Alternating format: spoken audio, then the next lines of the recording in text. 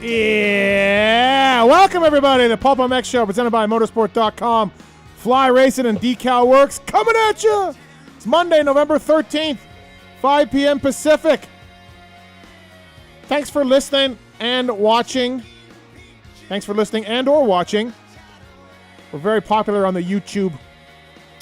Looking forward to having a great show tonight. 702-586-7857. We are deep into the offseason, but that doesn't mean there isn't a ton of shit to talk about. Paris Supercross this weekend. Hunter Lawrence, 450 Supercross debut. Jet Lawrence, Kenny Roxon, Brayton, Cooper Webb, all being there. Justin Hill as well. We will recap the World Supercross Round 2. Some fireworks there. Abu Dhabi. Looking forward to talking about that. One round to go with the World Supercross guys. And, lots to get into tonight. Cade Clason will call in. Cade raced in Finland over the weekend, a race I went to years ago, Tempura Supercross, and we will talk to Cade about that race, how it went for him, World Supercross, and more. Weston Peick, Fly Racing, WPS's Weston Peick will call in. We'll see what's up with him. We saw him at the Millville Ride Day, and, we'll talk about his new ventures and everything else going on. So Weston Peick will call in, and then our buddy Alex Ray, friend of the show, got married over the weekend, and so we will recap that wedding and talk a little more about that and more. 702-586-7857. Got a call. You want to talk something about motocross, supercross, or whatever, go ahead, give us a call. And my co-host tonight from Keefer Inc. Testing from Racer X from PulpMX, the Kris Keefer. What's up, buddy? Oh, wait. Turned on. Hey, off-season show. Let's go. Off-season show, but lots to get into. Yes. Yeah. Lots of fun things to get into. Yes, absolutely, right? Not just racing dirt bikes. Yeah, some other stuff. Because, honestly, I heard this week – well, no, we're on Monday. Thursday last week, I got a text. Okay. So-and-so is flying. Oh, here we go. And already? Yeah. At the test track. And I'm just like – wow. I don't think it was like literally flying at the test track. It was like, this guy is looking amazing. And I'm like, come on, stop it. And so I don't really want to get into that. Like, I don't care. I did Dino hear. was flying through. I have heard one guy from other people, more than two people, that's flying. That's on a new bike. Okay. That is unbelievable. Okay. Again, everyone's unbelievable. Right now, yes. Yeah, we'll all figure it out. It'll happen when it happens. We'll get there when it's time. Yes. You know? We'll just, yeah. Yeah, we race Rider D. We'll get there. We race when it's time. We got the voicemails tonight as well, and more coming up here on the show. I want to thank the folks at motorsport.com, Fly Racing, Decal Works, X-Brand Goggles, Michelin, Renthal, Race Tech, Cherubies, Firepower Batteries and Chains, Renegade Race Fuels, Pro Filter, Maxima USA, OGO, Atlas Neck Brace, Guts Racing, FMF, Works Connection. Our guy at Works Connection, he offered us a giveaway tonight for Works Connection. PulpMX 20 is the code to save if you don't happen to win the aluminum YZ450 peg mounts. Offset. These are for 20 to 22? No, 19? Yes, they are, but they also will go on a 23 and 24. Okay. We can explain that later when we do it. But these are offset mounts that you've worked on. Yes. And you're a fan of. We're going to give a set away tonight on the show. So we'll listen in. We'll tell you how to win. MotorcycleIndustryJobs.com, Get Data, WUSA, Intense Cycles, Wiseco Piston, EVS, MTX Braking, all on board with us tonight. Working the phones over there, holding things down. Coming in a T-shirt and shorts. I'm going to warm it up. The Tallon Taylor. What's up, Tallon? What's up? I think I missed the whole weather debate before I got here, but yeah, T-shirt and shorts. It's not that cold. No, I just like you. I respect it. Yeah, the same. I mean, when do I not have that outfit on? Me and Mark's are cozy. I got merch? I got merch. Did you hear about the Sphere? Did I ever tell you about the Sphere? No. Is it cool? Yeah, dude. I went to the Sphere. Okay. Saw you too. Yeah. If we could have like a Sphere ticker, Marks, we can use that. How many times he uses the word Sphere in a show? It's something else. Don't do this to me. I went again last week. Heather and I can't believe it. Like, she's like, is he really there? And I go, yeah. Yeah. He's there. I'm there. When do we start the group for those of us that have to hear about it all the time? Right. Not for those that have to go. Oh, my God.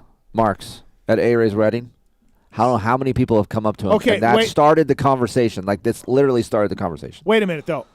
I didn't bring it up. People were asking me about it. I swear, I'm not like, hey, Jericho, you should see the fucking Sphere. Like, no, Jericho's like, hey, man, how was that? Like, these people are asking me about the Sphere. Not at our table. That didn't come up. You brought it up. Absolutely not. I did not bring it up. There's no way. I got asked about it. The world wants to know, and I'm a Sphere ambassador. Because they think that's all you know how to talk about anymore. So they want in. Steve So Mathis they found their way. It's Steve Mathis Sphere. It's great. It's amazing. If you have a chance to go see U2 at the Sphere, everybody, you got to go. Does his side of the desk look a couple inches higher It's than Kiefer, yours you're right now? going. Or- We're going to go. We're going to try to go. I do want to go see you too. I would just want to go see you too. But the videos that you have showed me, and I hate to do this, Marks, I'm sorry. It's pretty fucking cool. Like, It's they're phenomenal. starting out, the It's streets phenomenal. have no name, with the sun coming up in the desert. It gives you chills. Like, it's unbelievable. It's unbelievable. Yes. It's the greatest thing I've ever seen in my But I life. don't know if I'd be going 5 times. I haven't gone 4 times. I've gone 4. Oh, I thought I said 5. No, 4. Okay, 4. Well, when we go, it'll be number 5. Okay. But, yeah. So, anyways, Travis Marks, everybody. All right, What's up, Marks? Hi. This is unbelievable. He's wearing a nice, proper attire today, by the way. I can't Yes. do this. Yeah, I got my Keefer sweater on. It is, yeah, I thought I'd wear the Sphere shirt today because, I didn't know you got merch. You're not a merch guy. I'm not a merch guy, except when I've seen the greatest thing I've ever seen in my life. Then I buy merch. For the people that don't know this, he doesn't buy merch. I buy merch every time I go to a concert. For you to wear Because a I'm fucking not- shirt is unbelievable. Because I'm not spending $45 for a cotton shirt when I have 800 You just free did. I know, because it's the Sphere.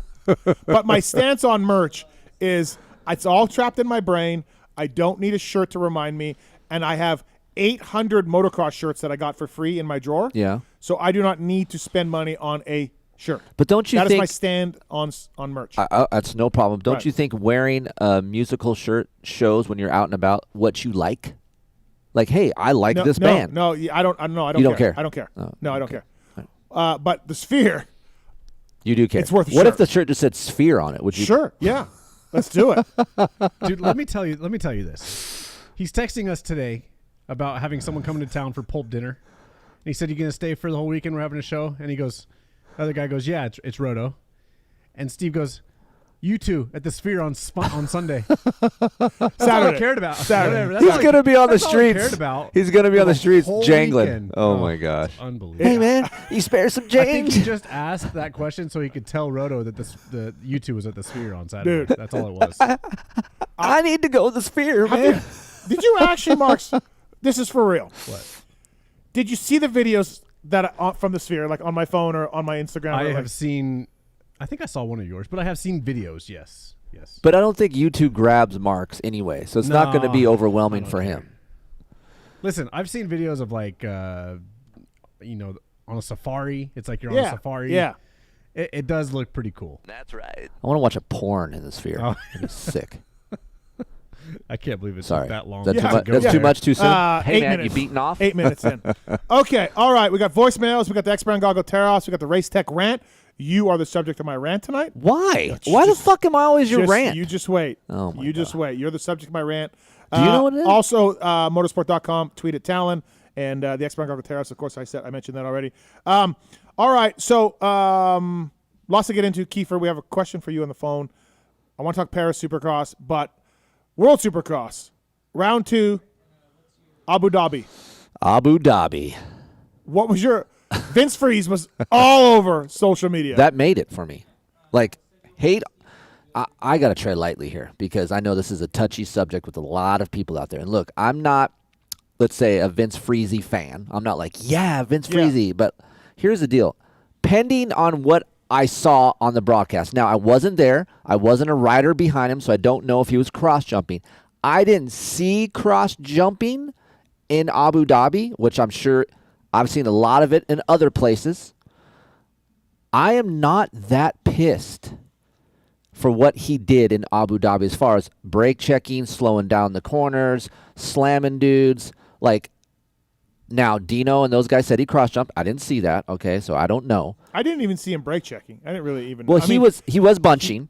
He was bunching. No, I don't think he's bunching. He's just not as fast as those guys. No, he was He's not slowing as fast. down. No, I was watching. I mean, his whoop speed, once again, wasn't on par. Correct. Anywhere where it needed Dino to be. would catch him hard in the whoops. Everybody would. Yes. Yeah.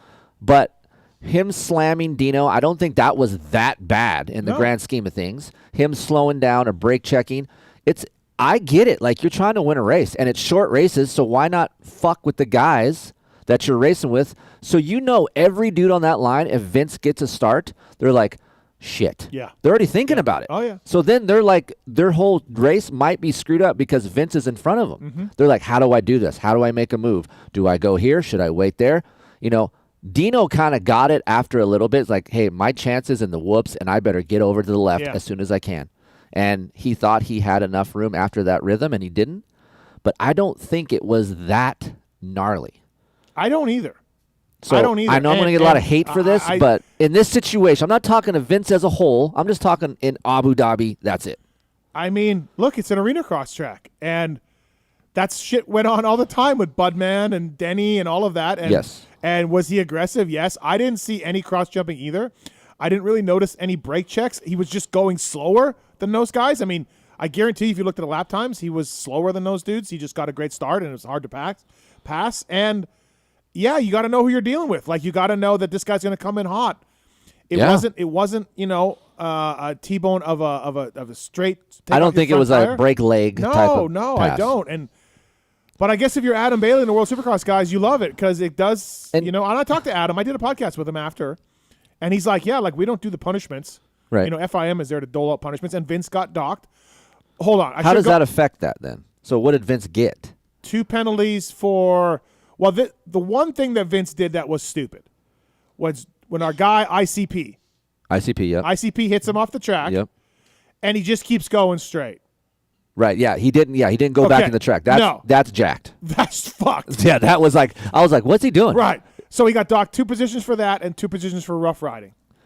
So does he not get third then or whatever? Yeah, he still got third overall even with the docking. Yeah. Oh. Yeah. So how do you get docked 2 positions? Oh, so you're talking about positions within the race. Yeah. Oh, okay, got it. Yeah. Okay. In that particular race. Got it. So that was bullshit, getting slammed by ICP and then not coming back in because, like, dude, you got passed. Did you just think you could just go straight and it would be okay? Yeah, exactly. Like, what are you doing? Yeah. Like, fuck it, I'm just going to keep going. We'll work it out later. Right. Work it out later. Like at the least what you should do is slow down and let Joey by and jump in. Joey was in front of him. Yes. Right. Yeah. So here's the thing. Look at Dino and ICP. I feel like have ICP seen this. is Joey Savacci, by the way. Oh yeah, sorry. ICP is Insane Clown Posse. We know Joey loves them, so we're just going to call him ICP from now on. Yeah. So Dino and ICP probably seen this over the years, so this is built up.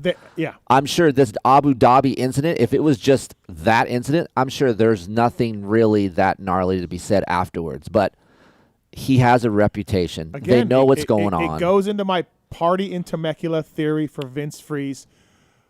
Nobody likes him, right? He's a little different dude. He is an asshole on the track at times. He has done asshole things on the track. Yes. He has also done things that you wouldn't even blink an eye at if it was our buddy A-Ray. Correct. Like A-Ray on Freddie Noren. Right. Or that was bad. Right. But everyone loves A-Ray, and we do too. So no one says much outside of, oh, A-Ray. Vince, if you just look at the incidents in a vacuum, which is what my thing is, my saying about Vince is he's not a popular guy, so the high school mentality comes in, and they gang up on him, and no one likes him, and then he does that. Well, here's my thing. And then everyone freaks out. Right. But that pass has been done on Dean Wilson in arena cross 100 times. Right. My thing is track record, right? You have a track record. Let's say you had 10 things you've done screwed up or wrong, and then you do one thing right, and you expect everyone to have your back because it was actually right for once. Well, this is not how it's going to go for Vince. No. So it's just going to be it's going to be one of those things. And here's the thing. Vince is a really good rider. Like, I feel like he's kind of underrated as far as, like, just talking about how good he rides.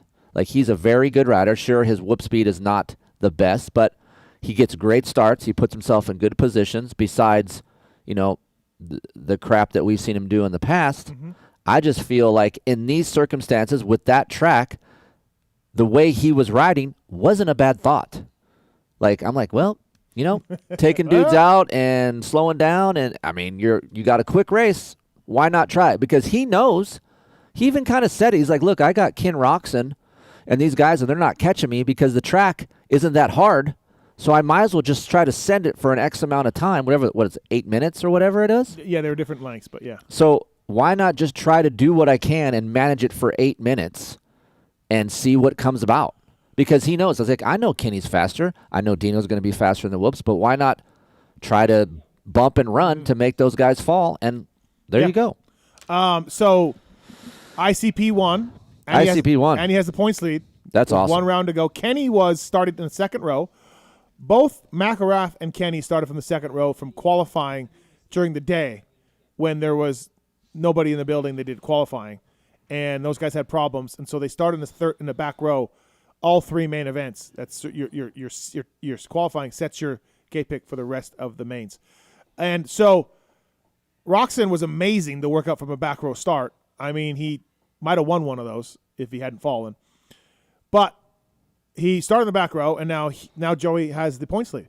Yeah. How big of a lead do we know offhand? We don't have the points. 6 or something. Okay. Yeah. So there's a good chance that Joey can wrap it up. I mean, if he's in there and he gets second. JB went down hard, walked off. That was bad. That was bad. Yeah. Like, honestly, I thought it was going to be worse. Did you have any problem with, like again, people were bagging on the track? It's an arena cross track. Like, it reminded me of Bercy. Like, we had a lot of races at Bercy over the years, and we just all shrugged our shoulders. So, it was, I know. To me, even Bercy had more passing options. I feel like there wasn't that many options to do. Going out of the stadium, that didn't do nothing. Yeah. That just kind of was single file, unless, Dino tried to slam Vince, and I think that was worse than what Vince actually did to Dean, because Dean was just over it. But to call it a Supercross is a stretch. When you say the Supercross, I just feel like that's not it. But all these races all over the world call themselves a Supercross. I know. And I mean, the U.S. Open of Supercross, the U.S. Open track was just like that place. As a rider, I'm like, I hate it. Mm-hmm. As a fan, I'm like, I love it. Yeah. I get the riders not hating it, but the fact that it was an arena cross track and it was part of the World Supercross Series, I don't care. Like, that's what they have over there. But my thing is, that's what it is. At the U.S. Open, there wasn't 20 riders on that track. There's way too many riders for that track. Yeah, I don't know. There's 20 riders on there. That's way too many for that style of track. 5 points. Joey's up. ICP. Okay. 5 points up on Kenny. So there's a chance. Yeah. So you're saying there's a chance. Yeah, no, absolutely. Speaking of chance, he's on 5. Chance, you want to talk Baja? Hey, Steve, how are you guys doing? Good, man. You're going to race Baja this year. Nice. I am. I know it's kind of off topic, but it's off season. So what are you going to do? What are you going to do? But yeah, I'm in La Paz. I'm in my Airbnb with the motorcycle in the living room like a real racer, and we're putting our transponders and stuff on, getting ready. When is it? Wednesday. We leave 1 o'clock La Paz time. So you're going backwards this year, La Paz to Ensenada, right? Yes, sir. And Kiefer. How are you, Kiefer? Good. How are you, sir? How many riders you got? I'm Ironman in the whole thing. Holy shit. Jesus. Yeah, that's what everybody says. And then I tell them I'm 54, and then they're like, shit again. It's a Tallon. Is that's pretty gnarly? Yeah, 1,300 miles is a lot. So that's 1,300 this year, Tallon? Yeah. Oh, boy. Oh, boy. No, I've done like 300, and that's enough for me. So, Chance, I Ironman Vegas to Reno here one time. That was 5:30-something, and I was like, my hands were locked up. So props to you for doing, 1, 1,300, 2, doing it in Mexico, which is even gnarlier. Did you get to run? Did you get to pre-run? We didn't. No. Oh, no, my I'm God. not gonna lie. We pre-ran in the van on the way down here, which is more dangerous than actually racing the Baja. Jesus. So can I tell you, here, not to scare you off here, but just just to not go crazy. You don't know where you're going. Just chill out a little bit, right? I'm 54. I've been racing for 20 years, so it's all about using your mind more than the throttle. Yeah, So quick story, Steve. So I rode race Baja 500 one time way back in the day. And I thought I was a moto guy. I'm like, I'll be fine, right? And I don't need a pre-run. So my segment was from start to Valle de Trinidad. And I did the start. It's balls early, barely sunlight, people everywhere. And I'm looking out for, people say booby traps, all these things. So what I didn't know, and this is before they had speed limits on the freeways, but, they put you on these 2-lane highways. And it was misting a little bit.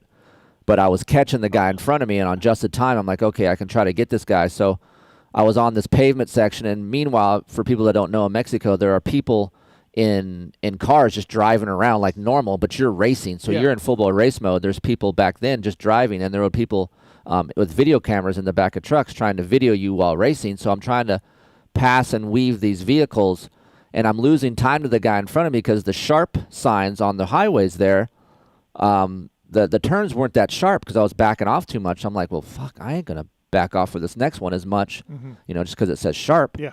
Well, to my demise, I came across this one turn, and I didn't let off in time, and I started doing like a two-wheel drift on the pavement, and there was a cliff on the other side. So I'm like, well, here it is. Here's where I die. Here's where everything ends. Yeah. And right about I started hitting the double yellow line in the middle of the road, a car on the other side of the road started coming across. I hit the car, the driver's side door, doing about 45. Bounced off it. Bounced off of it, and it straightened me out. And after that, I limped it in, and I came in dead last to hand my bike over. They're like, hey, what happened? I'm like, I don't want to talk to anybody. I'm never doing this again. I'm out. So don't do that. Don't do everything besides that. And congrats to the ISDE Team USA. They won. Yeah. Well, trophy team. Yep. The women's trophy team won, and Brandy Richards, she's undefeated in every special test she's ever entered. Oh wow. Unbelievable. Okay. Awesome. Well, hey man, Chance, good luck, man. Yeah. Stay safe. Hey, Good I luck. want to let you guys know I'm a huge fan of the show. I actually met you guys in St. Louis. My wife took a picture of all three of us together, which I still have for some reason. I don't know why. And my wife is like, who are these guys? I'm like, it's the podcast I listen to. And she goes, why do you want a picture? I'm like, because they're my friends. You guys don't know. So I appreciate everything you guys do. The show means a lot to more people than you guys realize, and I appreciate it. Well, let me know. Hey, email me when you're done. I'd like to know how you did and end up. That's very cool. All right, man. I appreciate you guys. Thanks a lot. See ya. Right, good luck, buddy. See ya. That's gnarly. That's yeah, really gnarly. that's pretty nuts. Alex is on 4. Question for Keefer. Alex, go ahead. What's your question for Kris Keefer? Hey, Chris. So I'm racing Minios this year, and I'm racing stock class, and I've got a 23 YZ450. And right now I've got a set of X-Trigs, just stock offset on there. And obviously in stock class you can't run the full X-Trig, but you can run just the top mount. And one of the main reasons I got the X-Trig was to get rid of the rubber cones inside the stock handlebars, because I race off-road originally, so, I fall over usually at least once a race in the GNCCs. So I hate having to straighten my bars out every time I go down, so I got the X-Trigs. Yep. And my question is, if you were going to run stock class, I can run the top clamp of the X-Trig with the solid mounts, and then the bottom half of the stock clamp. Would that be something you would do, or would you say maybe just steer clear and go with full stock? So I just emailed you back. I saw the email. Oh, did you? Okay, yeah. So I sent you an email, I saw you were on. But no, while you're on here, so for me, basically what I put in the email is I would not do the top without the bottom. It throws off the balance of the bike a little bit, and it will increase rigidity a little bit. Because the top clamp itself is a little bit stiffer than the top, and comparative to the top stock to the X-Trig, it's stiffer. But when you add the bottom, that bottom one is softer than the stock. So you're going to add a little bit of rigidity. So what I would do is, I know Ride Engineering has bar mounts that will fit your stock clamps. Okay. Maybe try to look into that, and if he doesn't have those, go and put stiffer cones inside of those bar mounts. That's what I do. And I have a lot better luck with that versus going to, just doing the clamp half-ass. Yeah, okay. I got you. Where would I get those stiffer cones? Ride Engineering. So just call up Adrian, tell him that you heard it from Steve and I, and then ask him if he has the bar mounts or the cones. All right, good deal. Well, I appreciate it very much. Thank you, guys. Thanks, man. Appreciate it. Thank you. John's on 1. John, you got a Triumph question for Kris Keefer? Oh, boy. Yeah. Appreciate you taking the call. Yeah. Keefer. Yes, One of your last podcasts, you were talking about Mike Brown to Triumph. Is that confirmed? So it's not to Triumph per se. I know Mike left Alden's on good terms because he wanted to try something different. Right. So he is over at the Triumph helping the Triumph riders just like he was at Alden. So I don't know if he's, per se with Triumph, but he's actually training some of the guys over there and using the facility. But you got to get the inside scoop for us, the scuttlebutt. Like the previous gentleman said, it's off season. We need to know what's going on over there. I did put a text in. I put a text into Mike Brown. No reply. So what I do know is, so Aiden, my son, is gonna go move with Mike. He's gonna go train with Mike in Georgia. So Aiden's gonna go there in January, and he'll train with Mike, and he'll be in Georgia for a little bit. And Mike's in the process of moving into a house right now and getting settled. So. I'm sure we'll hear more about it, and he'll probably tell you more of the details later on. I just think it hasn't really started yet. It just started here November 1st. So. I appreciate it. I hope I'm Georgia local. Maybe I'll see y'all out there one of these races. Thanks, John. Appreciate it. Thank you, man. Thanks, John. Kris Keefer brought to you by the folks at DecalWorks, DecalMX.com. Sean and Ron keeping Keefer and Aiden and all of his minions and all of his motorcycles stocked up with tons of graphics, number plates, side plates, everything. They sent me some die cuts. They sent me some stuff for my anniversary Yamaha. Oh, purple. Looks good. Yeah. Looks really good. Is like a replica? Yeah, a little bit different from the stock stuff. Okay. But yeah, it looks good. So use the code PulpMX23 to get 20% off your custom graphics. DecalWorks, #1 for many reasons. Their mission is to cater to those who love to ride, upholding the true definition, quality, service, and knowledge. Bringing you Kris Keefer tonight, and I'm sure, I don't know how much DecalWorks gives you, but I'm sure they give you that amount 3 times in the number of number plate backgrounds that you use. There's so much. We go through so many graphics. I can't even imagine. Yeah. It's got to be nuts. And Aiden refuses die cuts, but I'm a big die cut guy. All right. Renegade Race Fuels also. Renegade Race Fuels, they're looking for dealers and distributors. RenegadeRaceFuel.com. Please check them out. Renegade Race Fuel is the only fuel going into Justin Brayton's tank. Dean Wilson, Max Anstey, who are the leaders right now in the Aussie Supercross Series, using Renegade Race Fuels. They engineer their fuel to be cooler, burn cooler, cleaner, and more consistent than the competition. Renegade offers real octane and not overhyped marketing octane bull crap. RenegadeRaceFuel.com for more information on that. Looking for dealers and distributors. The stuff really works. Keefer likes the SX2 stuff that from Renegade. SX4. SX4 Yep. From Renegade. He's tested it. He likes it. So please check that out if you can. Let's go to John on 5. John, what's up, man? You have an off-season show idea. Hey, yeah, thanks for taking my call, Steve. Yeah. Off-season show idea would be women only. So maybe we have Heather Pookie in the chair a little bit. Well, okay. Did people get pissed off when you had? Yeah, I was just going to say, John, so we did that once. People really hated it. Not that it mattered to me too much, but people didn't like it. We had Brittany Chisholm. Paige or no? Paige. I can't remember. And then we were trying to do it again, and 2 of the women canceled on me at the last second, and I was stuck with their plane tickets, so then that made me super bitter, and I've never done it again. Woman hater? I guess. More like spending money hater. I thought it was nice and original and a good idea. No, anyway, we did it, but you'd have to go through the archives like Tallon or Marks wouldn't know. But it was a long time ago, but we did it, yeah. Hey, John, I said this to Steve the other night, like off-season show, just have like a drunk show. So Steve and I don't drink usually, so maybe I would actually do this. It would just be like every certain amount of time Steve and I have to drink, and we'll just see how the show goes. That'd be not bad. Yeah. Awesome. Hey, listen, I've been a long-time listener. I'm also from Winnipeg, Steve, and I can't believe how far you've come. Coming from this little town in the middle of nowhere, it's really, really impressive. Winnipeg's a big city, man. I mean, it was cool to see those guys from Winnipeg come down for the Millville Ride Day. We had a bunch of guys come down. It didn't go well for everybody from Winnipeg, but it was awesome to come down to Millville and see them ride. And I got to get home one of these times, John.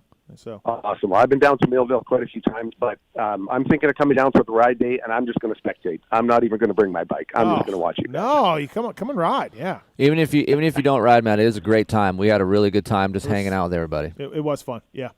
Right on. Keep up the good work, guys. Thanks, John. Appreciate it. Thank you. 702-586-7857. Let's bring in our next guest from Cade. From Cade? From Cade. What? Sponsored by Weisco. Cade Clason. Brought to you by Weisco Pistons. The HRC guys. We had Lars on the show a couple weeks ago. Lars and Paul came in. Not basement. Lars was really good. Yes. Hey, Marks, like he was.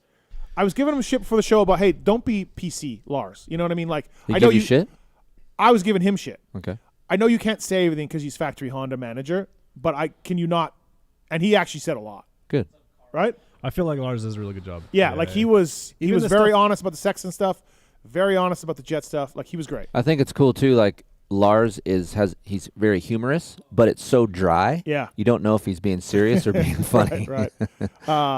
He was great though. He was impressive. Yeah, like even the stuff that he can't really talk about, he navigates it really well and makes you feel okay. So yeah, that's good. Yeah. I'm a Lars fan. Tallon says it was show 266. Diana Dahlgren and Brady Bowers. Oh shit! But we also had Brittany in here. And look at that Valentine's Day show, yeah. Lone Wolf with the polls. No, Diana Dahlgren was in studio. Yeah, Diana was here. Damn, I should go. She back lived and here listen for to a that. while. So she She's came in in a couple Henderson times. right now, isn't she? Oh, is she still? Yeah. Okay. So, no, we had a Valentine's Day show also. So this is 9/14. Anyways, see if you can find the Valentine's Day show, Tallon. She wouldn't be a this. bad guest, dude, honestly. Georgia Lindsay, Brittany Oh, there it is. Chisholm, and there was maybe another one. And again, I got a lot of hate for it, and I didn't really care. But the fact that we were trying to do it before then, we're trying to do it again, and like I think Georgia and Brittany both were like, yeah, and then they couldn't come, and then the plane tickets just went for use for garbage, and I was bitter. Anyways, Wiseco performance partner of Factory Honda HRC. They had a pretty good year. They got a full range of performance components for dirt bikes, UTVs, ATVs, jet skis, you name it. 2-stroke and 4-stroke pistons, Garage Buddy rebuild kits. Pulp 23 is the code to save with Wiseco. USA-made Racer Elite connecting rods also is something that I used in my Project 90 build. So I used a lot of things from Wiseco guys to do that Project 90 build that Dark fucked me on. Yeah. Hey, are we going to get into Dark's latest? I'd love to. I don't know. We better text him first. Would he get mad? Yeah. I don't want to do that. Maybe we could speak about it in broad sense. Okay. Somehow. Okay. Our buddy Dark. Listen, at the break, I'll throw a text, see what happens, but I would love to talk about it. Yes. Okay. All right. Thanks to the folks at Wiseco for coming on the show. Pulp 23 is the code to save with those guys. Yep. Show 2014, we had Georgia and Brittany Chisholm. And then show 266, we had Dahlgren and Brady Bowers. Show 162, February 17th, 2014, was Brittany Chisholm, Jenny Taft, Georgia, and Kyle Chisholm. No, that's not in studio. That's just guests, right? That was before me. I don't know. Yeah, Taft would not have been in studio. But we did have Jenna Hayes in studio at one time. Yeah. Brady Bowers has been in studio a couple times. Jenna Hayes? I know. I just wanted to say it Brittany again. Chisholm, for sure, a couple times. Georgia, yes. Anyways. Mercedes was in. I mean, it's not a bad. Mercedes Terrell came in. I don't think it's a bad. I think it depends on what women you have in here. If they're just like PC and just quiet, it's boring. But if you have someone outspoken, I think Diana's outspoken. Have women in here that speak their mind. I think it's great. Yeah. All right. Wiseco Pistons bringing you our first guest of the night. Friend of the show, Cade Clason. What's up, buddy? How are you?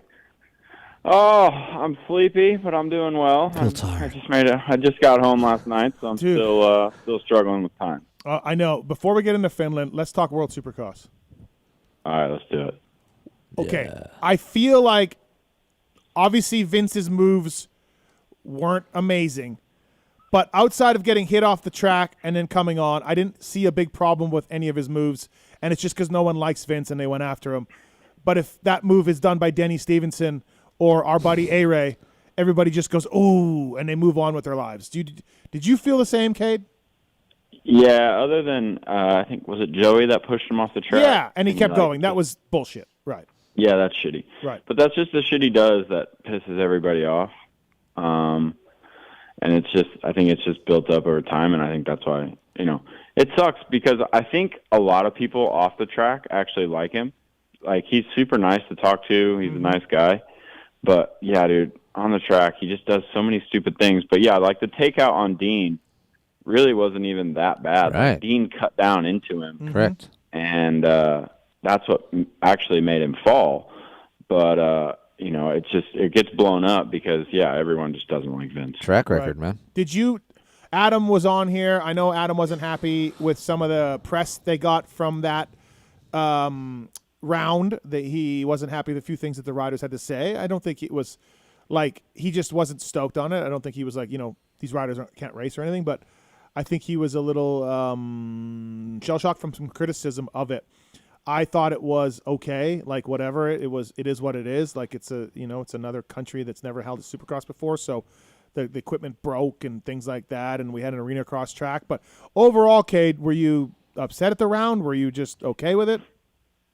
I mean, it's just they just have such a cool platform, and they could do so much with it. And I get that we're in a country that's never had that type of racing before, so it's obviously going to be different. But it's like you have, like, and I'm not saying me, but, like, you have some of the best dudes in the world in, like, Kenny and those other guys, and you could get, like, a fast pit bike and do all the jumps that were on that track. Like, it's not a racetrack that fits the caliber of the guys that they have racing. And, it's hard to build something. But doesn't that make it exciting, though? No, I mean, is it exciting when Kenny gets ninth in the heat race because there's nowhere for him to pass because the track is that simple and one-lined? As a fan, yes, because we know how good Kenny is, and he's going to have to come from behind to do good. I feel like that's exciting. I don't know. I mean, it was way better in the mains than I thought it was going to be. Mm-hmm. Like in the heat race, like we literally all just rode around out there because it was still like really fast and one-lined. Once it got like a little bit rougher and we had to move around and mistakes were made, it raced a little bit better. But yeah, I mean, we travel, we all train our butts off, and then we want to show up, and I think we just hold them to a high standard because Dirt Works does such a good job on our racetracks here, Mm-hmm. and they're technical, and there's always something different, and that's just kind of what we want there, and they're still kind of figuring it out. I mean, yeah, like this weekend they built the whole track with a skid steer. Like, yeah, they had some equipment problems, right? So yeah, I mean I'm friends with those guys, and they're like, yeah, we broke every skid steer they could get us, and that's what they had the first two skid steers they brought them. They didn't even have tracks; they were wheeled. And if you've ever worked on a track with a wheeled skid steer, that thing will roll over in a heartbeat. Right. What was Hot Dog Vendor doing there? Yeah. He's helping, I guess, the people from Triple Crown, Thompson's brother. Okay. I can't think of his name. Justin. He got like the contract to like build the tracks now because him and the guy who owns Vision Built build tracks together now. Vision Built is a guy from Ontario that actually builds some really good tracks. They're going to build, I think, the racetracks from now on, and I think. Oh, okay. Kevin was there just kind of helping out with like race logistics stuff with them as well. Okay. So I was surprised. I saw him on track walk and I was like, what are you doing here? Yeah, right. And I thought that was kind of cool because I love KT. 702-586-7857. You got a question for Cade Clason. Give us a call. You missed your buddy A-Ray's wedding on the weekend. We'll cover that in a little bit here on the show, but I'm sure you were missed, Cade. Was I? I mean, I'm sure there was a lot of enjoyable partying going on, and yeah, we did our fair share in Finland too, but I'm sure it was a good wedding even though I wasn't there.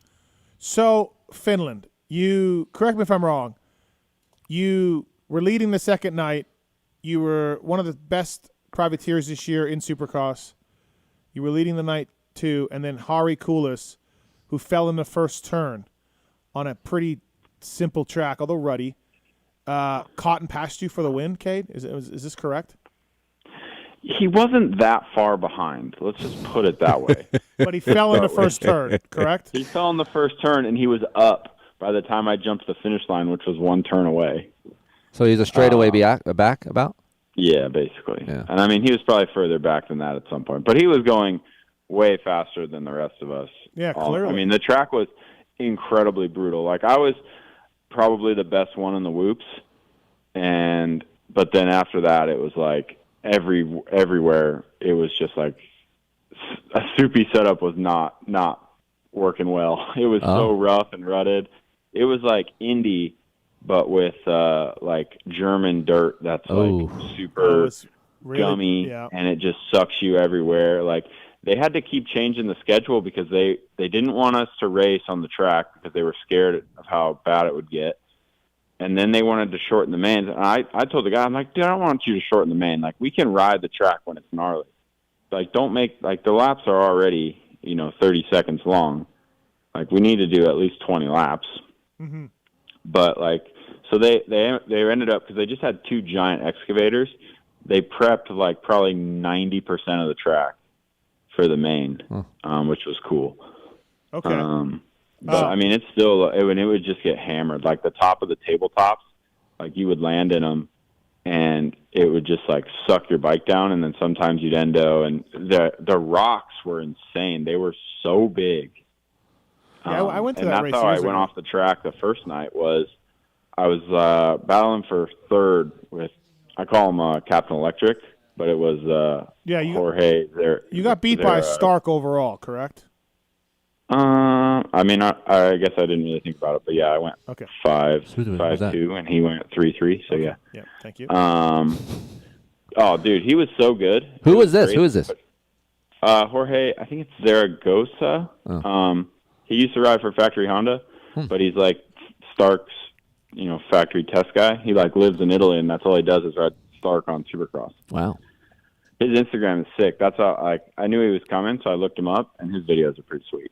But yeah, so he hole shotted basically every race because it's literally almost impossible to beat that thing off the gate. Yeah. And he would do like rolling starts. Wow. Because he has no clutch, so he could just like be rolling and then just take off. Yeah. I have a very different opinion about racing against those things now that like I have raced against one. Yeah. Because it is like, and I'm not saying this for any reason because he did beat me straight up in like a heat race and other times. Like he's a really good rider, but it's like honestly super difficult to ride against that thing, not being able to hear it. Like I was behind him trying to pass him in the main and my heat race, and like we'll come up to jumps and you can't hear him. So like you don't know if he's going to jump something or not. Like he can make a mistake and he has so much power he can just still jump it. Did we know if he was running the 80 horsepower version? Yeah, what mode was he in? I asked him. He said he was riding it at 60. I believe that. 80 would be too much there. Yeah, yeah. Yeah, I mean that's just what he told me because I asked him. I was like, I don't really care like what you do. I'm just curious because I asked him a lot of questions about it because I'm just intrigued because I rode one a couple weeks ago and it was so much fun. Yeah. But well, going back to your comment on your suspension though, like why do you say Supercross on that kind of stuff the suspension wasn't good? Wouldn't you want something stiffer in that gummy shit? I mean maybe, but not when the track like dude, there were literal braking bumps like 8-12 inches tall. Okay. And then it was just like huge ruts in the corners. So it was like moto. It was just, I mean, like I was telling Steve in our group chat, like Nice was riding a bone stock Fanic with stock suspension, and he was like, "Dude, my bike works great." Like the track was so simple, like it was super fast. Okay. Like the jumps, like the smallest jump on the track was like the size of the face of a Supercross triple. Okay. And they were just like laid down, and it was like huge step on, step offs with like lips going just wide open. Like if the track wasn't rutted like that, it would have been like 20 seconds long. So I guess if someone like Nice is like saying my bike works well, and it's bone stock suspension, then so yeah.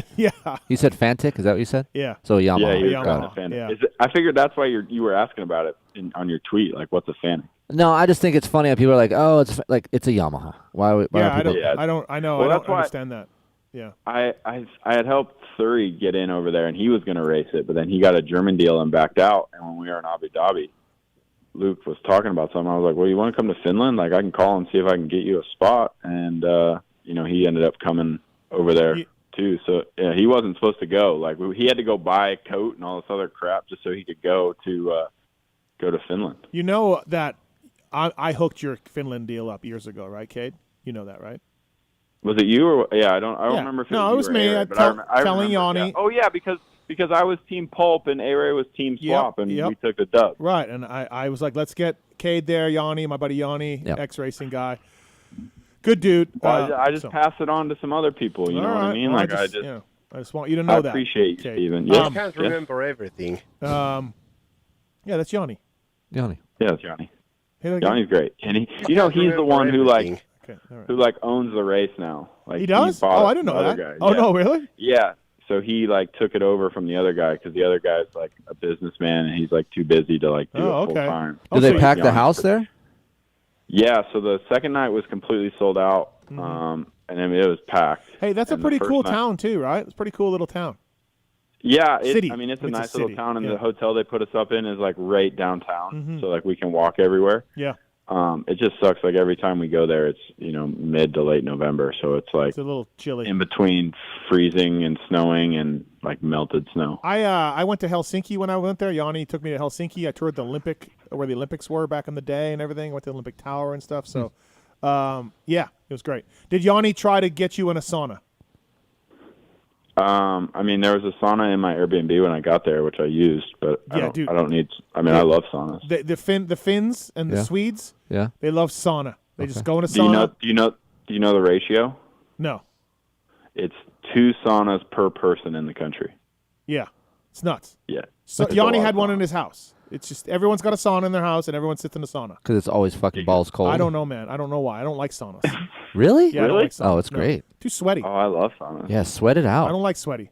I like hot tubs, but I don't like sweaty saunas. You just bro down with your Do you dudes. go naked in there? In a Yeah, sauna? with a towel wrapped around you. Oh, but just Yeah.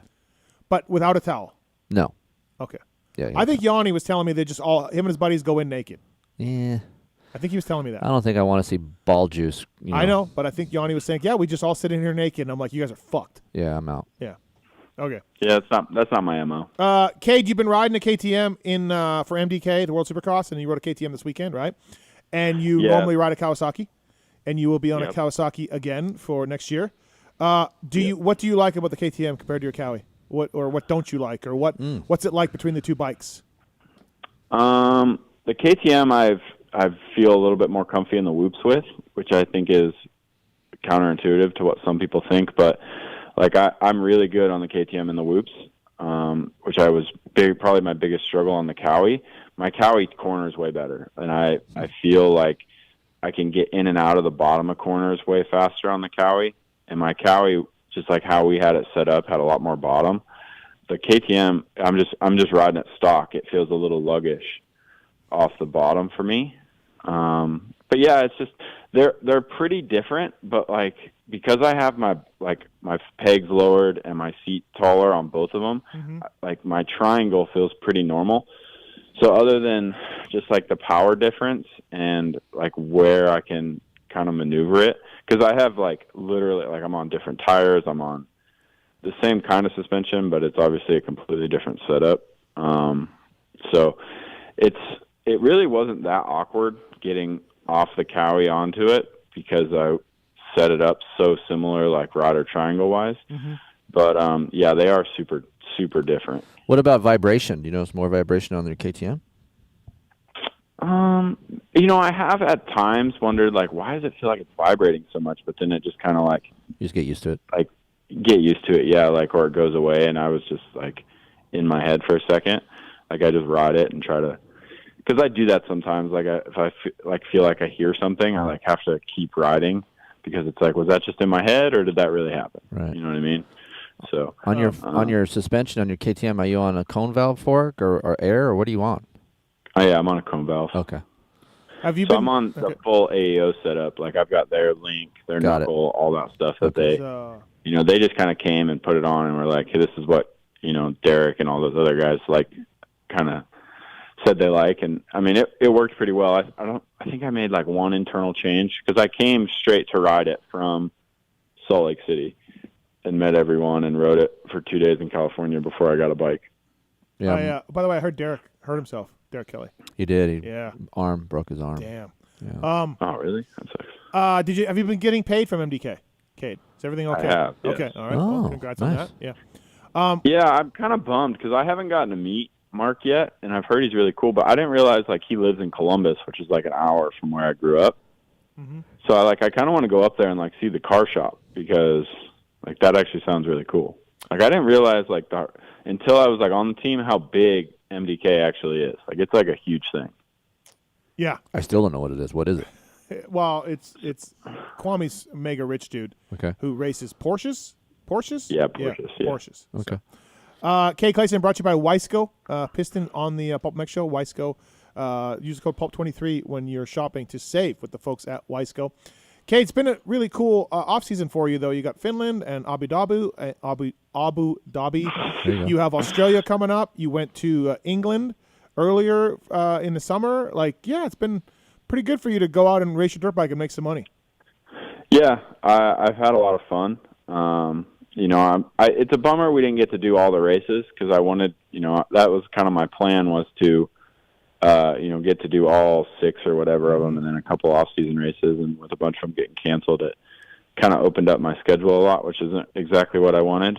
But yeah, it's been a lot of fun. I mean, I wanted to kind of get this whole world traveler thing a try and try some of these, overseas races. And that's the biggest reason I really wanted to do World Supercross was I wanted the chance to get to see these places and basically get to do it while racing is pretty easy. And so, yeah, I'm excited. And I'm excited to get back to Australia where I rode really well last year.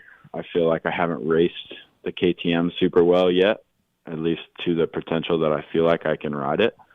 So, going back down there where, I got 5th last year is nice. So hopefully we can put in a good result before I make the switch back over to the other bike. All right, we got a call for you here from Juan. Juan, go ahead. What's your question for Cade Clason?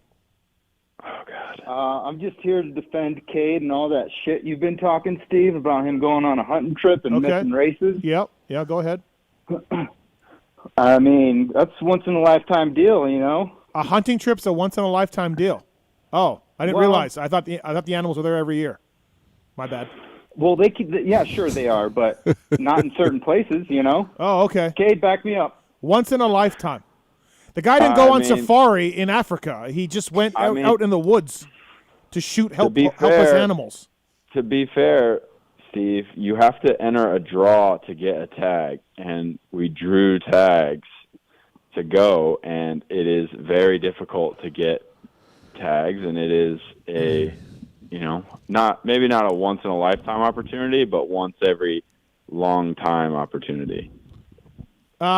Listen, Cade. Again, listen, Juan. He hated to make money at World Super at SMX. He just hated it. Didn't like money. That's what it was. I just wanted to light the money on fire. It's only money. Says the guy's flying for Finland for $2,000. He obviously loves money. I mean, let's be honest here. He went all the way to Finland for he didn't crush it there. He made some money. He had a good time, but the fact that Cade didn't do SMX is still unbelievable to me. I don't care about precious tags and all of this stuff. SMX will be there next year. If we're gonna have this argument right now, Steve, do you even know the whole reason why I didn't race the second and third round? No. Would you like to? Why didn't you race the first round? Well, okay, so I got the call like 7 days before the first round. Okay. And they called me, and I'm like, holy crap, like the guy I was going on this trip with had already left. Like he was driving to Salt Lake City where I was flying to pick me up, and we were driving to Idaho. And he had never been where we were going. I had never been there. We were going together. And I was like, I can't bail on this guy. Like he's one of my best friends. And it was a whole thing. So I was like, look, I can't race the first one. I was like, I can 100% race 2 and 3. And they're like, okay, well, if there's an open spot at the second round, you'll be the first one on the list.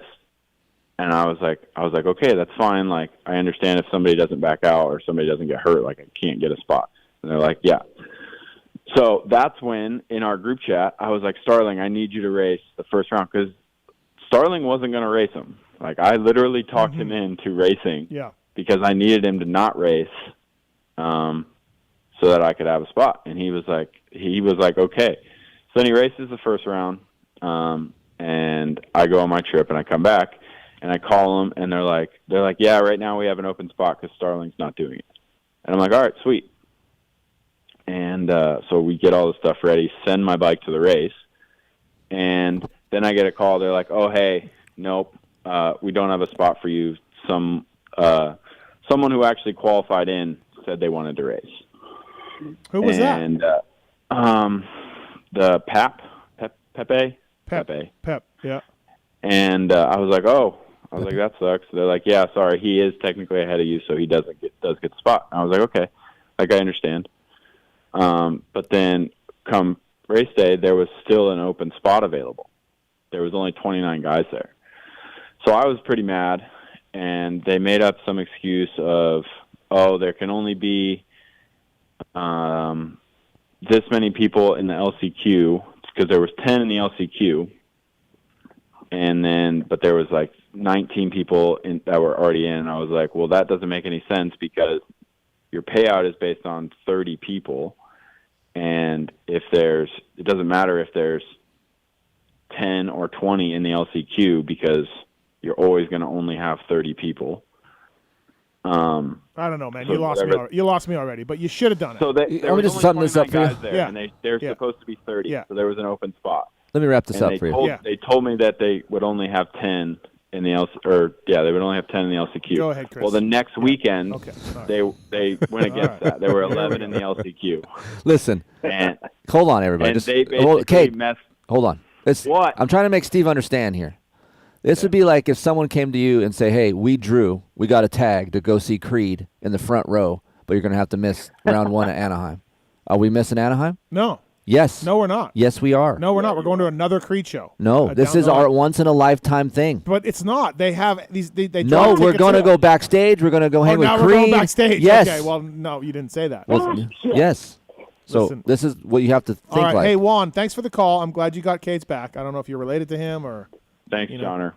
He's just a good buddy. Yeah, hey, got a spot for you in Angel Fire. Come anytime. Here we go. All right, yeah. I don't know what that means, but thanks for the call. Steve, Listen. you'd love Angel Fire, man. It's all downhill, dude. Oh, like mountain biking? Oh, it's mountain biking. You're Yeah. not hunting. Oh. You're not killing any deer. He's in. Yeah. No. Were you at least hunting with a bow and arrow? Yeah. Okay. That's got to be hard. Yeah. At least it takes a little bit of skill, right? Firepowerparts.com, by the way. Thanks to the folks at Firepower. Cade used to use Firepower or may still use Firepower at PRMX. I'm not sure. I use some stuff, yeah. Yep, firepowerparts.com, privateer proven. Thank you to the folks at Firepower Parts. You look at Dino, you look at Max Sansti. They're crushing it in the Aussie Supercross Series. Did you guys see the video of Yariv yelling at Marty or yelling at Freeze? That was great. Oh, it was great. Yeah, it was great. It was great. Yeah, I like saw Yariv. it I like right Yariv. after. So do I. Calm down, though. Calm He's down. passionate, Yariv. man. I like that. Hey, I like it. again, when I was a mechanic, if another mechanic started yelling at me for things my rider did on the track, Yeah. I would tell him, calm down. Right. Calm down. Let the riders sort this out. I do like that Freezy said, "You're in my pit." Yeah. My pit. So just That was really funny. That video was hilarious, though. But like again, like what Freeze did to Dino is like that's Arena Cross 101, man. Like whatever. Like we like Dean, we all love him. I get it, but yeah. Yeah, no, I get it. I mean, but I think that's just like what happens, right? It's built up over time because everyone dislikes him because, and then everyone's like, oh well, maybe now we'll hire somebody to clean you out because you, he made that threat against JB or whatever last year. I was like, that would actually be really funny. But like that's the shit that happens because he always is in that position of like, it's creating controversy. Genova, Tony, and they employ Vince is just like a perfect WWF thing for our sport. It is just perfect. That's just, Yeah. couldn't get any better. Yeah, I mean, So it sucks because I feel like Tony, like after Mike quit racing, like took a huge step in like being like a super legit team manager, but then he just keeps Vince around. yeah. Well, Vince is a good rider, so Oh, I mean, he is a really good rider. I mean, he can go fast, but like he struggles to go Kenny fast. yeah. Yeah, No, for sure. Hey, Kenny was pretty good from the back row, coming up as much as he did on that track and everything. Kenny's unbelievable. Oh, I mean, he was flying. Yeah. I mean, that's just Yeah. it's pretty typical, right? Ken Roxon, right? He's so fast and can just kind of go fast wherever he is. Where like he was cutting down out of some of the corners so much better than everyone else was. I think that's why he was, able to make up ground when he can get in and out of the berms. But he said I think he said he was sick or something, and I don't know, he was saying something that he wasn't feeling good when he got there, and then I think that's why he started out so slow. Cade, are you on a new KX next year or old one? Yeah, the new one. That's Okay. why it's kind of been nice because not riding the Cowie because we don't even have them yet. They're on the way. I think they get them this week. So then my bike will be ready for me when I get back. So it's like I wasn't trying to ride both bikes at the same time. Oh, so you're not going to get into Anaheim mode until you back from Aussie? Yeah, I mean the training and stuff's basically all the same, right? Like not totally different. But yeah, I won't get to start testing the Cowie and doing all that stuff until I get back. Who's on your team this year? You got Tanty, right? You got signed to Dude, Eric we Tanti? got a stack team. Is We got Yoder a back? stack team. Yoder's back, man. Okay. Like I probably am the least raw speed guy on the team now, and I'm just going to get waxed at the practice track, and it's going to make me mad every day, and I'm going to be great. Who do we got? We got Yoder, Tanty, you. Yoder, me, Tanty, and Mitchell Harrison. Oh, Mitchell Harrison. That's right. Yeah. What about Simonson? What happened to Simonson? Simonson is going elsewhere. Oh, okay. What's he doing? I mean, I don't know if I'm it's allowed fine. to say that. You can No say one that. cares. It's fine. Go ahead. Yeah, I'm not going to say that. That's just rude. What's the matter? Because what if he doesn't want somebody to know, or it's not done yet? I'm not saying that. That's mean. Oh my God. Let's say, okay, what have you heard where he's going? Since it's not done. I've heard he's going to ride a blue bike. Okay, there you go. See, we gotta ask him the right way. Right.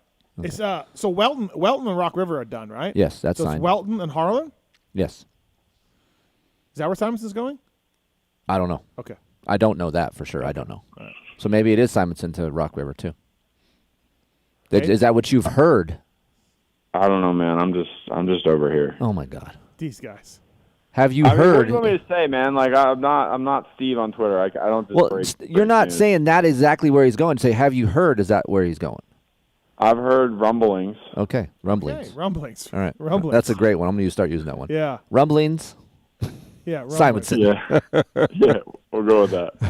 So, oh man. yeah. Well, hey, I Cade, mean, I know he's been riding. He's been riding his old Loretta's Yamaha 450 at SOB. He's just been grinding. The old one, like a pre-23 one? Oh, yeah. Pre-23. He raced it at Loretta's like 4 years ago. No, that's so good. That's a good bike. Yeah. He's just been grinding out motos on that thing. how's his hair looking? Is it back? I think he's been keeping it pretty cut. Okay. I don't think he's So he's done with Europe? He's over to Europe? He's not going back? I don't think that went very well. The guy, no, it went well. Oh. There was like this crazy story where like the team owner was prepping the track or something and rolled the tractor and like, oh boy, had like a limb amputated and broke a bunch of bones, and they like had to, fire everyone on the team because it was a whole thing, like a super sad story. Jeez. Wow, that's horrible. Yeah. Yeah, it was crazy. So yeah, he's back from there. He said he would love to go back. I think he said he was talking to somebody about going back, but I don't know. Hey, so when do you get your new bike? I think they get it this week, and I'm going to start riding it when I get back from Australia. All right. All right, Cade. Well, thanks for the rumblings. Yeah, thanks for the rumblings, buddy. Hey, that's what I'm good for, man. I rumble. Yeah. No breaking news. A lot of waffling. Okay. Well, I can say I can tell you guys on the group text that I'm in with these privateers, A-Ray has been really leaning into Cade hard for his results in Finland. Yeah. I don't really care. A-Ray the fan now.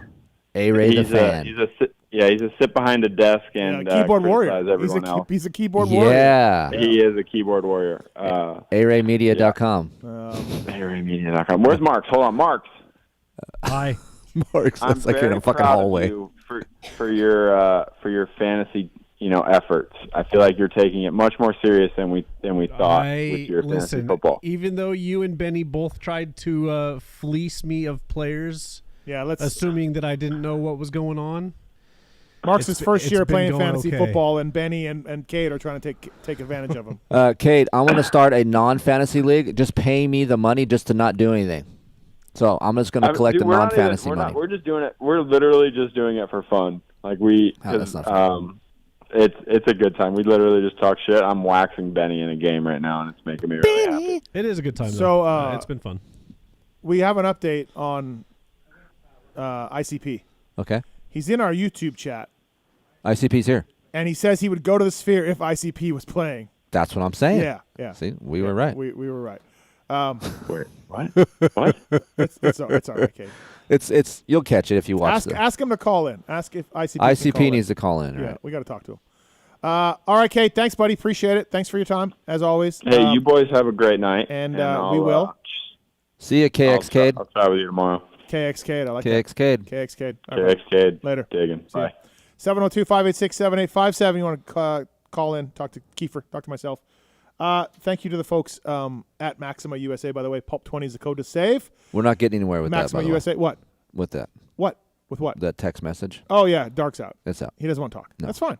Okay. We can do that. I respect Dark's wishes. Right. The $800, he told me I could talk about. Okay. This, he told me I can't talk about. Well, I'm glad we checked first. That's probably a good idea. Yes. All right.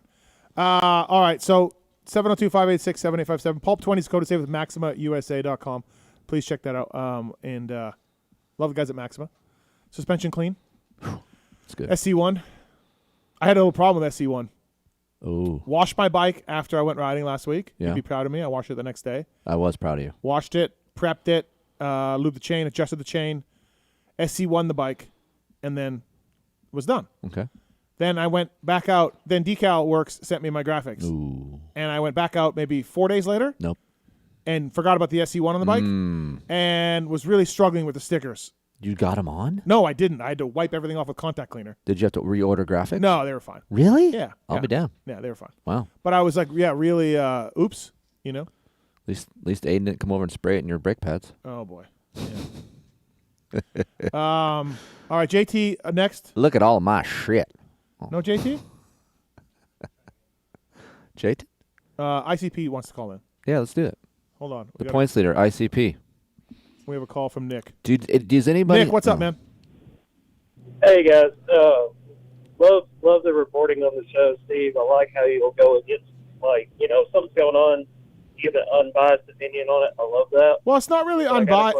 It's not necessarily unbiased. It's just what I think, right? Good or bad. Like, here's my thoughts. I mean, everyone has some biases and all that, but I don't care if it's my friend or whatever. I'm just going to tell you what I think. Trust me. That's how I do it. I know all about that. Yeah.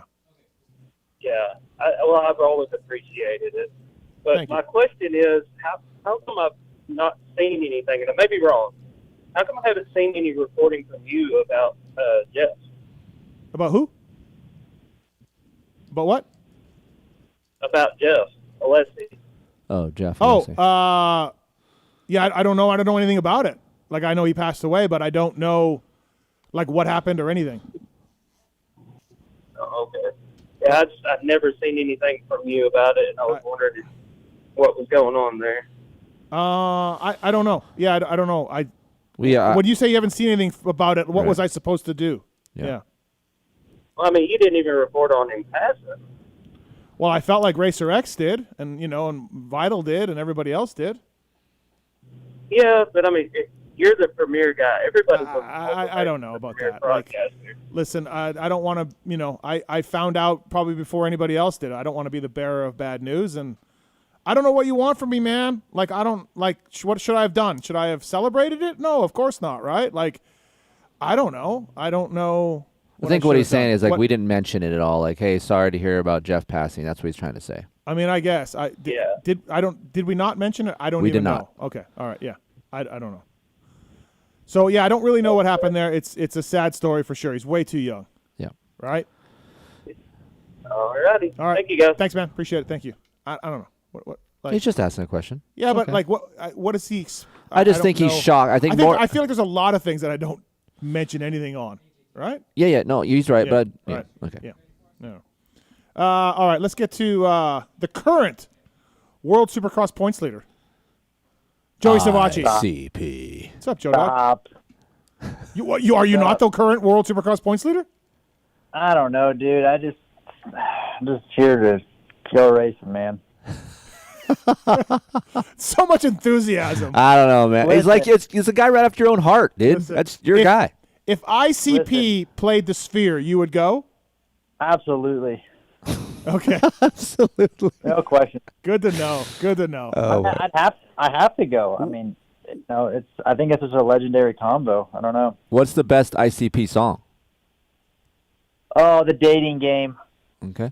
Take us through your mindset when you hit Vince and he just kept going straight. That turned quick. Honestly, I was happy. I know it sounds crazy, but dude, I was hoping that I made the pass and didn't have to deal with it and could get away. But then when that did not happen, I was just like, honestly, I didn't even try to pass him. I was okay with following him. And then obviously Dean was starting to pressure me, so I kind of was getting a little antsy. But I didn't want to have to pass him after doing that because I know if he would have got back on behind me coming into the stadium, dude, you might as well just put the gravestone up in the next corner because he was going to kamikaze me. There's no question. I didn't expect that answer, but sure. But okay. I guess he's kind of right because he Right. knew he did something bad, so he's like, he's going to get docked anyway, right? Right. Yeah, well, that was when I hit him off the track and he got back in front of me, I'm like, something's going to happen penalty-wise, so there's no reason for me to put the risk of trying to pass him. Right. And I didn't have immediate pressure, so I was okay, but, obviously as Dean was getting closer because Vince was slowing us up, I don't know. Like I said, I didn't want to pass him, especially if I didn't have to. I mean, the heat race was the same thing. Like, I was behind Moss, and I didn't really have pressure from behind me, and I was okay with following him until, as late as possible. So, I don't know. It's one of those it was one of those deals where if you don't have to be the leader, I think you're in a better place because you can dictate what happens. And I don't know. I mean, I think, and I said this to somebody, I don't remember who I was talking to, but honestly, the easiest fix for a lot of what happened that night was the tough blocks needed to be extended further into the corners. Yeah. Oh, okay. I see what you mean, right? Because to cut off that. Yes. Yeah. Yes. And because the way it was, both where Dean got taken out and where I got parked twice, was there was no tough blocks at all. So no matter how tight somebody cuts the corner, the guy behind you is going to be able to cut tighter because there's nothing there to stop it. Yep. And it was something that I noticed in practice, and I guess I should have said something. Obviously hindsight, I should have said something sooner. But if there was tough blocks that went at least a little ways into the corner and actually marked a quote inside of the corner, then you can cut the corner off enough to where you don't have to worry about getting blasted. But it's open ended, so there is no line tight enough that you could take without having the guy behind you count. Sure. So I guess what happens in the practice, these riders need to roll around and have the Vince effect. They need to make sure the tough blocks are in order in case they get fucking blasted. Yeah, I mean, again, that track was something unique for sure, and I don't think it's going to be. I mean, we've been there before last year, and there wasn't anything that tight, so I don't think we're going to have as much of an issue. Although you never know. I guess it depends on what the script reads, right? I think they, from a fan perspective, I think they really enjoyed it, and it wasn't the biggest stadium, but I'll give it to them. That crowd was really loud, believe it or not. So I don't know. Australia's going to be more of a bigger size stadium, so I don't know that there's going to be as much of a show or fireworks per se. But then again, you just never know. No, actually, we have a gentleman online too who maybe could help you. He's a bit of a Vince Freeze expert. Jason Thomas, what's up, JT? This is like a Renaissance era for me. Do you have any advice for Joey when dealing with the names change, but the situation stays the same. That's right.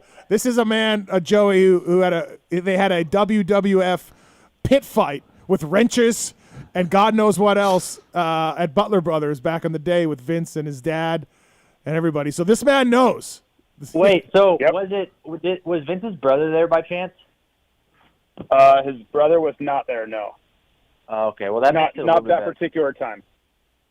Okay, because that makes it a little bit better. Like I said, I grew up. I spent a lot of years around both of them, and it's I don't know. That's all I'm going to say about it. Well, no, it's just it's unfortunate, man. The story with him, in my opinion, should be about how much better of a rider he's become. It should be celebrating 100%. how good he's gotten. Because I used to race against him. I just watch him. I'm like, man, he's really good now. But it's not. It's about all the antics and how much everybody, just doesn't want to race against him because of the things he does. That's the story, and it really shouldn't be. Yeah, and dude, when I sit back and think, and even talk to, I have friends obviously that were there, similar-ish time. Barsha was there, I think, right before me, but I talked to a lot of people that were around for Vince, in his B years, and was at MCF in 2007, 8. If there's one person that I would have bet a lot of money on that never would have made it this far, it's Vince Freeze, 100%. Mm-hmm. And he's done dude, that's the thing. He's just good enough that he can be the biggest pain in the ass. And, and I would agree, though, 100%. The storyline should be how much further he's made it than probably anybody ever would have expected. But it's just the lack of judgment on his execution is what overshadows it.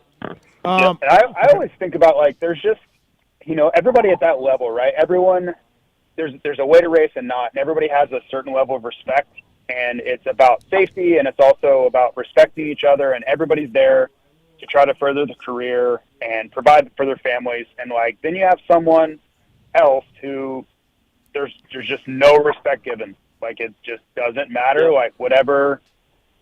Whatever you think about the way that things should be done, they just don't. They don't see it the same way. I've wrote about this. I've talked about this. I've had rational conversations with him.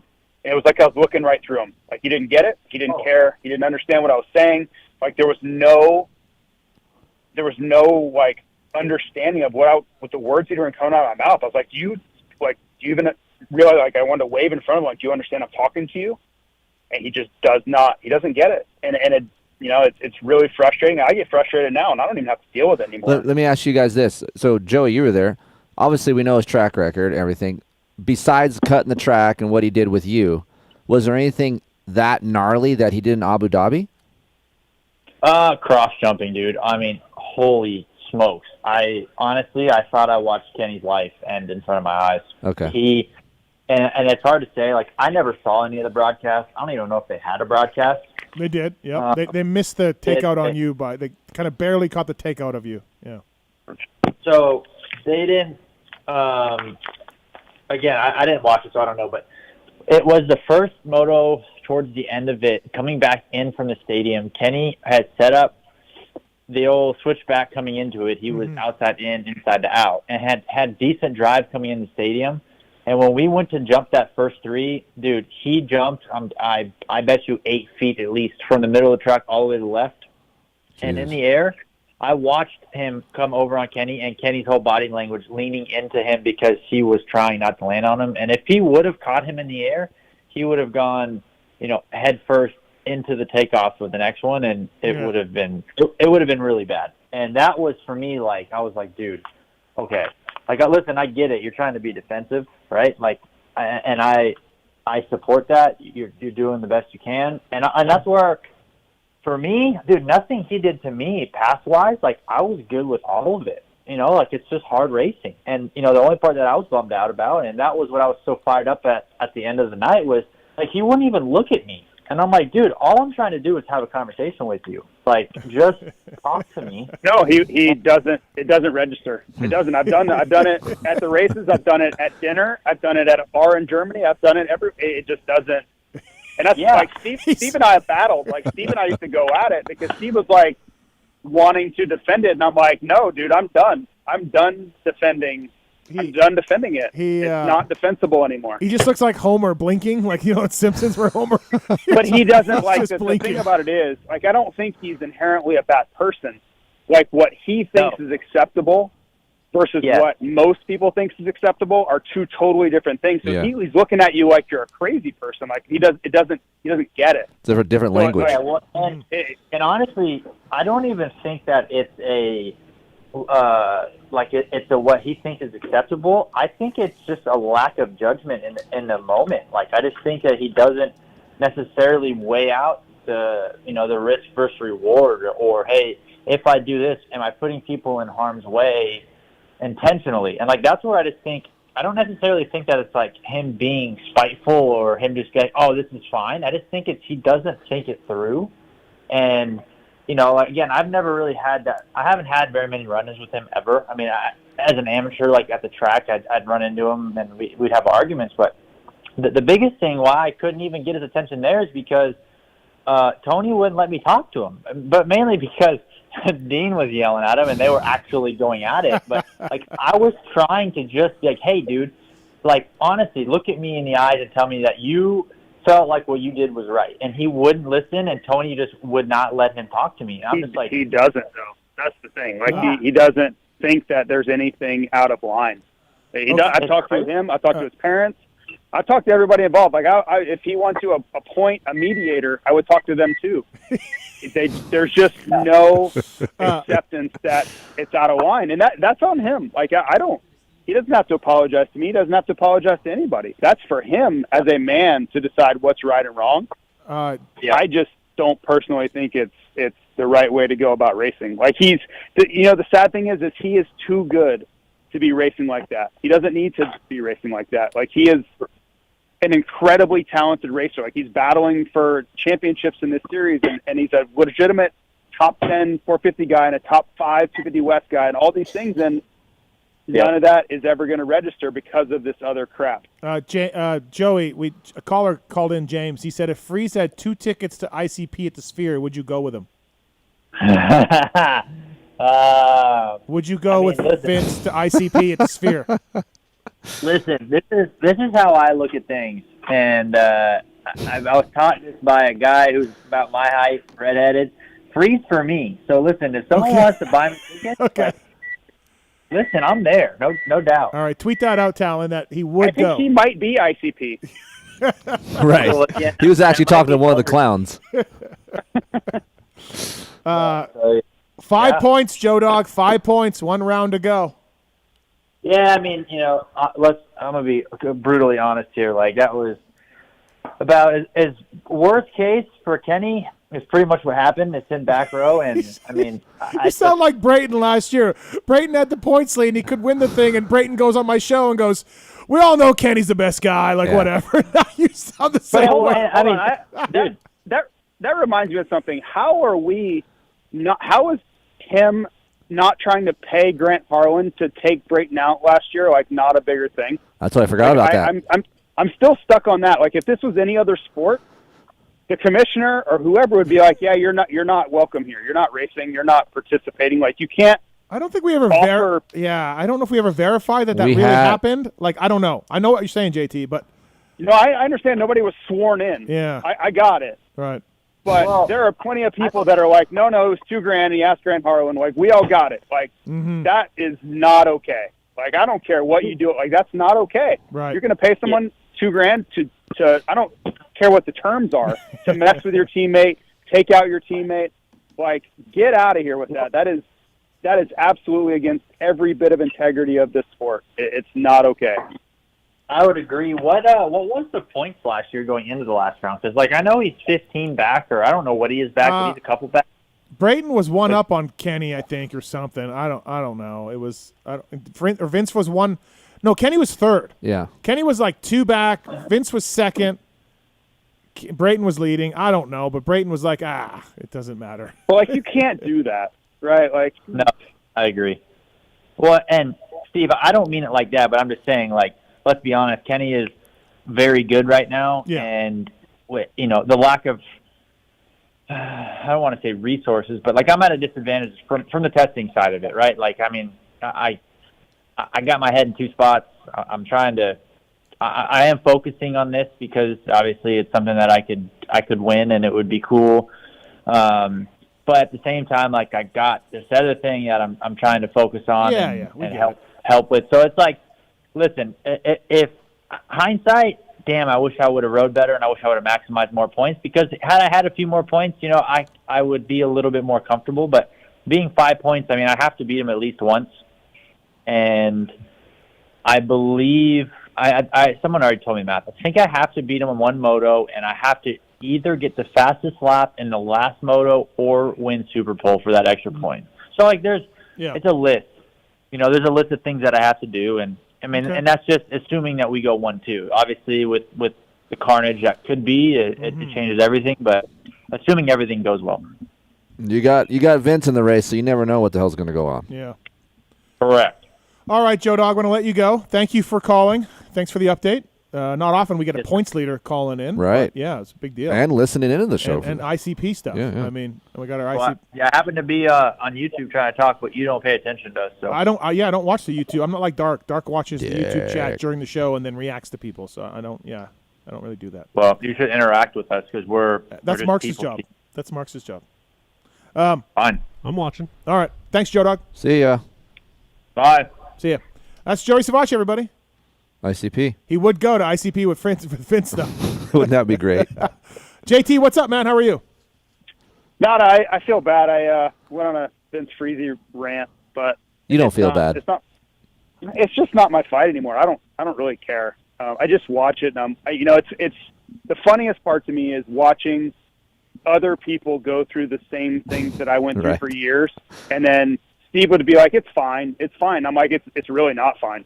Like, it's not fine at all." And then to see other people deal with this, and the stage is bigger. He's doing it to much better riders, but it's the same. It's the same old story. Well, Keefer and I were talking about beginning of the show. I didn't see any cross jumps on the broadcast that I watched or brake checking. I think he was going slow, but I think just because he was slower than the guys behind him. No. But the going off the track and then keeping going or keep going back on the track, that's complete bullshit. Yes. Yeah. The only thing I would tell you is that when you have a collection, and I'm just going to say just a gaggle of riders over the years all saying the same thing about somebody, it's usually true. Right. How's things going, JT? Everything good at Fly Racing? FlyRacing.com? Good? Yeah, all Formula good. S? I am actually I'm in Sarasota for a Feld Annual Supercross Summit, so we're getting ready for 2024. Good things are happening. I must have missed the invite. Oh, that's weird. Didn't come into my email box. Did you? Okay, so you guys were trying to sign a real big name 450 rider, and then it went sideways. You guys didn't do it, and then I just heard this week it's done, and I think the source was just bad. Did you sign? That's news to me. So okay, so it probably this source is just bad. Because I'm like, no, I don't think so. So I thought this big name rider was already signed and we were already good to go. No. Oh. I don't think it worked. I don't we haven't signed anybody lately. Right. As far as big riders. And I we think were trying to sign Aaron Plessinger. Yeah. That's who you were talking about. That's who I'm talking about, yeah. But yeah, that was we knew before Motocross of the Nations that was. Yeah, that's what actually, I thought too. That deal kind of came to a close on Saturday of LA SMX finale. Yeah, and then at A-Ray's wedding, a guy who's in the industry is like, hey, man, I heard Fly got AP. I'm like, no, I don't think so. He goes, no, I just heard it this week. And I'm like, no, I don't think so. And then No. We haven't had any discussions on that since that Saturday, okay. September 23rd. All right. Poor sourcing. Wow. So we don't have a single-digit guy? I mean, nothing's done for sure, but that was our big target. Like I put tons and tons of time into that, trying to get that done, and it didn't happen. He would have been great. As far as I know, he's staying with Thor and Parts Unlimited, and that's their guy. So I don't blame them. Like, they just kept their guy, right? So there were people that I work with that were really bummed, and I'm like, you can't, like, that was their guy to start with. Like, how can you be mad about them for retaining him? You know, we gave it our best shot. We gave him a really good offer, and it just didn't happen. Yeah, that happens in business for sure. And I would do the same thing. I would want to keep him too. So there's no hard feelings there. Of course not. Paris Supercross this weekend. Let's talk on that. We got X-Brown Goggles coming up before we let you go. But Paris Supercross, Jet Hunter, JB, Justin Hill, Cooper Webb, Roxon. Wow. Really good race. I'm looking forward to seeing it. I'll be there this weekend. But, does JT or Keefer, do you just think Jet works everybody? Like, I don't. Not in a tight confine like that. Okay. I don't think so. If he does, fuck, everybody's in trouble, right? Okay, so my whole thing about this, and I think I wrote about it once already, but I'm going to write about it again on Friday for Racerhead. I really think it's important to keep races like Paris, keep perspective on them, because you got to remember that Jet is not 100% right now, right? Like, he's been trying to balance some sort of off season and not practice and take time away from the bike and not train, because this is the only chance you get, right? And if you don't take advantage of it now, there is no other time. You're going to be burnt out during the season. So to expect him, whether it's just Paris, to expect him to be his best self right now, I don't think it's fair. So maybe he wins, maybe he doesn't. But regardless, for me, it will change nothing, because this is when I would expect him to be at his worst.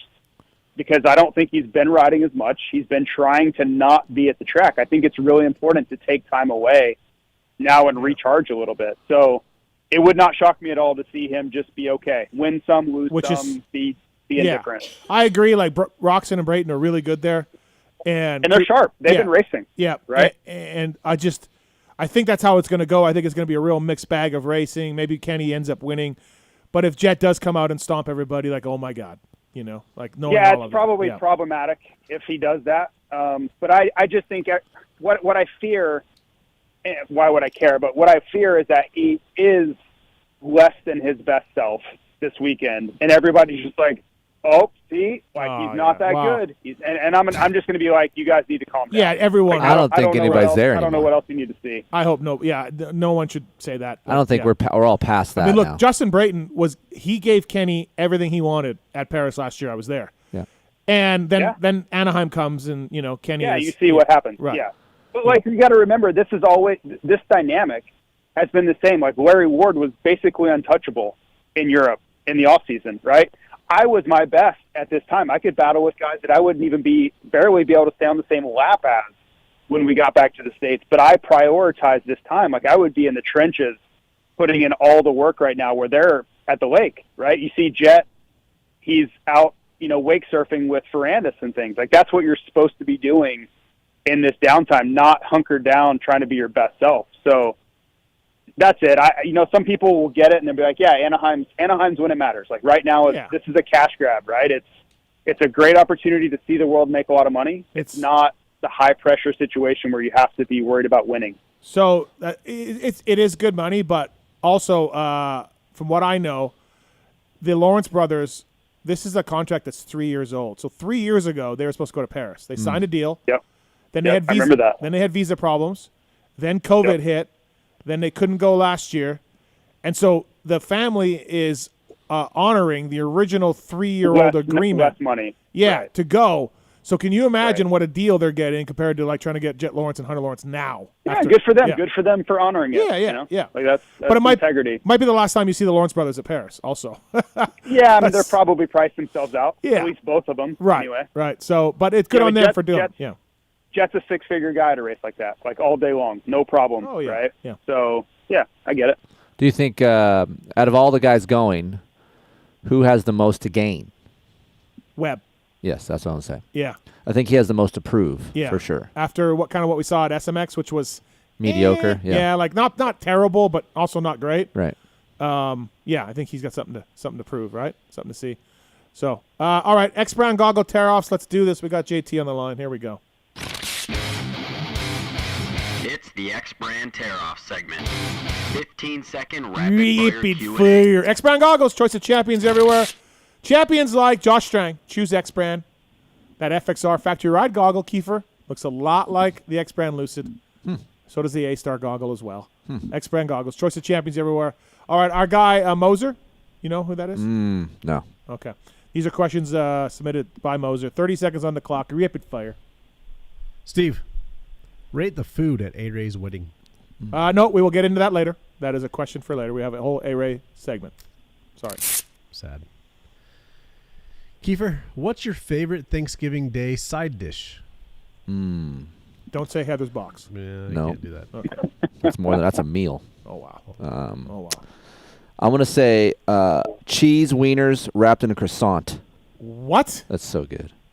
Wow. I never eat them. It's the only time I ever eat them. I've never even heard of That's that. not. It's I would just stop there. Period. Hold on. Never eat them. Period. It's not a side dish. It's actually a pre-meal, like a little snack before we get into the main fixins. All right. What the hell are you talking about? Right? You never seen it? Cheese wieners? It's like, okay, you know the hot dogs that have cheese Tallon, inside you of know them? what he's talking about? Yes. Tallon? Yes, but I've never heard them described as cheese wieners in a croissant. Cheese wieners wrapped in a croissant. Are we talking about pigs in a blanket? I guess whatever you want to call it. That's what I call think those cheese are called wiener. pigs in a blanket. Really? Oh, Yep. sorry. Why don't you tell me that? I should have my back. Yeah, Mike's not on. Okay. JT, what was your favorite overseas event to race?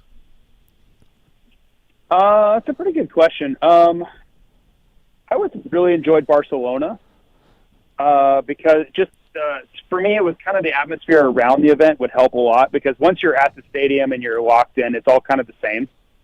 But Barcelona, like the weather was good, the city was cool. You could actually walk around. It wasn't frozen tundra around you, so the budget was pretty good for the race. They paid you well. So I'll say Barcelona. Steve. Yep. You are always mocking the Hotel Club Sammy in France. So what's been your best meal?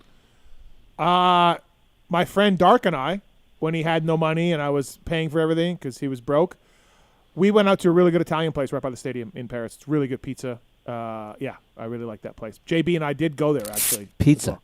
Yeah, pizza. In Paris? Yeah. Okay. It's like a wood fire pizza. They do it like a wood fire. So the crust is real bubbly. Thin, bubbly crust. Yeah.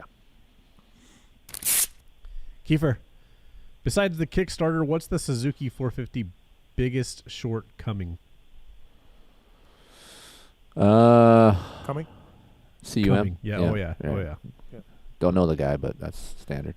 I would say frame, feel. It's stiff, rigid. So I have a question from a secondary question to that. Yep. Do you think that's why we saw Kenny look so weird and robotic at the beginning of 2023?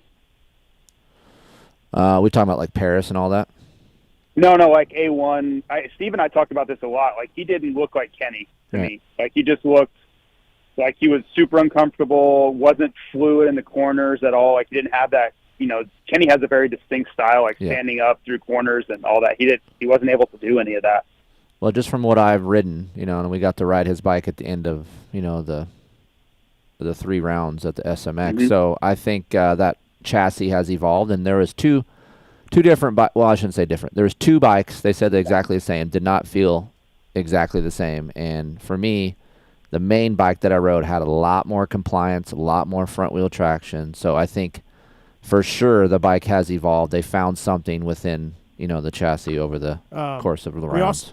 Weege and I did a Lee at Re-Raceables with Mike Webb on Stu's last win. Mm-hmm. And Mike got into detail about the forks. Remember, James is going Showa, KYB, air forks, hybrid spring. And so Mike got into a real interesting story about James and suspension and setting up that Suzuki. So take a listen, everybody. It's really, really interesting.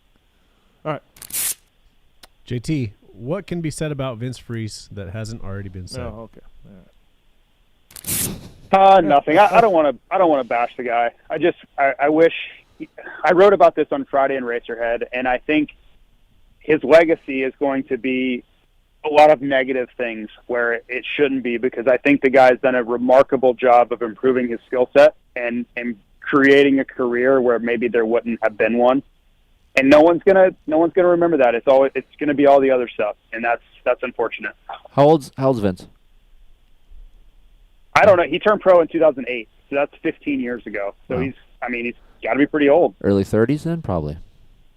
Yeah, I would say 33. That would be my guess, but yeah, I don't know. He is indeed 33. There you go. All right. Okay. All right, next question. X-Brand Goggles, Choice Champions ever. PulpMX Show. Pulp Show 23 is code to say. Steve, who's rumored to be flying at the test track? Oh, my God. I covered this in the beginning of the show. You said no. You said you didn't want to talk about it. No, I said I want to talk about it. I heard this week, JT, last week, like Thursday, about a guy who's just like looking so good in Florida. And I'm like, I don't care. I don't care. I don't care. Anaheim's a long way away. Favorite. Who's the guy? Anaheim's a long way away. Was it Baggett? No, yeah, it was Baggett, exactly. It was J-Mart. J-Mart was always the guy for a number of years. J-Mart was the guy that was flying. All right. Keefer, which team has the best test rider currently? Race team? Sure. I would assume. Ooh, that's a great question. Man, Trey's been really good. Trey was great on a show last show about the electric bike. I'm just going to say Trey just because I've been with him on many tests and how he articulates and what he's learned since he's been away from professional racing.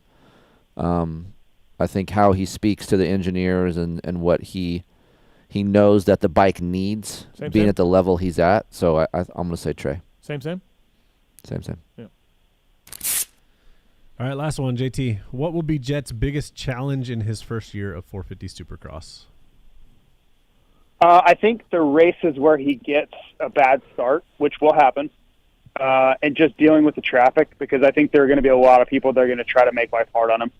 And you saw we had a little preview of that at Charlotte, where guys are just getting aggressive with him because, he's a rookie still in 450 Supercross, and he's beating up on everybody. He embarrassed everyone all summer.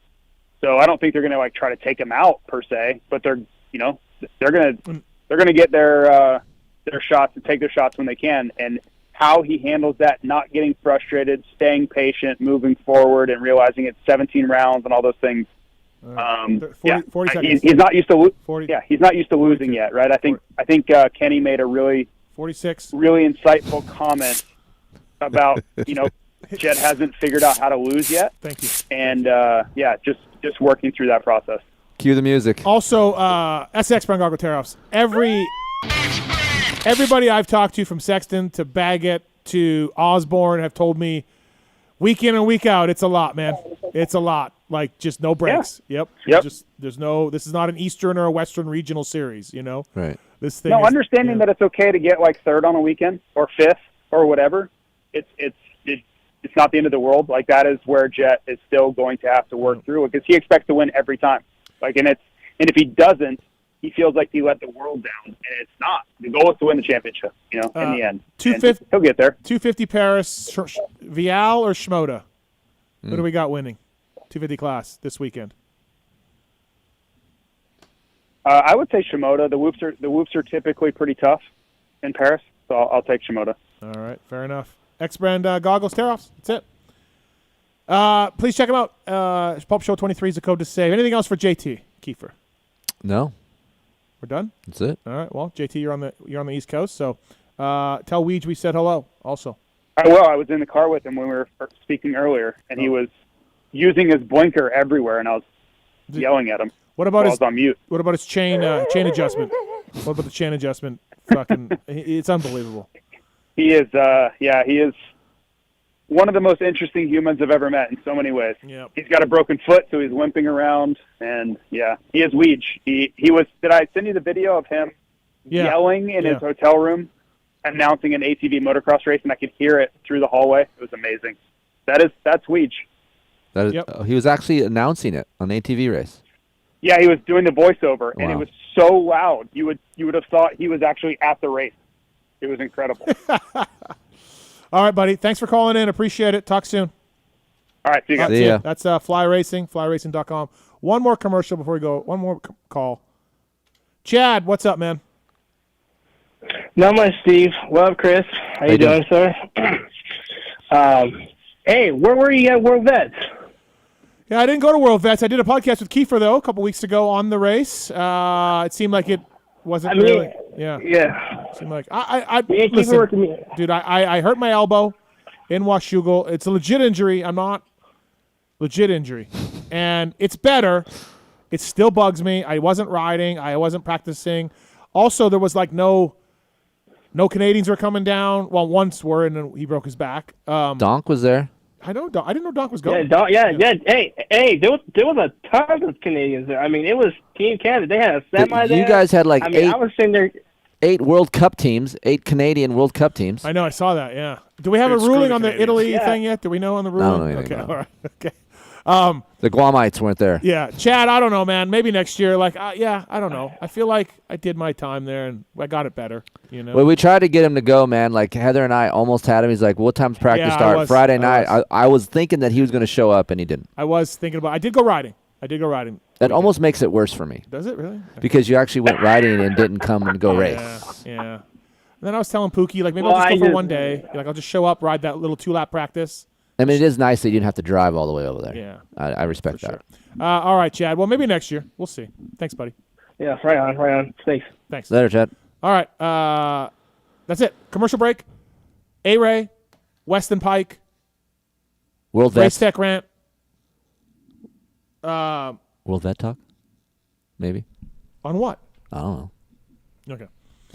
All right, we'll talk more when we come back from the commercial break. Thank you for listening. Thanks for watching. Be right back after this with Kris Keefer. Lipstick on your dipstick?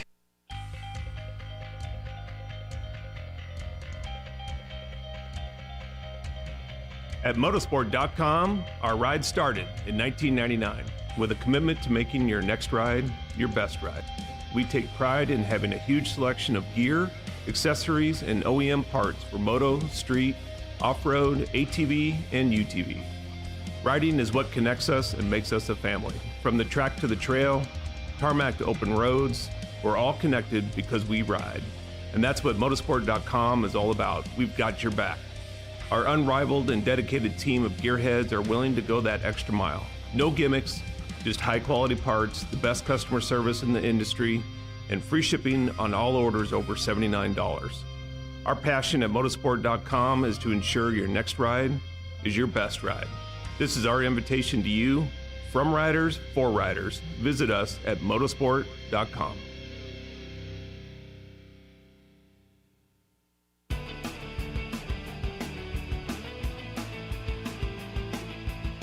You likely know Racetech as the suspension and engine tuner of choice for the world's fastest privateers. But what you may not know is behind the scenes, Racetech is the trusted source for many OEMs and factory teams throughout the motorcycle industry.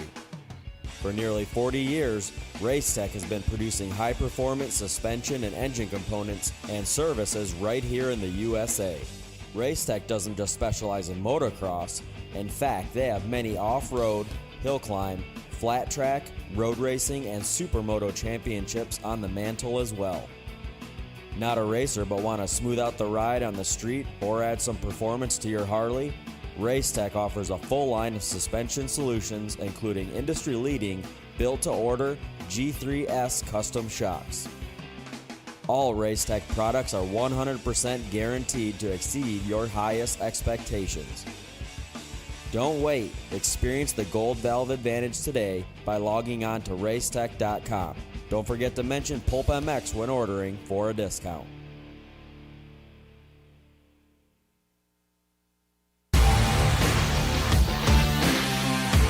Love the guys at Works Connection. They continue as a 10-year sponsor of this show because, just like you, they're committed to the sport. For 33 years, they've been designing and distributing leading-edge performance products like the Elite Axle Blocks, Elite Clutch Perch, Pro Launch Start Device for performance, radiator braces and skid plates for protection, along with a shock pump, a tack, hour meter, and more for maintenance.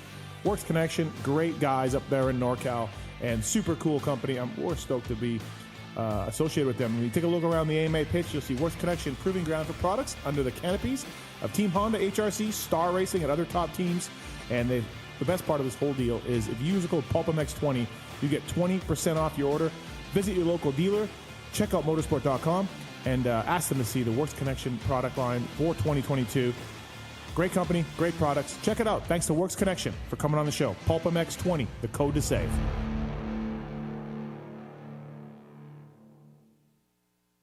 With over 80 years' experience manufacturing power sports pistons right here in the USA, Wiseco has evolved into a full range of performance components for dirt bikes and other power sports machines. Whether you ride a 2-stroke or a 4-stroke, Wiseco has a variety of pistons from reliable forged replacements to the performance-focused Racer Elite series. Wiseco offers race-proven components for the rest of your engine, too.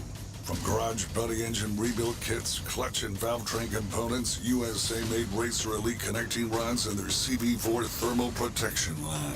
Wiseco is proud to be a technical partner with Factory Honda HRC for the 2023 Supercross and Motocross, driving professional-level product development that gets passed down to you. Visit your favorite online or local dealer or wiseco.com to find products for your machine.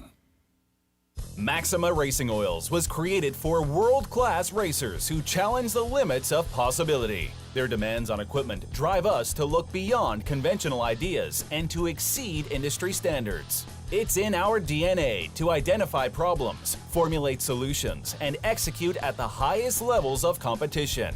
Case in point, the championship-winning Factory Kawasaki race team, longtime Maxima partners who extensively use Maxima throughout the bike. Maxima's USA-made products exceed JSO requirements and can be used in all motorcycle brands: Kawasaki, Honda, Yamaha, Suzuki, KTM, Husqvarna, and more.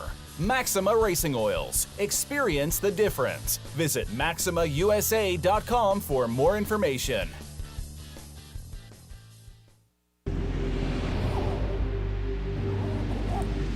I'm Cooper Webb, and I choose OGO. I'm Christian Craig. I'm Dean Wilson. I'm Aaron Plessinger. I'm Jerry Martin. I'm Nate Thrasher. I'm Shane McElrath. I'm Hunter Lawrence. My name's Jett Lawrence. I'm Jordan Smith. I'm Tal Hawkins. Stargate Hampshire. I'm Hayden Deegan. I'm Colt Nichols. And I choose OGO. And I choose OGO. And I choose OGO. I'm Tom Diallo. I choose OGO. And I choose OGO. And I choose OGO. I'm Jiren Ferrangis. And I choose OGO. In 1990, my dad, Jamie Gregg, started Guts Racing. Guts stands for Greg's Ultra Trick Seats, because I was just a little kid that wanted a trick seat. And if you're out there looking for a trick seat, go to gutsracing.com, your local dealer, or Motosport and place your order. Support the people that support PulpMX.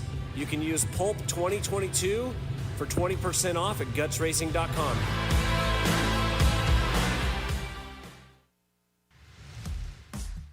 FMF Racing is proud to celebrate over 45 years of fun, building every FMF exhaust right here in the USA. Owner and founder Don Emler may have started FMF racing in his garage 45 years ago, but Don is still hands-on in our 100,000 square foot state-of-the-art manufacturing facility in Southern California. FMF's goal? Design and manufacture the world's best performance exhausts 100% in the USA under one roof. FMF is a proud sponsor of the Lucas Oil Pro Motocross Championship for over 25 years. Hi, it's Tomax superfan Dylan here. The only thing I love more than seeing Eli win... Whoa, wait, Dylan. Sorry to cut you off like Steve does his callers and guests, but a lot has changed. Similar to your favorite rider being on a new team, the new Michelin Starcross 6 tire range provides significantly improved performance and durability. Designed to win. The new Michelin Starcross 6 tire range offers up to 16% more traction when new and up to 19% more traction when worn in comparison to the previous generation. This means consumers will not only benefit from improved performance on their first few rides, but that this performance increase will continue throughout the extended life of the tire. Michelin is a legendary innovator in motorcycle tire technology, and thanks to Michelin silica technology, the Michelin Starcross 6 tire range provides up to 11% more durability than the previous generation. This means consumers will enjoy the significantly improved performance throughout the increased life of the tire. Take it from me, as I too have to buy my own tires, this added value is great news. The new Michelin Starcross 6 tire range is available in 6 versions, specifically sand, mud, medium soft, medium hard, and hard versions, with the naming designation corresponding to the type of terrains and conditions where the tires were designed to win. Another innovation is the Michelin adaptive design, with specific positioning of the tread blocks in 3 zones, central, intermediate, and lateral zones, with the single goal to offer exceptional grip for the front tire and exceptional grip, traction, and longevity for the rear. To learn more about the new Michelin Starcross 6 tire line and all the quality products that Michelin offers for motorcycle segments that Steve cares nothing about, visit michelinman.com/motorcycle. And then visit your local dealer or online retailer to choose Michelin product to maximize your riding experiences. Also, too, make sure to follow at Michelin Motorcycle on Instagram and Facebook. Attention riders! Welcome aboard the all-new Atlas Vision. We hope you enjoy the added mobility, quicker flight time, and additional views. Please follow along as we outline the safety features of this revolutionary device. The first thing you will notice is the added headroom. The fore and aft positions no longer come with annoying restrictions, so feel free to move about the cabin. Quicker flight times can be achieved by unmatched comforts and unencumbered movements. Yes, we're built for speed and comfort. And now available to all customers is a 360 panoramic view. Go ahead and look around the cabin. These new angles are available at no additional charge. Located on the underside of the frame is the gold standard of impact absorption, D3O. In the event we accidentally take a trip to Indonesia, we suggest that you remain with your neck in the underextended position and allow this proven material to do its job by reducing the forces over 50% better than ever before. Although the Atlas Vision will not be noticeable, it will be there when you need it. If you are riding with a child or someone who requires assistance, secure your vision first, and then assist the other person with a Prodigy, Tyke, or Brole. We ask that you keep your brace on until your moto is finished. We remind you that Atlas makes flexible neck protection. Tampering with, disabling, or destroying the product is prohibited by the limited lifetime warranty. You will find this and all other safety information in the user manual located online at atlasbrace.com. At this time, we ask that you remain standing with throttles in the wide open position with your elbows up and hips fully unlocked, whatever that means. On behalf of the captain and entire crew, thank you for flying Atlas Vision. Enjoy the views. From beginners to seasoned vets, race teams, project builds, and magazine tests, Decal Works' mission is to cater to those who love to ride, upholding the true definition of quality, service, and knowledge. Visit decalmx.com and use promo code PulpMX23 to get 20% off your custom graphics. Decal Works, #1 for many reasons.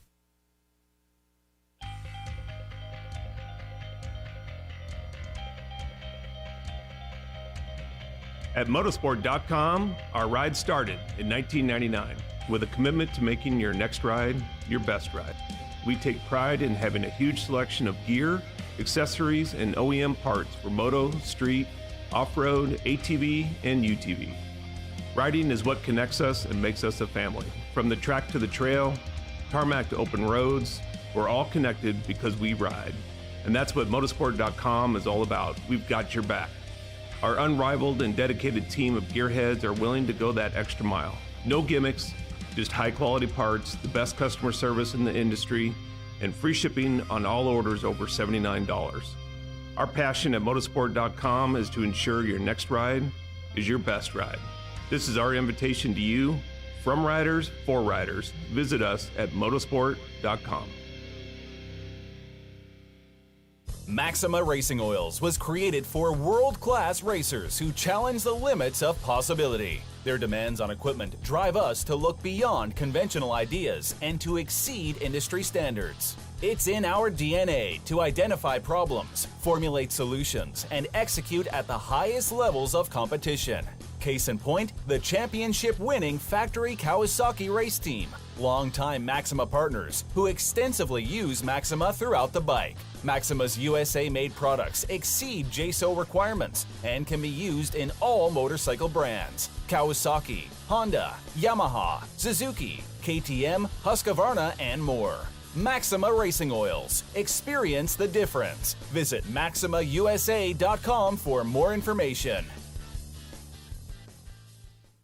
Hi, it's Tomax Superfan Dylan here. The only thing I love more than seeing Eli win... Whoa, wait, Dylan. Sorry to cut you off like Steve does his callers and guests, but a lot has changed.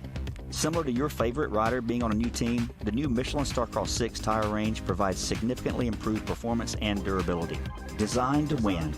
The new Michelin Starcross 6 tire range offers up to 16% more traction when new and up to 19% more traction when worn in comparison to the previous generation. This means consumers will not only benefit from improved performance on their first few rides, but that this performance increase will continue throughout the extended life of the tire.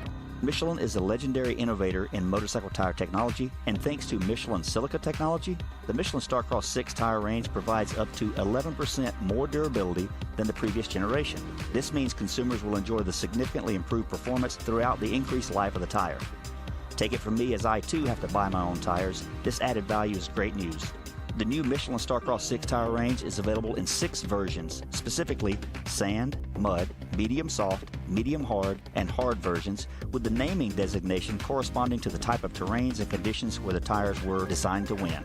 Another innovation is the Michelin adaptive design, with specific positioning of the tread blocks in 3 zones: central, intermediate, and lateral zones, with the single goal to offer exceptional grip for the front tire and exceptional grip, traction, and longevity for the rear.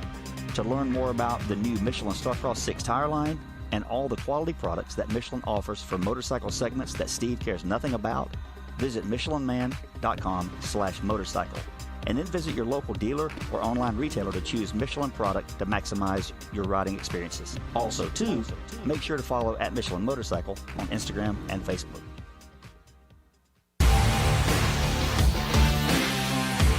Love the guys at Works Connection. They continue as a 10-year sponsor of this show because, yeah, just like you, they're committed to the sport. For 33 years, they've been designing and distributing leading-edge performance products like the Elite Axle Blocks, Elite Clutch Perch, Pro Launch Start Device for performance, radiator braces and skid plates for protection, along with a shock pump, a tack, hour meter, and more for maintenance. Works Connection, great guys up there in NorCal, and super cool company. We're stoked to be associated with them. When you take a look around the AMA pitch, you'll see Works Connection proving ground for products under the canopies of Team Honda, HRC, Star Racing, and other top teams. And the best part of this whole deal is if you use the code PulpMX20, you get 20% off your order.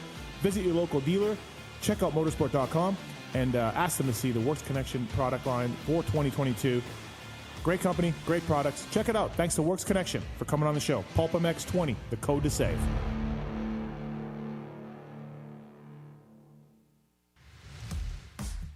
FMF Racing is proud to celebrate over 45 years of fun, building every FMF exhaust right here in the USA. Owner and founder Don Emler may have started FMF Racing in his garage 45 years ago, but Don is still hands-on in our 100,000 square foot state-of-the-art manufacturing facility in Southern California. FMF's goal? Design and manufacture the world's best performance exhausts 100% in the USA under one roof. FMF is a proud sponsor of the Lucas Oil Pro Motocross Championship for over 25 years.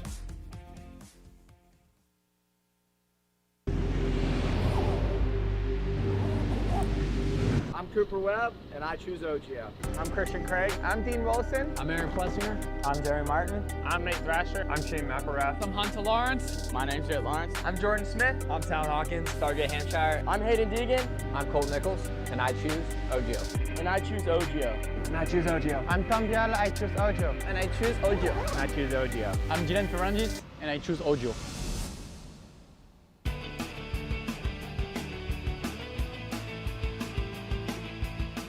You likely know Racetech as the suspension and engine tuner of choice for the world's fastest privateers. But what you may not know is behind the scenes, Racetech is the trusted source for many OEMs and factory teams throughout the motorcycle industry. For nearly 40 years, Racetech has been producing high-performance suspension and engine components and services right here in the USA. Racetech doesn't just specialize in motocross. In fact, they have many off-road, hill climb, flat track, road racing, and supermoto championships on the mantle as well. Not a racer but want to smooth out the ride on the street or add some performance to your Harley? Racetech offers a full line of suspension solutions including industry-leading built-to-order G3S custom shocks.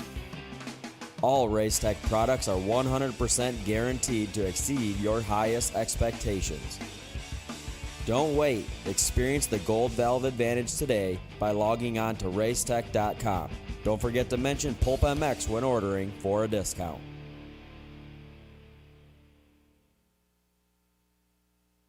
With over 80 years' experience manufacturing powersports pistons right here in the USA, Wiseco has evolved into a full range of performance components for dirt bikes and other powersports machines. Whether you ride a 2-stroke or a 4-stroke, Wiseco has a variety of pistons from reliable forged replacements to the performance-focused Racer Elite series. Wiseco offers race-proven components for the rest of your engine, too.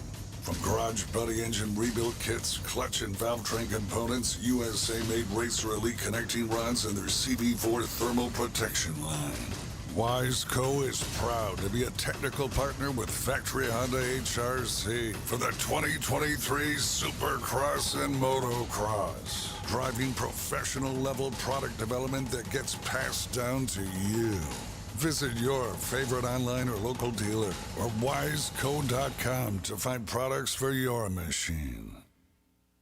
From beginners to seasoned vets, race teams, project builds, and magazine tests, Decal Works' mission is to cater to those who love to ride, upholding the true definition of quality, service, and knowledge. Visit decalmx.com and use promo code PulpMX23 to get 20% off your custom graphics. Decal Works, #1 for many reasons. In 1990, my dad, Jamie Gregg, started Guts Racing. Guts stands for Gregg's Ultra Trick Seats, because I was just a little kid that wanted a trick seat. And if you're out there looking for a trick seat, go to gutsracing.com, your local dealer, or Motosport and place your order. Support the people that support PulpMX. You can use Pulp 2022 for 20% off at gutsracing.com.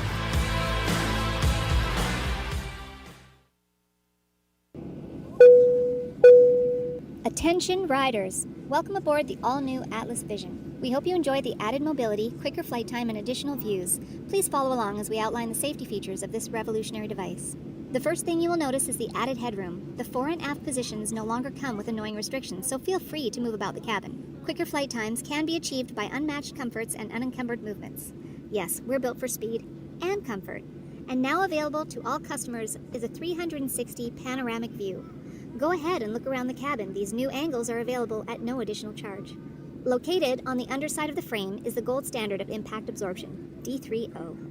In the event we accidentally take a trip to Indonesia, we suggest that you remain with your neck in the underextended position and allow this proven material to do its job by reducing the forces over 50% better than ever before. Although the Atlas Vision will not be noticeable, it will be there when you need it. If you are riding with a child or someone who requires assistance, secure your vision first, and then assist the other person with a Prodigy, Tyke, or Brole. We ask that you keep your brace on until your moto is finished. We remind you that Atlas makes flexible neck protection. Tampering with, disabling, or destroying the product is prohibited by the limited lifetime warranty. You will find this and all other safety information in the user manual located online at atlasbrace.com. At this time, we ask that you remain standing with throttles in the wide open position with your elbows up and hips fully unlocked, whatever that means. On behalf of the captain and entire crew, thank you for flying Atlas Vision. Enjoy the views. Welcome back, everybody. PulpMX Show presented by Motorsport.com, Decal Works, and the folks at Fly Racing. I'm Steve Mathis, Kris Keefer, here in studio with me. 7 o'clock hour brought to you by the folks at Off-Road Warehouse.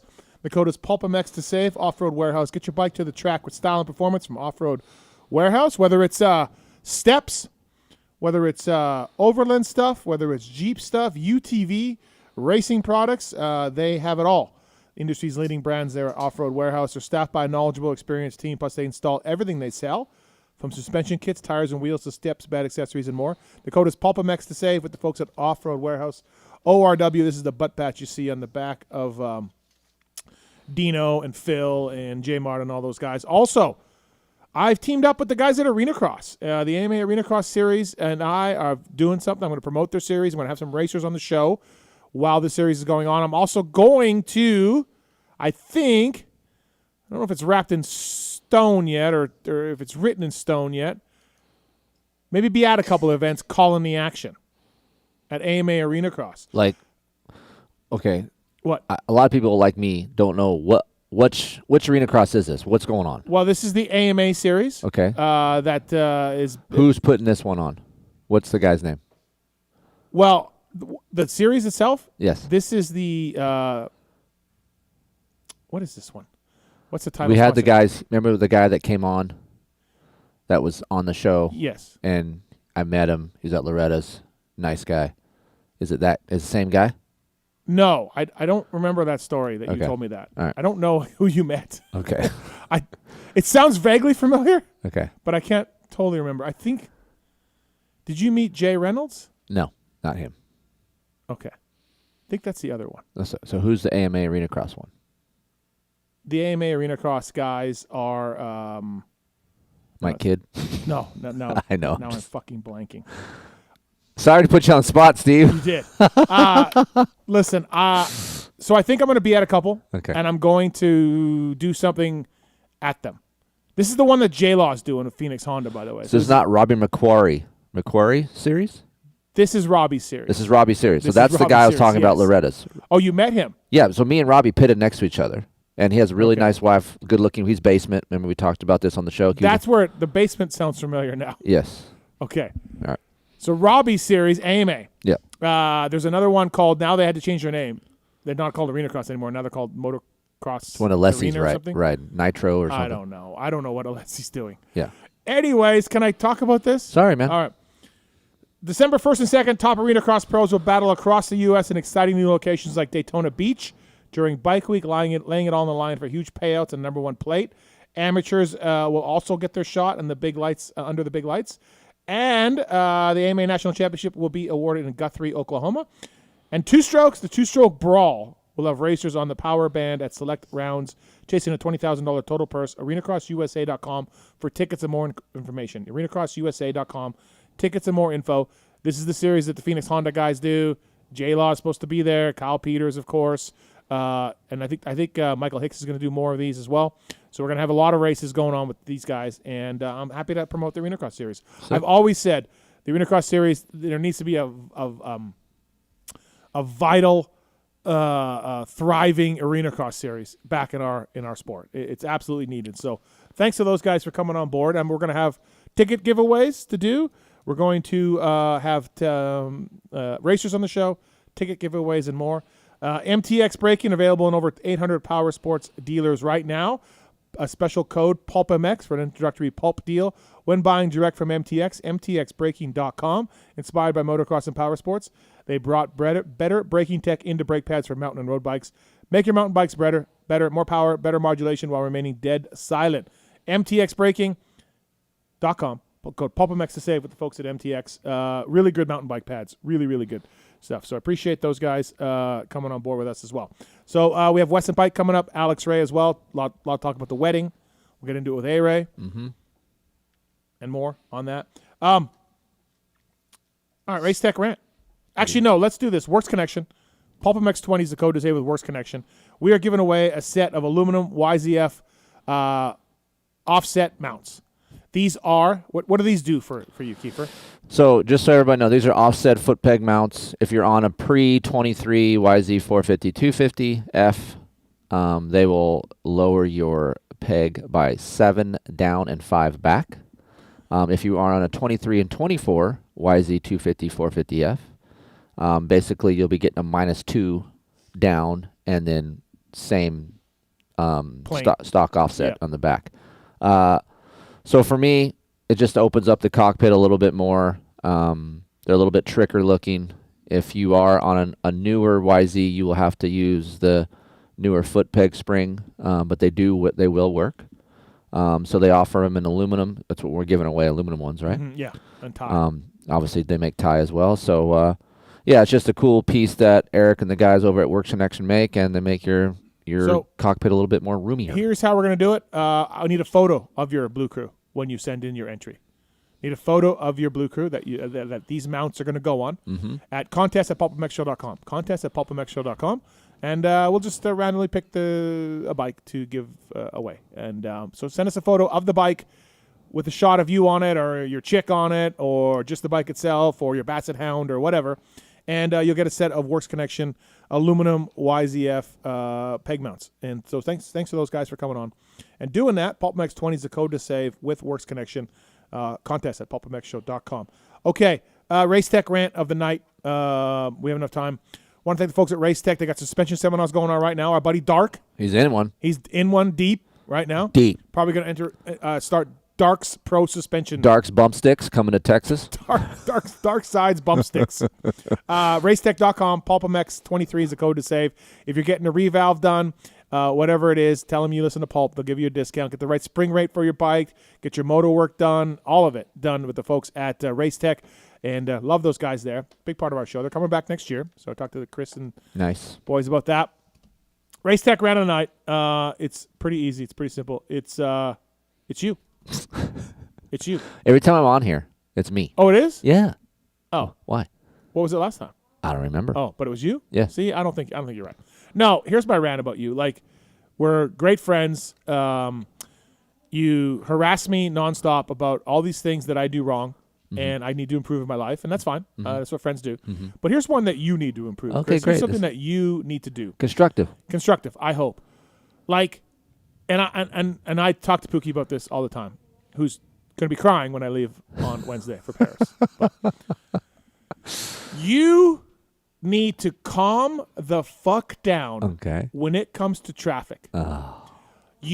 Since I've known you, you live in Southern California, you live in the high desert. Southern California traffic is always fucked. It's going to be fucked forever, and it's probably going to be more fuckered as time goes on. You get so mad, angry, psycho at traffic, and it's like, it's Southern California. Like, you're going to just have to deal with this. You're going to die 10 years earlier than what you should have because of traffic. Like, A-Ray's wedding. You're like, it's fucked, traffic, fucked, and like, okay, just today, you sent me a note about bringing lunch up before the show, and then you said, traffic's fucked. Like, everything you do, and you're like, I got to go to Kawasaki, I can pick up a bike, I go to Yamaha, fucked. Like, you always, and you say it the exact same way every time, and it gets you upset, and it's like, you got to calm down, dude. First of all, you're not in it.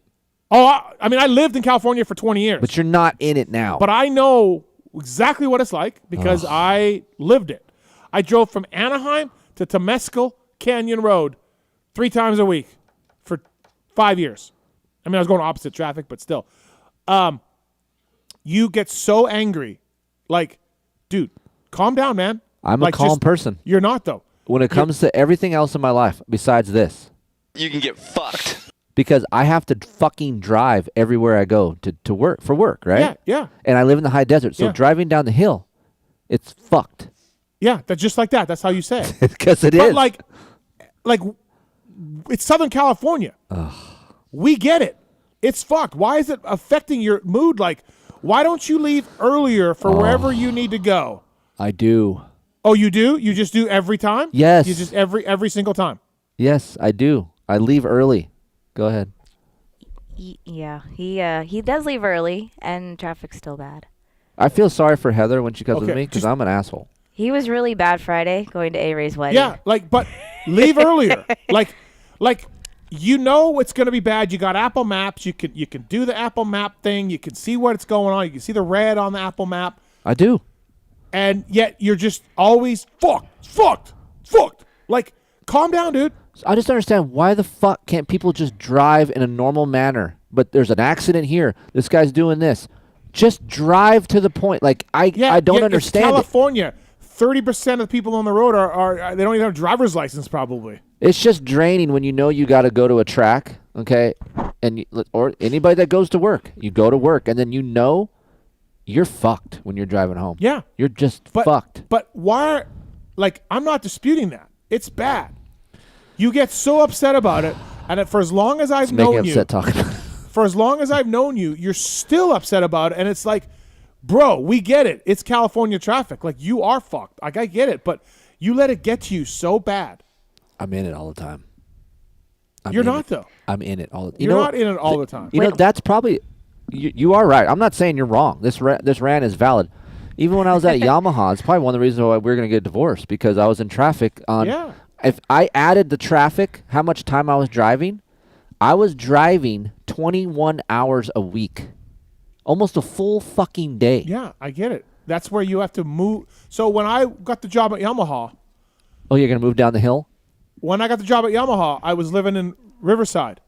And I said, I am not going to drive into work every day. I'm not going to be fucked.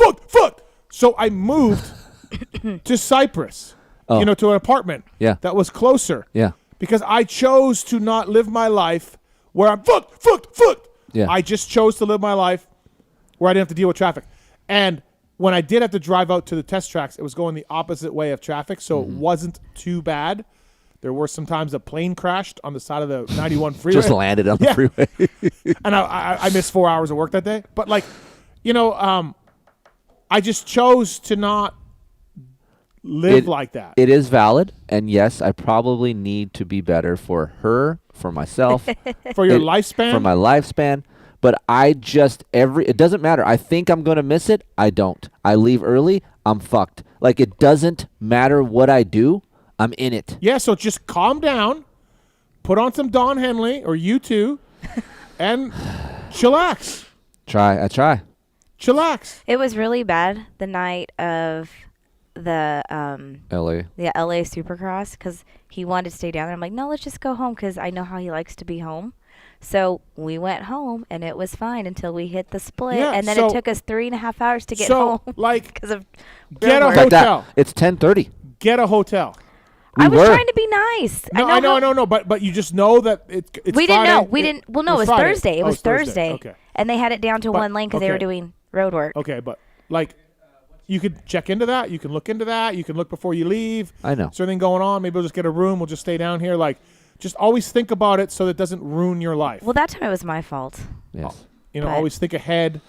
Whatever. And when he worked at Yamaha, he used to put a beanie on the passenger headrest so he could go in the carpool lane. Get a Fast Tracks. I have one. You have a Fast Tracks? Oh, yeah. I have everything I can. If someone said, hey, you want a subscription for $10,000 a year, I would buy it to not be in traffic.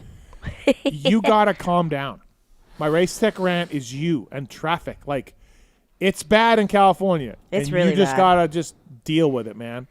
Getting mad ain't changing anything. It's not.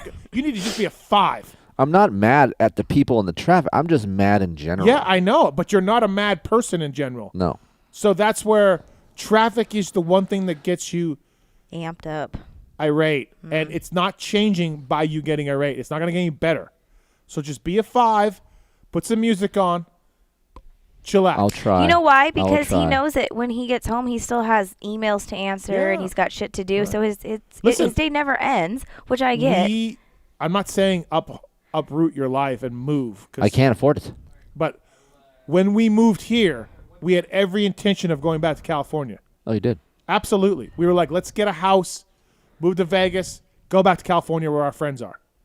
Like, okay, that's what we're going to do because we couldn't afford a house in California at the time.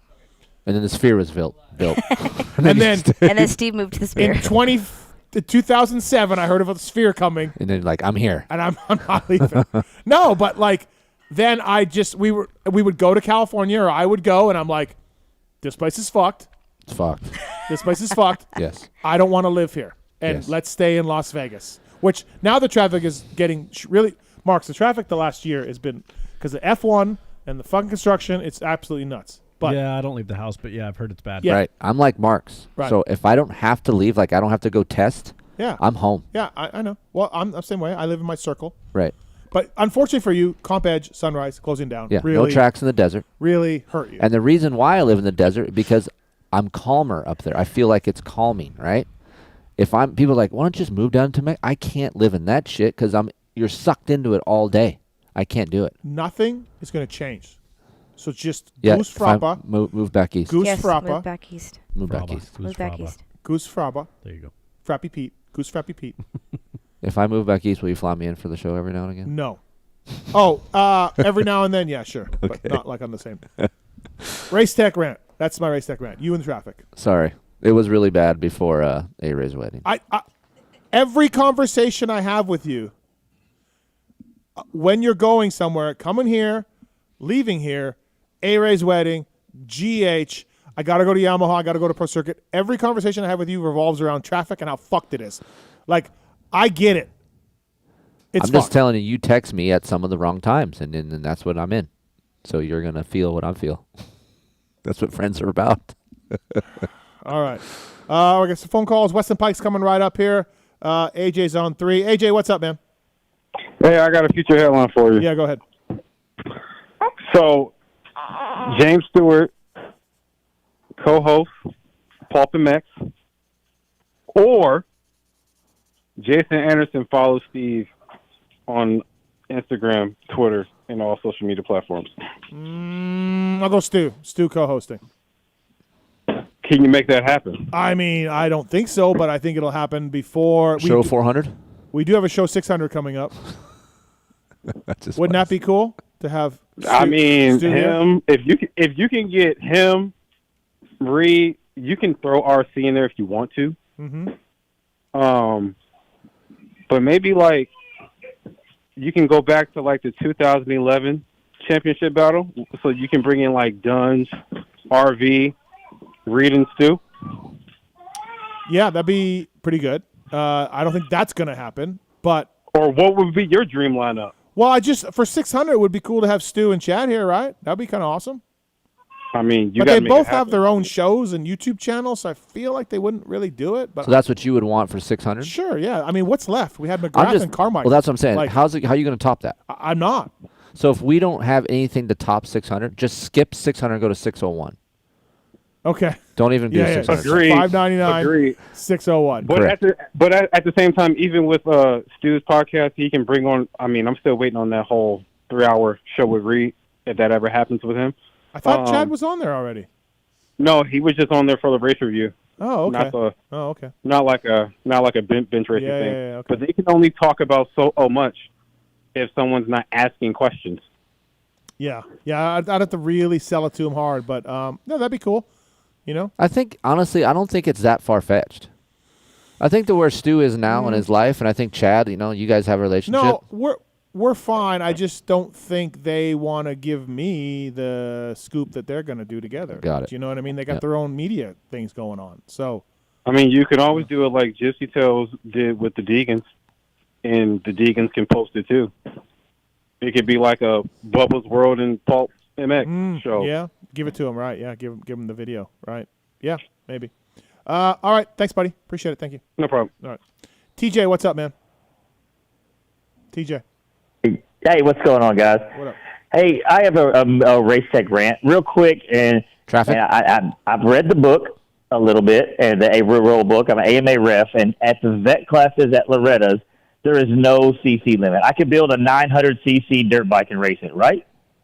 I don't know. You would know better than I would. You read the rule book. Well, I'm talking with, and also talking here with Keefer too, right, Keefer?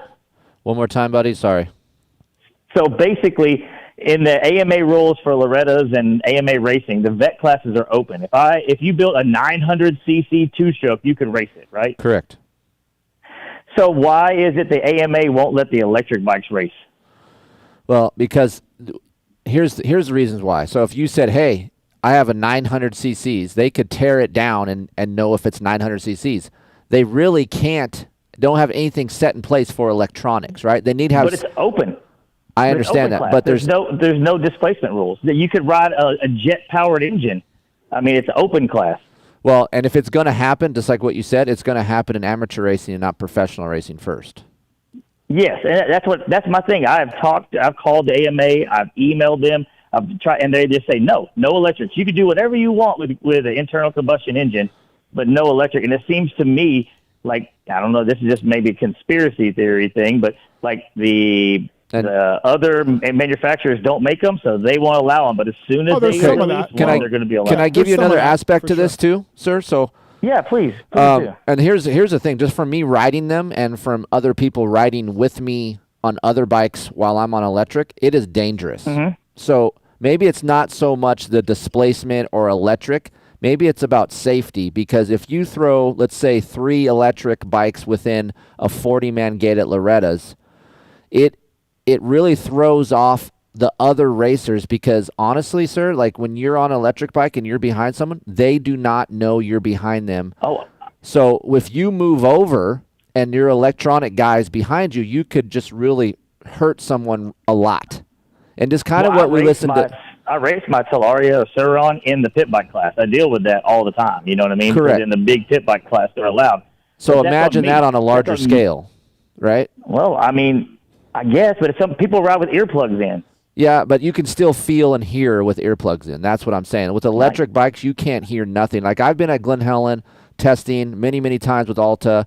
I rode the Stark, and I'm behind some guys, and they do not know anything about what's going on behind them at all. Yeah. You know?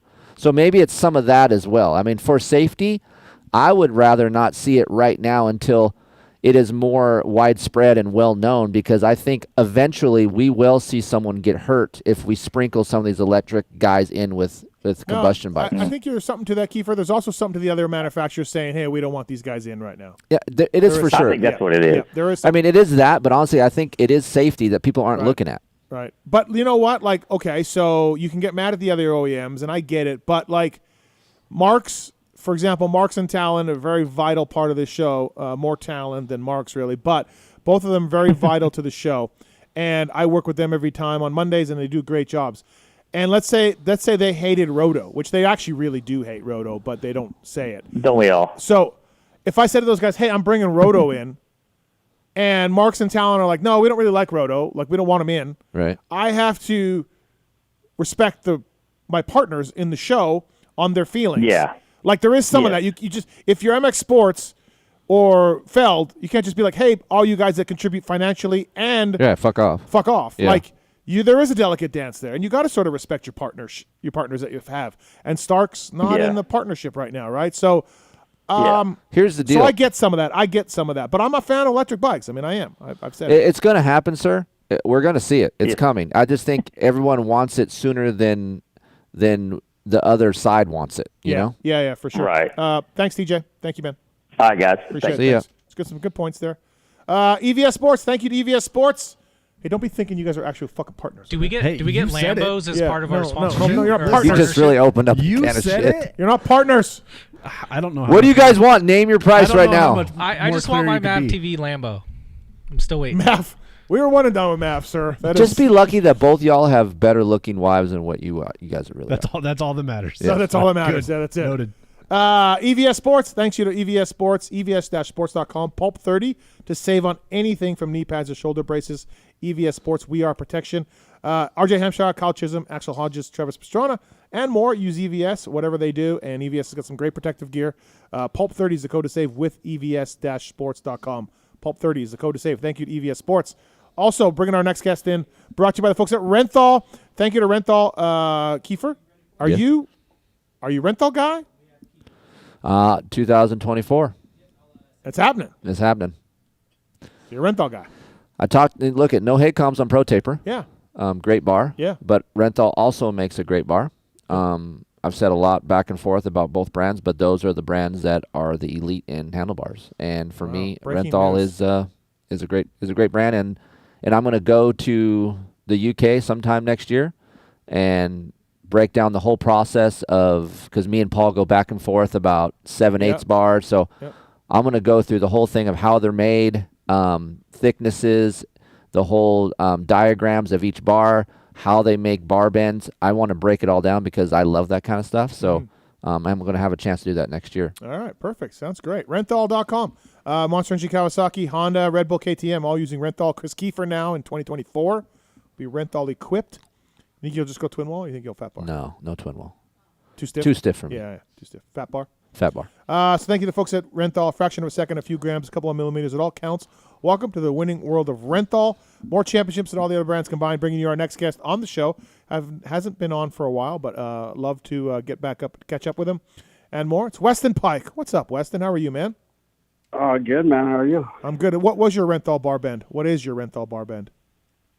When I used Renthal, I believe I was like a 998 or 996. Okay. If that's right. Yeah. Either one works. Yep. Yeah, so it was close, something like that. But I'm on ODI now, so I run the YZ bend or the Carmichael bend. A Carmichael bend is 996 in Renthal. No, 999. 999. Sorry, yep, you're right. Okay.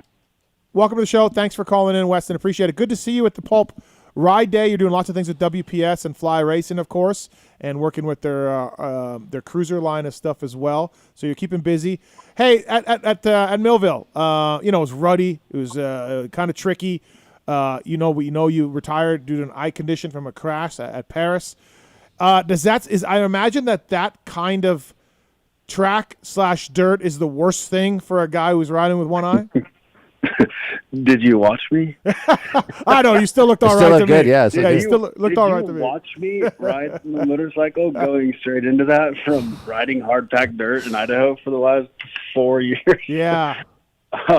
Yeah, but that, dude, I don't even know what happened. I showed up and I was like, oh, this is going to be a cakewalk, and I was like, oh shit. Yeah.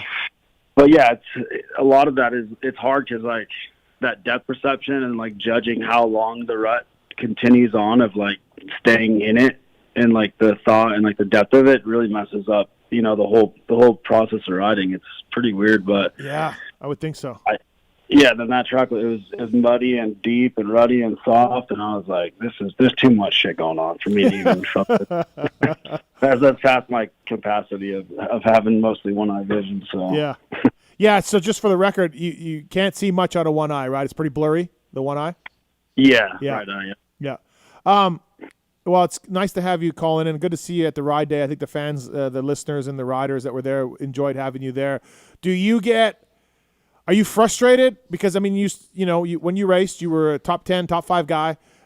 Stood on the podium a few times. Nice career, and we all know your humble privateer roots that you came from. Are you pissed off and frustrated at what you can't do, what you used to do, or have you sort of settled in now and it is what it is, and you're fine with like being a little out of your element at Millville? Dude, the ego still gets me. Okay. Yeah, it's been so long that obviously it sucks ending it the way it did, because I still had a couple more years in the tank to show some potential like I did in 18 again. So it's like, dude, when I go out to the track, it's like, it's the ego still there. It's like, if I fucking look like shit, dude, I'm just going to go back and put a hoodie on and no one knows who's riding. But yeah, that's just how it is though. I mean, you race for so long, you kind of almost, you have that in you of like what you can do, and then you show up and you're like, oh damn, I really can't do this, and I used to be able to do it. And then to throw it in there, Millville was, like I said, when I came on there, it was like every time I go to Millville, I would be cross-riding 99% of the time on the track. So. Well, you did get out there and battle with your buddy Phil. Phil was out there rolling around. Well, it was like I had to ride it like 30% just to not crash. Yeah. So it was pretty slow. Yeah, but hey, it's still, it was good to see you there. You Bradshaw, obviously a big part of the WPS Fly family. How much do you guys like tag team the dealer events, the ride days? Which ones do you do? Which ones does he do? How does that work out for you?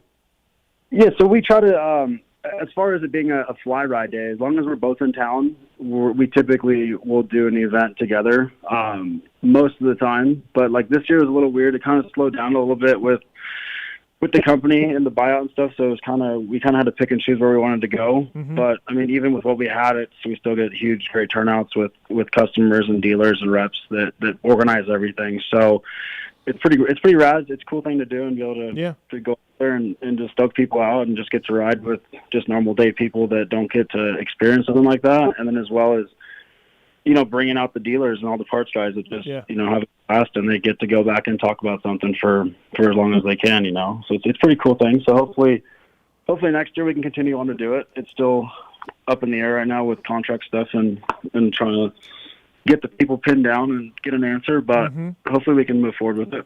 Yeah, it's cool. I mean, again, like J-Mart and Alex, you, Bradshaw, RV, Phil, all hanging out at cool Millville. time. Like I got a sense that the people that were there really thought it was cool to bench race with all you guys, And there were some guys like bench racing and then coming back for seconds and more bench racing. Yeah. And Well, I think they realized that these guys aren't dickheads, and they're pretty cool, right? Right. Like, RV and everybody was Weston and Damon are just regular guys as we know, right? And I think these fans thought it was pretty cool, Weston.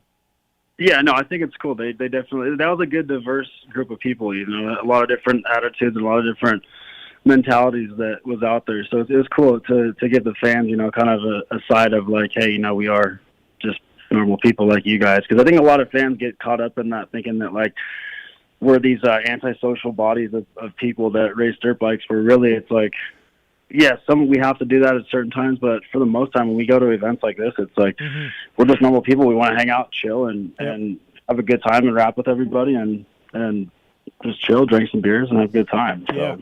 Yeah, for sure.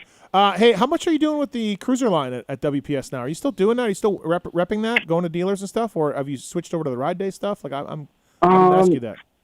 It's kind of weird now. I hit it I was hitting the hard drive parts line and Highway 21 stuff pretty hard. Like I was dipping into it at 19. I built the bike for hard drive going into 20 Sturgis, and then we did 21 Sturgis, and then like I said, everything kind of changed. Like the whole, I don't know, it's hard to really explain it, but everything kind of changed the way that they wanted to do the hard parts line with hard drive and all that stuff, with promoting it and having a brand ambassador do that. So that kind of slowed down. But I mean, at the end of the day, it almost was a lot, to have to do UTV stuff, Harley stuff, dirt bike stuff. It kind of gets to where it's almost like I'm in my garage 24/7 building something. And it's like, it was kind of with travel and doing that, it kind of gets chaos, and it kind of slowed down in that sense. So I'm not, if I could have a life, a little bit, because it was pretty crazy when I retired from racing. I went straight back into just being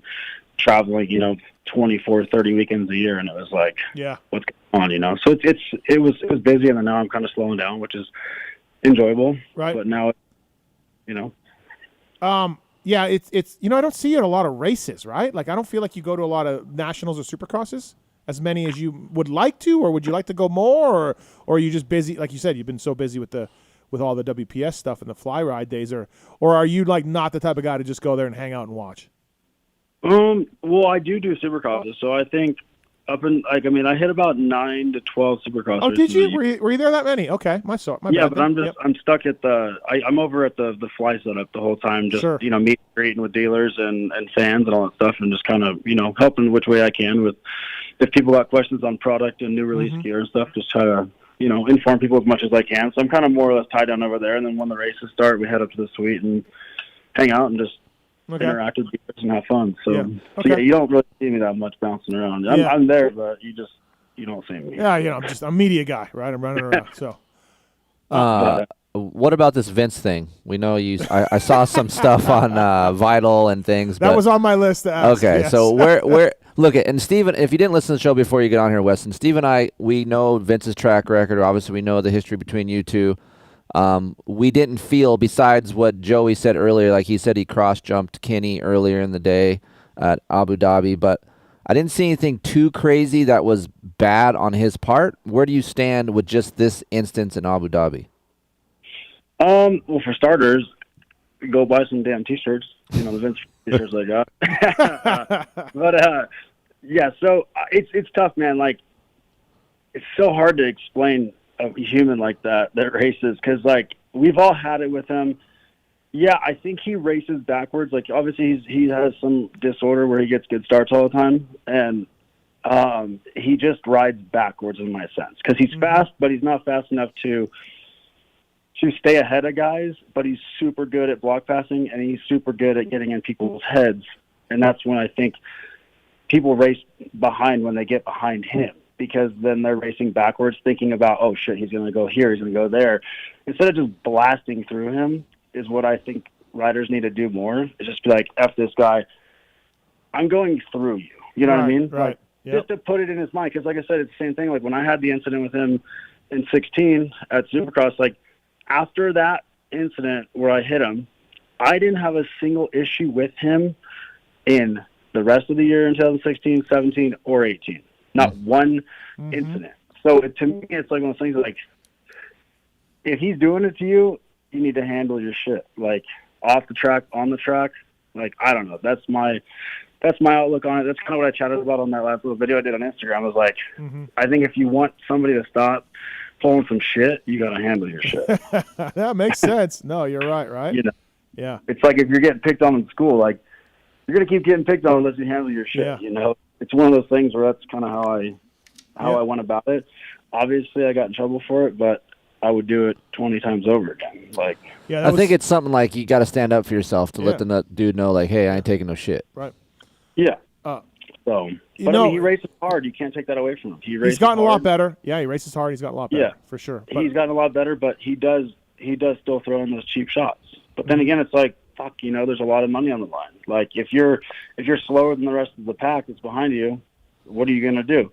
Block past people, you're going to brake check them, cross jump them to get that extra cash. You know, there's always another side to it. So in a sense, it takes balls, man. Like, to be that kind of person, it takes some balls to know, like, hey, I'm throwing it out there. Really, any friends? No, and I know that, right? Right. Yeah, it's crazy. Yeah. You know, Genova and Tony and Vince are just, it's all like a WWF thing. It's all great. They love it. They do. It's fun. Yeah, I think they love it. Weston, where can people check out this shirt and your other stuff? Just go to my Instagram, hit the link, or just go to onlysavagesco.com, like co.com. Yeah. But the best way is just hit the link or go to my Instagram, and hit the link in the bio, and or it's shitshowclothing.com. I just had to get rid of shitshow as my main domain because I keep getting blocked by Instagram for some odd reason. So. Oh, okay. They don't like the word shit. Jeez. Dude, they put me on, like, I got kicked off Google and like a bunch of other stuff. I'm like, what is going on? I can't even like do ads because I get ads edited and all this bullshit. Wow. But so okay, yeah, good to know. You're also doing some riding schools. Yeah, so I've been so my whole plan next year, well, kind of a little bit this year, but you know, I want to step into doing some more riding schools and stuff. So I partnered with my buddy Mike at the Moto Clinic. So now me and him are both 50-50 in on the brand of the Moto Clinic. So the plan is next year to kind of step it up and do about 15 to 20 plus clinics across the country, possibly international, kind of see maybe Canada or Australia, but yeah, just try to do something different and try to, you know, give some experience back to some people out there. And, you know, there's a few guys out there that are doing it already, but I feel like I bring a lot more to the table with my background in racing for as many years as I did and having the knowledge and experience. So I was like, you know, let's do it. Let's jump into it and put together a plan. So my first official one with the Moto Clinic is in Pax Track in Florida, December 4th. So we're doing our fly ride day and everything on Saturday, Sunday. So if you guys are in Florida, check out the ride day Saturday, Sunday, the 2nd, 3rd. And then I'm going to put on a Moto Clinic on that Monday. So it'll be, so it'll be pretty rad. And then I was talking to CJ at PAX. He said that you need to set something up on the East Coast for a PulpMX ride day. Yeah, I mean, we had some other people, Washugo people come hit us up. And you almost can make a tour out of this. PulpMX ride day tour. Yeah. Full East Coast. I need someone to take my bikes around, though, and the trailer. Like, well, he said if you want to go in December, he's got a 2022 or 2023 YZ450 just sitting there ready to go. Here, he's already got it ready to go. So he said, "Don't be a pussy and show up." I've ridden PAX tracks. I like that track. That's a fun track. Is it? Yeah, it's a good Dude, track. Dirt's great. It's like sand, but it's like chocolate cake batter. It's like it's super good dirt. No, this West Coast shit we have out here. Oh, dude, yeah. I ride in Idaho, and I'm like, what is happening? Do you? I mean, Hey, we were just talking. I was just ranting at Keefer because all he does is fucking complain about traffic, Weston, in Southern California. And you're from SoCal and you moved to Idaho. Do you like it? Do you like the move up there? Do you have any regrets about not being in California and all of that? Hell no. I mean, the only regret, I just like obviously moved away from family and friends that I grew up with in Cali. So that's the only downside is just that. And there's other downsides of like, you can't just go and get something. Like, nobody carries anything up there, moto or car related. So it's like Amazon 24/7 just to get something because none of the stores have what you want. Oh, okay. It's super weird. Like there's not like California. I can go to Temecula, Murrieta, Corona, San Diego, and get anything I want. Up here, if I want, I have to drive to Salt Lake if I want to get something that I really, really need. Oh shit! Okay. It's a 5-hour drive. You got a chick? You got a chick? Well, that He just has a kid. Oh. Yeah. No, I got a. Jesus. I don't know this. You don't follow Weston on Instagram? I feel like I do, but maybe I don't. We just followed each other, I think, mutually. Okay, all right. Wow. Like low-key, I was like, all right, I'm going to fucking follow you. Because I know back in the day. That's awesome. Yeah, I probably said something that pissed you off. He's a new dad, and he has a beautiful, hot wife. Nice. Or future No, wife? not wife yet. I got a fiance. Not wife yet. I don't know about the wife part yet. We're figuring that out. But we got the ring sorted out. But, yeah, no, I got a 2-month-old. His name's Tallon, little boy. And kind of fun, man. But shit, when people say it's hard work, damn, it's not. It's no joke. I walked into this just like, screw it, I ain't reading no damn books, or I'm just going to run it like I would ride my dirt bike. And, I was like, damn, I should have probably done a little more research. It's a lot of work. It gets harder, Weston. Just stand by. Yeah. Yeah, I know. Everybody keeps saying that, but nobody said that shit in the beginning. They're just like, yeah, it's got all the hard work, and then everybody's like, oh, wait till about 3 or 4 months. It's going to get harder. Dude. I'm like, yeah, you want to get punched? All I hear is your life is fucking over for 2 years. It's over. It's fucking over. It's fucking over. If you don't know about women and then you have a baby, you're like, holy shit, women are gnarly. Yeah. Because they put up with way more than we do. Right. They get gnarlier after the kid. Yes. So. Thank you. We just had this conversation today, Weston, about I look at pictures of my wife 20 years ago. I see innocence and young and like all these hopes and dreams. And now you look at her, still beautiful, but just tainted by life. And I've fucked her over so many times. Like she's just pissed off. Oh, wow. Wow, Jesus. Keefer. Yeah. Get into that later, maybe. Hey, we all... Sorry, go ahead. No, it's... That's just Pookie yelling. Who's talking? No, that's just sound drops. That's Pookie sound drops. Oh, I was like... Yeah. Is your wife chiming in? I was No. Oh, man. Is your dad still pedaling like a mofo or what? Is what? Is he pedaling still a crap ton? My dad? Yeah. Yeah. I mean, he slowed down a little bit because he had a whole shoulder replacement surgery about a couple months ago, and then, but he's in Tyler, Texas now, so he's got his own little crew there. But he's definitely. I didn't know that. Okay. Yeah, he moved there about a year and a half ago. But yeah, he's still pedaling a bunch, but I think he's just kind of. I don't know if they like Texas that much because it was like a quick move for them. They didn't really thought it out too much because my sister moved there and they kind of followed her. But my mom hates it because it's hot as shit and humid, and they'll probably end up moving out of there. It's pretty flat for bicycling too. Yeah, pretty flat and windy. Yeah. Yeah, he always laughs at his group because they're like, "Oh, here comes the hill," and he's like, "What hill?" Yeah, really. Right? It's a driveway, fool. Renthal.com bringing you Weston Peick on the show. Check him out, renthal.com, of course. Yeah. A couple of fraction of a second, a few grams, a couple of millimeters, it all counts. Welcome to the winning world of Renthal. Whether it's the twin wall bar or fat bar 36, whatever it is, Renthal will have you dialed in. Weston Peick on the show. Weston, we do have a comment from a listener, and this would be actually really fun to do. Would love to hear Weston's best Coy Gibbs story. Ooh. And we miss the guy. He was so funny. He was so cool. It's just actually November 6th was 1 year. Wow. I think November 6th or 7th. Jeez. 1 year since we lost him. But what was it like for you two guys? Dude, we always were like pretty tight because like he knew I was like always a hard worker and I didn't really F off at all. So like he never gave me crap, but like the only time he lost his shit was the whole Vince Freeze thing actually. So that was a funny story. Like he came back and he wanted to cuss so bad that I see it in him, and he was like, "What the what, Weston?" But then it was like he kind of said it, but he didn't, and I was just like, "You gonna say it or what, pussy?" Like,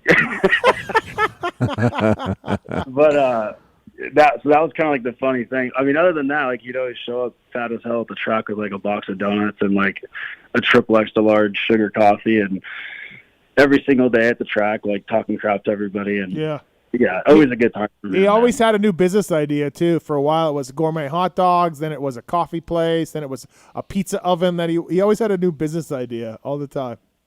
Yeah, but he got obviously before he passed, but yeah, I'm pretty damn sure he made a few millions and millions of dollars in crypto money because he was telling me like back when I with him, he's like, "Oh, buy this, buy that," and I'm like, I'm not buying this shit. I don't even know what it is. And then like all of it like went crazy, and he was talking like he was putting tens of thousands and $100,000 into it, and then so he's always had some idea of business stuff going on for sure. So he was always looking for something and grinding for sure. He had crypto was his thing for a long time. You're right, early too. Yeah, I remember that. You're right. Yeah. But I was going to say, Chris, the whole thing of the road rage, because I'm just like you, and now I get road rage in Idaho, just going 10 minutes down the road because I forget what California is. But like what's crazy up here is like you can actually carry a gun and don't have to have like a permit or nothing for it. So like I always drive with a gun and I'm just like, oh, I'm gonna fucking pull my gun out and fucking shoot this fucker's tongue out. Like, so imagine your road rage, but being able to like open carry, act on it, and not have to carry, and not have to have a license or nothing. Wow. To do it or a permit. So it's like you got to like think like, oh shit, if I do this, like I'm carrying, Yeah, California, if people could do that, it'd be way more. Oh, God, yeah. Can you imagine California? Yeah. Oh, people would be getting capped all the time. Yeah, with the idiot drivers. Yeah, so Idaho is the traffic's getting bad because there's a ton of people coming up here because it's just... Yeah, all the Californians are moving in. Well, yeah, exactly. Yeah, a bunch of 2-lane roads and crap. But it's just crazy. I go back east, and, we don't have to time when I'm out there testing. You don't have to time when you have to leave. You can just leave whenever, and it's the same amount of time. Like out here, you got to go, I got to leave this time or I'm screwed. Listen, you live in a suburb of Los Angeles, and if you lived in a suburb of Georgia, Atlanta, I got stuck in horrific traffic last year in Atlanta. It's not as horrific. Bad. Yes, absolutely I did. It's every big city. Charlotte isn't great. Charlotte's not. Like, Wygant tells me all the time, he's like, to get from where he is in Lake Norman to the airport, he's like, you got to leave at this time. Like, it's just a big city, but LA is the biggest, Yeah, that's bad. Yeah. You got to calm down. You get too upset over it, Keefer. Yeah, it sounds like I was listening earlier. It sounds like you just need to get a van, dude, and like just take 2 days out of your week and sleep in that shit dirty, or hit a truck stop. Oh shit! Like, bring some Crocs and wash your ass in a truck stop for those 2 nights, and just sleep in the truck stop. And build a new community of friends, dude, for 2 days, and that will probably ease your pain. Sorrow. That sounds like shit, but I mean, it doesn't sound as bad as what I'm doing. Well, it's honestly, like driving from the Coliseum back and then going back to the Coliseum the next day. Like, it's horrible. Right, it's horrible. Horrible. Yeah, it's not a bad idea. I'm going to build out my van. I'm just going to sleep in that sumbitch, be a gypsy, and just come home on Fridays. Except this guy's got a Sprinter van, Weston, and it's just like there's no insulation, there's no nothing. Nothing, dude. I'm a cheap ass. He drives around the Sprinter van. Bikes are rattling, gas smell everywhere. I've got some cardboard stuck in my rearview mirror so it doesn't vibrate. Yeah. He's got people who can upfit his van and build out his van, but nope, doesn't want to do that either. No. So. Yeah, you're just cheap, aren't you? I'm cheap. This money, you're just cheap as shit. That's why I live in the high des, Weston. Fuck, man, I'm not going down the hill. It's too expensive. Is your wife spending all your money or what? No, she doesn't spend anything. No, the kids, they're balls deep in amateur. Yeah, dude, I'm sucked into that shit. Yeah, that's right. That'll take you a third. That'll do it. Weston, hey, so people, the best way for lessons, riding lessons, clothing stuff, check out your Instagram, right? That's the best way for our listeners to. Yeah, so all my clothing stuff is through my Instagram, and then all the Moto Clinic stuff that we're doing now. So we have an Instagram page. It's the Moto Clinic. And then obviously I'm just going to boost that up here soon. But then obviously everything will go through my Weston Peick for now until I get that up and running like I want. And then, so just all through pretty much my page on the Moto Clinics coming up for 2024. And then obviously December 4th, PAX Track. And then, And then I got one more thing. I can't talk about it really. I'm just going to throw it out there, but I'm starting a new business, or I'm buying a business and then flipping it to a new business up here in Idaho, and it's going to be dirt bike and UTV related. So everybody keep an eye out in the next week or two on the drive. So it'll be kind of cool, something different for me to do. And I got 2 business partners on it, Nick and Brad, and should be pretty cool. Okay, awesome. Yeah, keep them busy. Yeah, I'm going to change the game in Idaho and, bring some better stuff up here, so it should be fun. Nice. Awesome. Well, thanks for calling in. Thanks for coming out for the ride day at Millville. That was awesome. Good to see you again. And our listeners can check you out on Instagram for Moto Clinic and clothing and, the exciting new thing in Idaho. So thanks, buddy. Yeah. Well, sweet. Yeah, roll out the packs. You'll have a fun time. All right. See you, man. Thanks, Weston. Well, you got all this sponsor money. Just buy them. But honestly, I got to go to Paris on Wednesday. And the last thing I really want to do is get on planes these days, right? Like, I missed the most races I've ever missed this year. Like, I think I missed 7 or 8 races this year. And just relax. It's just a flight. Relax. No, just relax. It's like everyone deals with it. Just chill out. Exactly. Book first class. Don't even think about it, and then just roll. All right. Good to know. All right. Thanks, buddy. Thanks for calling. All right. Thanks, guys. Later. All right. That's Weston Peick, everybody. Brought to you by Renthal. Thank you to Renthal. Pro Filter, Pulp 20 at checkout. Please get a top-quality oil and air filter for dirt bikes, street bikes, side-by-sides, and everything in between. These filters are already oiled, and love to use the Pro Filter guys. Pulp 20 is the code to save with them and Maxima. MotorcycleIndustryJobs.com. Job of the week. Here we go. What? Here we go. I can't wait to hear it. I like to hear these. Decal Works in Illinois. Graphic designer. Nice. For Decal Works. Ron is looking for a graphic designer at Decal Works, the leader in custom graphics and decals. They're looking for a graphics designer. Motocross and Supercross knowledge is a must. Advanced design position. Corel Draw expertise. I don't know what that means. It's some sort of program, I'm sure. Right. Corel Draw expertise is required. And 401k, profit sharing, health insurance benefits, all of that. Illinois, Decal Works. Please check them out. They're a great company. They're massive in the motorcycle. So I would assume you don't need to be in Illinois to do this, correct? I would think not. Right. Yeah, I would think not. But check it out, motorcycleindustryjobs.com. Upload your job for free on the site. And also, if you're a company looking for people, you can put your job up there. Upload your resume for free, I should say, sorry. And if you're a company looking to place your job on there, they will charge you a little bit of money, and you can put your job on there. And motorcycleindustryjobs.com will try to find the best people for you out there. So thank you to those people as well. Update from the dark text. Oh, boy. Not able to discuss what we wanted. I'm glad that we didn't blurt it out. Right. But can we just say, though? No. To our friend Dark. Okay. Like, he's just got to handle things differently. I guess he doesn't have a lot of real-world experience with handling things, right? Like, I feel like maybe in the Ditch Crew, it was more direct, or the Ditch Crew just did what they want. I just don't think you didn't have any say, so I think you just got what you got, right? Yeah. But, like, whether it comes to this thing or other things, he doesn't, like, come about it the right way. I just tell him what I told him on the text. I'm here to help you. Before you act, I'm here to help. Just ask me what you think is the best suitable way to go about it. Mm-hmm. And then if you're right, I'll say, yeah, green light, you're right. If you're not, I'm saying maybe you should try it this way. And then maybe not just ask me, ask a couple different people, and then get that first. Right. Like if I have something I feel like I want to say, I'll come to you and be like, hey, should I do this? You're like, no. That's actually happened with sponsors and stuff like that. Yes. Yeah. So that's just all I'm saying. We're just trying to help our friend Dark. Yes. And he doesn't, He doesn't want it. No, he doesn't. I don't think they get a blowjob before the main event. All right, let's bring our next guest in. Brought to you by the folks at OGO Power Sports. this gentleman had a wedding this weekend. We're really not going to talk much moto in this interview. It's going to be more home we're life done with moto and wedding life for this guy. OGO Power Sports, whether it is the new...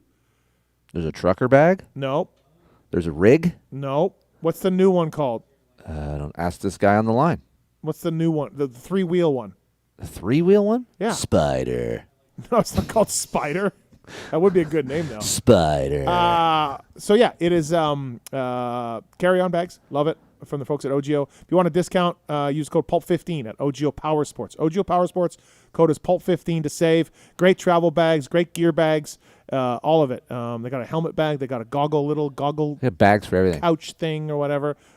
They can all help you out. So thank you to the folks at OGO Power Sports for coming on board and bringing you our next guest, Alex Ray. What's up, buddy? How are you? Man, I'm enjoying it. I'm enjoying the married life. Sounds like you're over it. That's what it sounded like already. Let's bring Heather in, too, because she was at the wedding. A-Ray, what is the new OGO Power Sports bag called with 3 wheels? Spider. OGO bag with 3 wheels. The big one. Slingshot. Dozer? Stop it. The T3, the Dozer. The Dozer. Yeah, the Dozer. There it is. The Dozer bag. Okay. Just wanted to get that out. Pulp15 is the code to save with OGO. You're married, dude. You're married. Yeah. I mean, that's it. Thought, huh? You are done. Cute. Oh, what God. Was it? Just a blur? Was the whole day like just a blur? Right. Like I was talking to some of the guys at the office today, and I was just like, man, I wish it was in slow motion, so I could like enjoy it a little bit more. But now you're like a depressed mode because it's over so fast. Like it was just like super emotional. It was super. It was everything. It was an awesome day, but I wish we could have like soaked it in a little bit more. I feel like it still hasn't even sunk in. Listen, I don't have a ton of experience with weddings. I think I was telling Pookie. Yeah, me neither. It's my first one. Right. Let's keep it that way. I think I've only been to 5 weddings or 6 Oh, weddings. really? Not very many.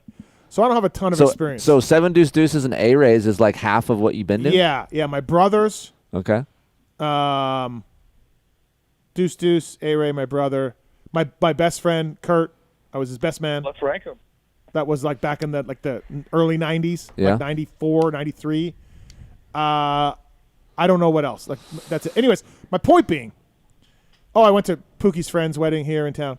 I liked your wedding, A-Ray, because it was like, we're not going to just do a bunch of shit. We're not going to stand up and sit down. We're not going to have all these ceremonies. We're not going to do all this shit. We're not going to do all these dances. Even the dances were cut short. Like the music was cut short, right? And so I really, like, you were all about just, let's start drinking and let's dance. We want to party. Like, I like that about your wedding. It wasn't. They didn't fuck around. They didn't fuck around. The vows, Don Maeda did the vows. Yeah. It was short. It was sweet.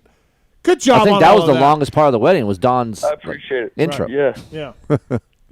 Was that on plan though? Was that whole like? Was that a plan? Like, get it done, let's party. That was all Samantha. You know what I mean? Like, okay. If it was coming from my side, I think my mom wanted to have like a traditional Catholic wedding, but that's not what Samantha wanted. Samantha is like, hey, we're gonna have open bar. We're gonna get it done quick.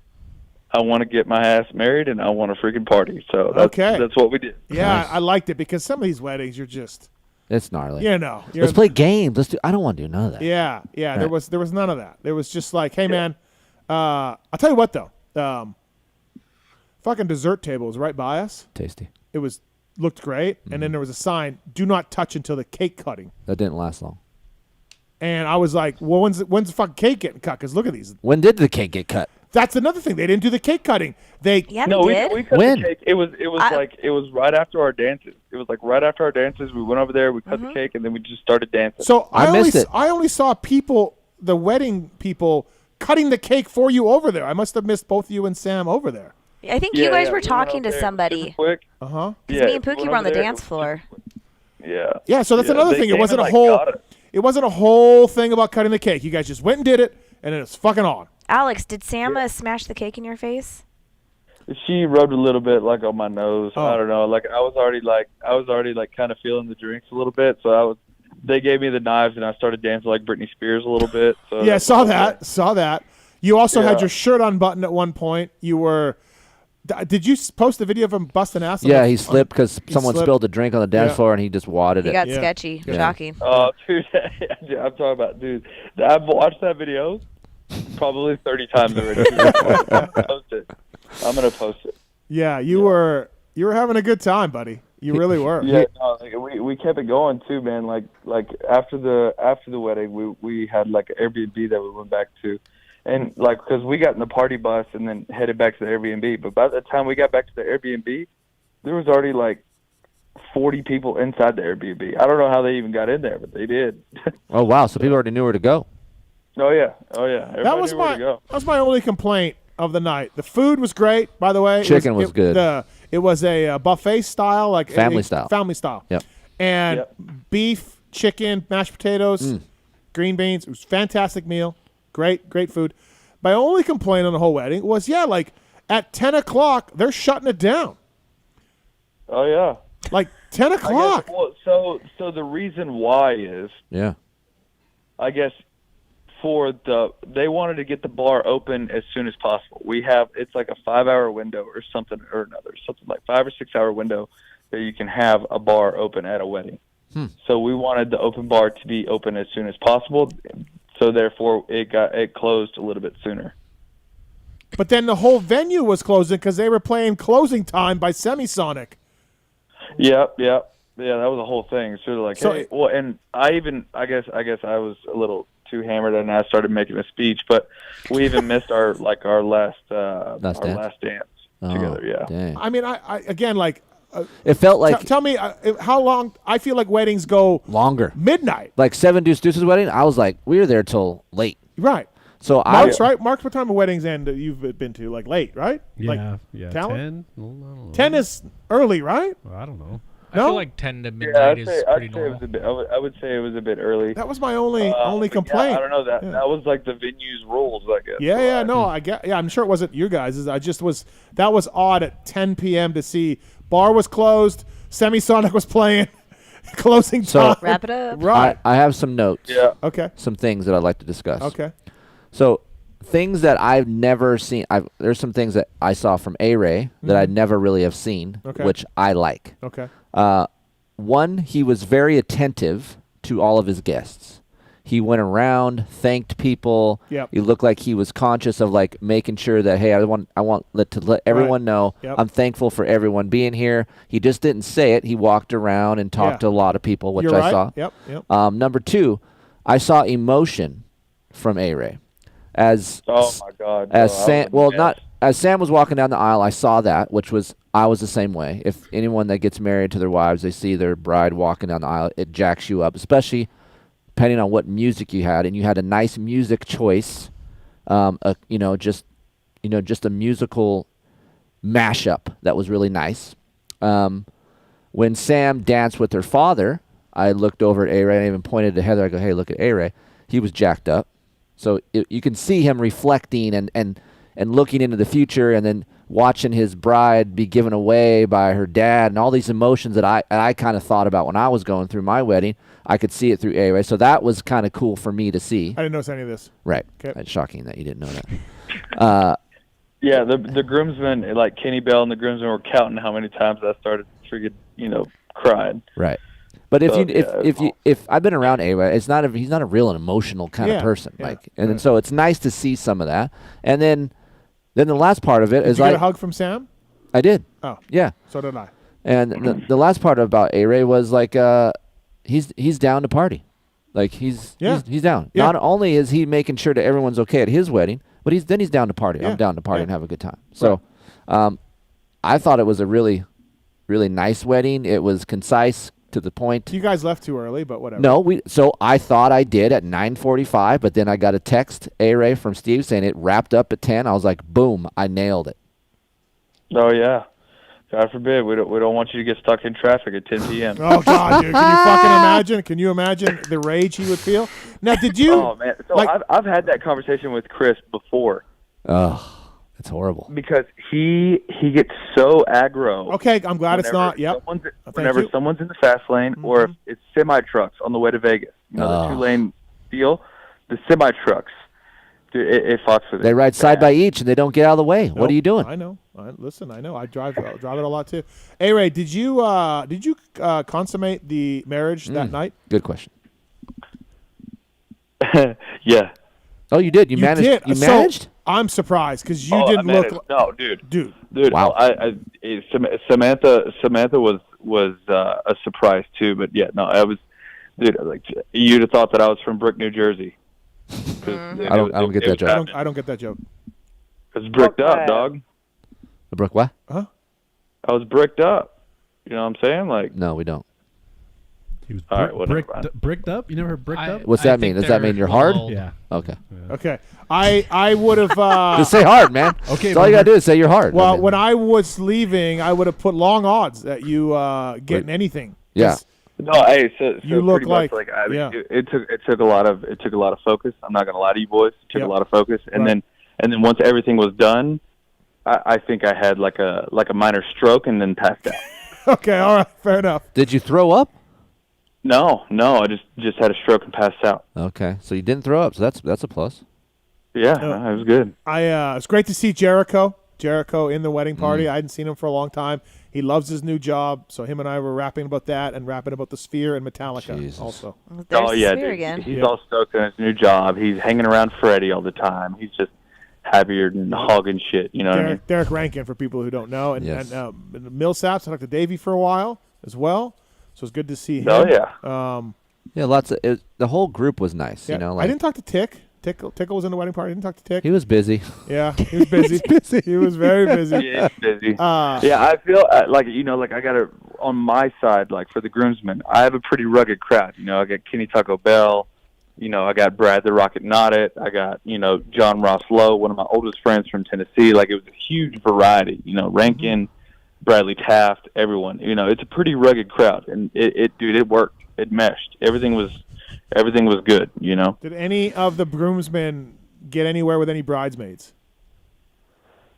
No. Okay. They did not. All right. Okay. They did not. Most of the groomsmen were married. There was a couple single ones that tried, but I mean, there was some married ones on the other end as well. Right. So. Sure. Yeah. I thought Hartraff did a good job with the speech. Hartraff was nervous. He was nervous. He did a good job, though. If anybody knows Hartraff, he doesn't talk that much, but he did a great job with the speech. It was from the heart. Thought that was nice. Shit, I about shed a tear during the speech as well. I mean, I did. Like, even with Hart wrapped up there, he did an amazing job. So Sam's maid of honor was really good too. I thought that was a nice speech with her. But again, like, everything was short and sweet. It was good. Yeah. No one wants to fucking hear a war and peace speech up there. No. Get up there, get it done, and get like. See, I like the speeches. No one wants to be like, oh, and then in fourth grade. I like that. You do? Yeah. Oh, no. No Tell one a wants story. that. Yeah. No. Tell your story. Tell one story. Just tell one. Okay. That's it. I'm fine with that. Yeah, just not on and on and on and on and on. Right. We're good. Yeah, it was. Kenny Taco Bell, and then so you moved out. You and Sam live up in northern LA now, and Kenny Taco Bell found a roommate, and this woman. What's her name? I suck. Her name is we call her Purple Queen. Her name's Felicity. Okay, so very nice. What a perfect roommate for Kenny Taco Bell, because they were on fire at the wedding. 2 peas in a pot right there. I'm talking about. Yes. They go together like peanut butter and jelly. Do you think there's marriage in their future? I don't know. Okay. I don't know about that. All right. But they are a great duo. I couldn't be happier for Kenny Taco Bell to find his soulmate. His roommate soulmate. Like, this is perfect, right? Dude, absolutely perfect. Like, it couldn't be a more perfect scenario. Yeah. It was a nice wedding. It was in a nice area. I thought that was really nice. Yeah. And yeah, no, it was cool. Like, were you guys like sort of curious? Like, when you got here, you're like, is this it? Yep. I was like, what the fuck? Then you round the corner, and then it's like, boom, this place is freaking badass. Yeah, it's really cool. How did you find it, or who found it, or how'd that work? So like, Samantha just got on. It's called like Trademark Venues. They have like 3 or 4 or 5 venues, sort of around the area. And Samantha did her research, and she found one that had a good date that she liked, and Yeah, it all worked out. Women have this sixth sense about these things, dude. I'm telling you, they're built for this. Like when they come out of the womb, they're built to find wedding things. Like they're just in makes that. me a little bit And makes bro- me and too, wonder. like- Wish that Pookie and I we never had a wedding. Let's right? do it. Yeah, we Let's never have a had pulp Do it. wedding. Let's get you guys, re-up on your vows here. Okay. She'll cry. Yeah, and She'll then cry? and then we'll all come, and then we'll have a podcast about your wedding. Okay. Yeah. By the way, your mom, your dad, your sister, they're great. I Yeah. talked to them for a long time. It's great to see them. Yeah. Yeah. No, I was super stoked, man. Like, dude, Samantha looked amazing. Yeah. Like, She the whole looked- she day. looked- she was My a mom hot looked piece of amazing. ass. The whole family looked amazing. Samantha's mom looked amazing. Mm-hmm. Everything looked good. Oh, and I will say that Heather and Pookie were firing on all cylinders. They were a couple of cougars. Hot. Couple of cougs. Yeah, you like that? The cougs were in the Heather back, didn't too. like getting called Mama Kiefer a lot. Yeah. She's like, why does everybody call me Mama Kiefer? And then Pookie said a bunch of girls were at the bar and they were doing shots with Pookie and maybe I don't know if you were there, Heather. Yeah, I was there. And they were yelling out their ages. And Pookie felt pressure to yell out her age. She's like, why do I gotta yell out my age? Like they're like 26, 28. And Pookie's like, I don't want to yell out my age. So there's a little awkwardness with that. When you're in doubt, always yell 69. That Yeah, works with everything. Right, yeah. Can I bring up maybe a couple of surprises, A-Ray? Sure. Gotta admit, I was pretty surprised to not see a couple of people there. Like when Pookie was like, who's going to be there? I ran through a bunch of dudes. Right. Stop it. Stop it. Get that clip. Thank you. I ran through a bunch of dudes with her on who would be there, and I'm like, well, I think Don Maeda will probably make it the cut, and so on and so forth. No Dark and no Seven Deuce Deuce. So Seven Deuce Deuce, I talked to him numerous times. He had to be at I'll screenshot the text messages. Oh. He had to announce a freaking Monster Jam deal. Oh, oh, okay. So he had to work. And Dark Side, I figured he was in Texas. He wasn't making it out. Actually, I might have sent him an invite. No, he said he didn't get one. We tried. Not so much Dark, but definitely Seven Deuce Deuce. I would have put Dark's odds at 40-60 to be invited, you know, and I would have put Seven Deuce Deuce, much higher. But like you said, he was busy. Our buddy Cade was in Finland. He would have gone for sure, but he's in Finland, so racing. Yeah. Aiden was bummed that he didn't get invited. Ooh. Who was that? Oh, Aiden. Yeah. It was 21 plus. Sorry. Suck it, Aiden. Yep. I didn't even know you knew Not It. Didn't even know that. Oh yeah. Brad the Rocket Not It with the whole shit. I didn't know you guys knew each other. I didn't get to say hi to Not It. I like Not It. Not's a good dude. I didn't get a chance to say hi. Yeah, so I mean, dude, Not It and I, we've traveled the world like in Supercross 2011, 2012. Like, he was there. I mean, that was the crew, So it was, Like pretty much every single one of my groomsmen was a part of like my life, like in some sort of like special way. Like traveled the world, we did a bunch of crazy stuff together. We lived together. Like it was just that's the bonded crew. Hey, when we talked to your dad, so me and Steve were talking to your dad outside, Yeah. and we're like getting ready to go in. We're like, oh man, he did it, and your dad just shook his head. He's like, God, I know. Yep. He's just like, man, he's like, I can't believe it either. I can't believe it either. He's like, he just looked like puzzled. He's like, I can't believe we actually made it. That's a true story. Somebody did something right. Ronnie was just in disbelief. Yeah, he just. We sat there for a good 5 seconds in awkward silence, and just like your dad, just like, I can. Oh yeah. Ronnie's a legend. It was great to talk to him. Yeah. Heck yeah. Is Sam taking the last name, Ray? Is that happening? Oh yeah. Oh, okay. Yeah, she changed her Instagram name today. Oh wow. Yeah. How does it? So we still gotta go. Like we gotta send in all the paperwork for the marriage license and stuff, and go to the DMV and go to the Social Security office and all that bullshit. Yeah. But I like how he says we. Like you were like you're on your own. Yeah, I'm not doing that shit. And you guys already had a pre-honeymoon, you told me, so no honeymoon right away. Yeah, we're gonna. I mean, like I said, we both just started our jobs, dude, and shit, I got to work today after taking last week off and swamped, dude. I'm not used to that shit. And I'm like, fuck. Yeah. So many emails, it seems like.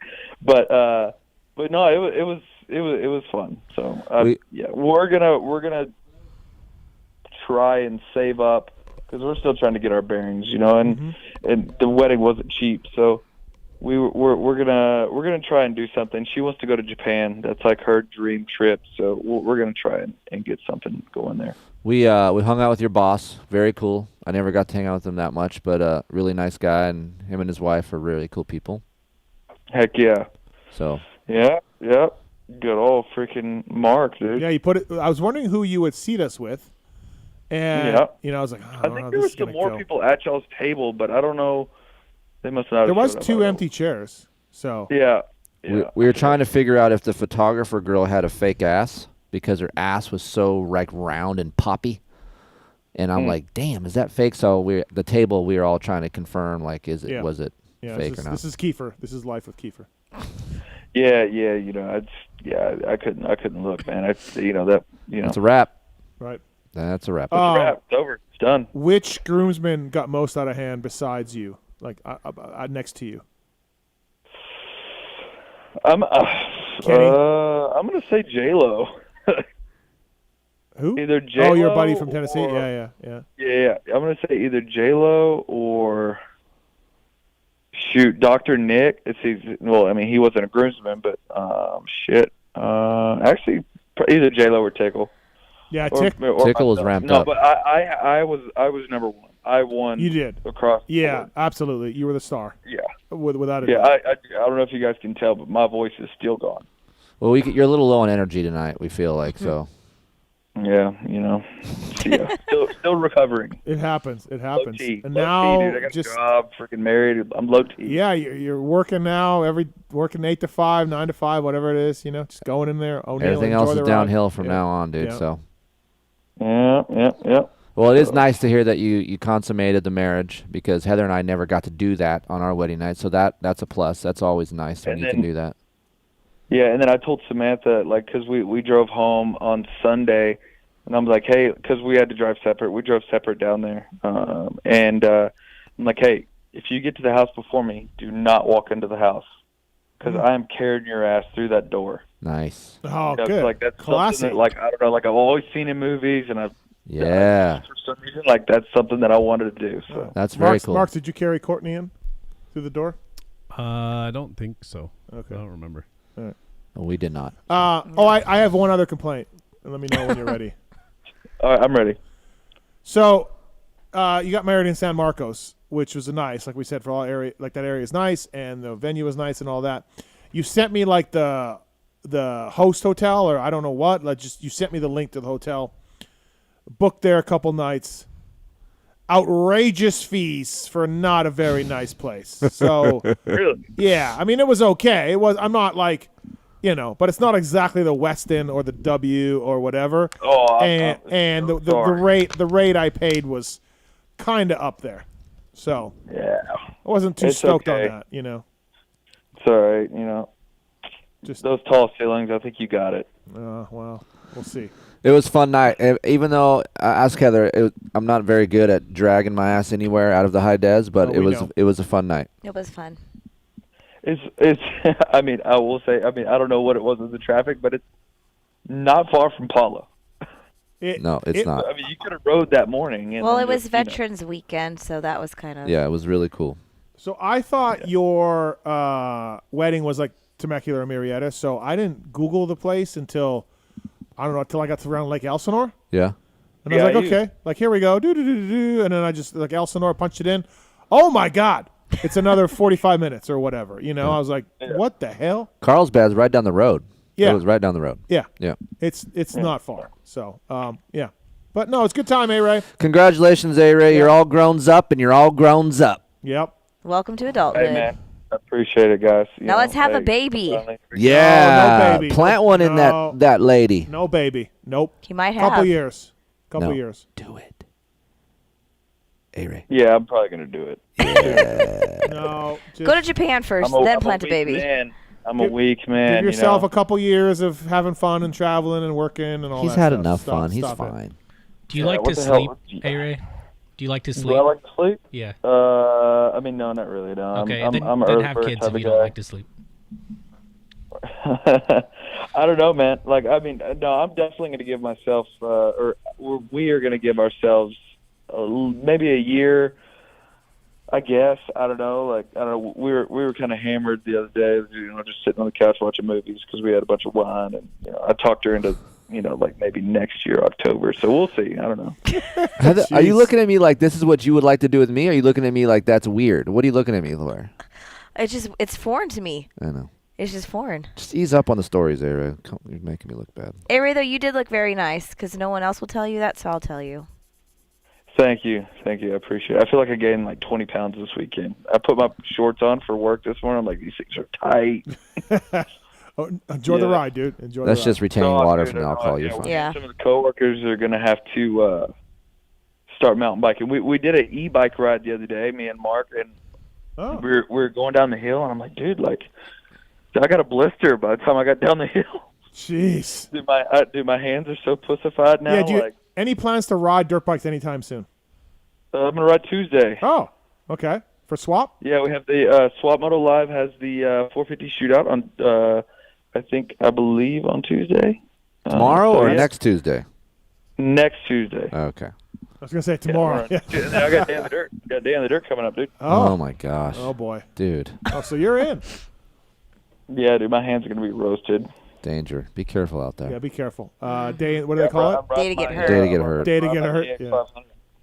KX500 will be done this week, so it's coming together. I'm excited. Oh yeah, it's coming together. Did you get your parts from Motorsport? I actually ordered 2. Yes, but I need to get with you on a return because I. No! Don't bother with that. Don't. He doesn't do returns. 2 bar pads. I ordered 2 bar pads the other day because Steve said he was going to bring one to the wedding. He didn't. I have it. I have it in me. I'll ship it to you. Hey, Ray. Well, I have 2 now. I already have 2. Oh. Okay. So I have to return one. Send me the order number. I'll get it done tomorrow. You motherfucker. Unless there is anyone that needs like a Rinthal bar pad, a cloth one that goes for a vintage bike, maybe you can do a giveaway or something.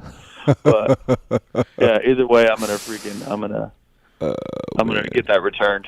Yeah, I would love to get that returned for you tomorrow. So just send me the order. Thank you so much. I really appreciate that. Clippy. Unbelievable. All right, buddy. Thanks for calling in. Congratulations. Congratulations to you and Sam. Tell Sam thank you. Tell Sam as well. All right, guys. Hey, enjoy the ride, and shout out to all the dealers that carry O'Neill gear. All right, thanks, buddy. I needed help. I had 2 chicks. Later, boys. All right, see you, buddy. All right, see you. That's Alex Ray, everybody. Brought to you by OGO Power Sports, and use code PULP15 to save at the folks at OGO. Thank them for all that they do. Alex Ray, now married. 8 o'clock hour brought to you by the folks at Cherby's, industry leader in aftermarket dirt bike plastics and accessories, where there are 40 years of experience with input from current riders like Webb, AC, Barsha, Anderson, and many others along the way. Cherby's has fine-tuned its products to offer the highest level of performance. Disc guards, frame guards, chain block and slider kits at Cherby'sUSA.com or follow along on social media. Thank you to the folks at Cherby's. Cherby's. Franco at Cherby's. Thanks to A-Ray. Good job, A-Ray. Troll Train as well. Troll Training, they're doing wonders with Darkside. I mean, just look at them. Look at all the stuff they have to do, right? So thanks to the folks at Troll Training, whether you're a vet rider trying to beat your buddies like Darkside, young up-and-coming amateur racer like Aiden Keefer, whether you're trying to beat your race of pro motocross or supercross like Grant Harlan, Alex Martin and John Westling at Troll Training will prepare you for the best season yet. All aboard the Troll Train. TrollTraining.com. Thank you to those guys for coming on board. They work really well, don't they? It's great. Aiden's done it's a great system. Done well with them, right? Yes. So thank you to Troll Training guys for coming on board the podcast. All right, voicemails 702-586-7857. Call anytime. Play the voicemails. Hear what we got. Let's do this. Hey, this is Boyd from the Atlanta, Georgia area. Just had a couple thoughts on my mind. There's 2 things I wanted to kind of rant or have a comment about. One was the Atlanta Motor Speedway. I've been going to almost every Supercross race for the last 20 years, and then I went to the Speedway the first year they had it. They have got to figure out the concession stand area. It was an absolute nightmare to try to get a drink, a Coke, a water, or food. Like, you would sit in line literally for an hour trying to get something. And every single concession stand was completely backed up. I've never seen concession stand that bad. Like, it was just ridiculous. And I know, and the traffic, and another thing is it's an hour and a half, 2.5 hours away from the city with traffic. Traffic was a nightmare getting into the Speedway, too. I just really hope they bring it back to the Dome. I know they'll probably have an SMX race there at the Speedway. So if they do, I'll probably end up going. But I really wish they would bring it back to the Dome. It's a much better experience at the Dome. I really hope that gets back on the schedule. They're not going to the Dome. They don't like it. It's pain in the ass. It's expensive. Better get used to the Speedway, buddy, and those long concession lines. So, all right. Just want to point something out on the Weege phone situation. There's millions of us that work in corporate America that spend a large deal of our time on calls every single day. It would be unacceptable for any person working in, a normal workplace to not have a stable phone connection that would prohibit them from being heard by their audience. And this is Weege's job. And this is going on years. I mean, the last review show was so inaudible, it was like not even 50-50. It was like 30-70, unable to hear or make out anything he was saying. This is this man's part of his career. Can he not go to the AT&T store and just upgrade his phone or find a room in his house? Does he have no room in his home with a stable Wi-Fi connection and no audio? That's great. It's kind of baffling. I wouldn't call into a meeting and be making lemonade in the background or fixing my lawnmower or whatever the other 100 things that he's ever been doing. Yep. Love the show. Thanks, bye. I can't argue with anything this guy said. It's fucking phenomenal. Is he like that all the time? Yeah, a lot. Yeah. Mark's right. Just pounding me 7 days a week, just on my ass. I mean, he's I can't. He's driving sometimes. He's driving a lot, and so then it's dropping out. And I'm like, why don't we try to do this when you're not driving? He's like, I can't. This is it. This is the only time. I don't know what the big deal is. And I'm like, well, the big deal is that we can't hear you and your car noise, and he doesn't care. It's like Vince Freeze, but with phones. Yeah. Like you can't talk to him. Yeah, he doesn't want to hear it. Just punting people. Yeah. So I don't know. I've stopped, but I don't know how many times I've sent texts after listening to a review show and just kind of being like, WTF, mate. Like what is going on with this? Yeah. He could mute himself when he's not talking if he wanted. He could do various things, but I digress. Yep. No, that's Weege. It's the best drop we have. All right. I got the opposite of a race tech rant. I actually had some positive feedback for once. Lewis gets a lot of shit from people. I actually think Lewis does a really good job. First time I ever heard him on your show, I was like, oh, I like that guy. He's entertaining. He's fun to listen to. Yeah, I like listening to him. Like, he's just, he's entertaining. He's got a good radio voice. I felt bad for him, though, that he was trying not to laugh because he's, like, now self-conscious about it. And it's like, dude, laugh. Like, have at it. But, like, I get it. Like, if he wants, tone back his laughing a little bit. But to me, I never stood out. Never stood out to me like, this guy laughs too much. Like, it didn't bother me at all. But, yeah, he does a great job. Best co-host, Keefer, for sure. Has a fucking amazing radio voice. Sings real well with anybody that's on, especially with Steve. Lewis is behind that.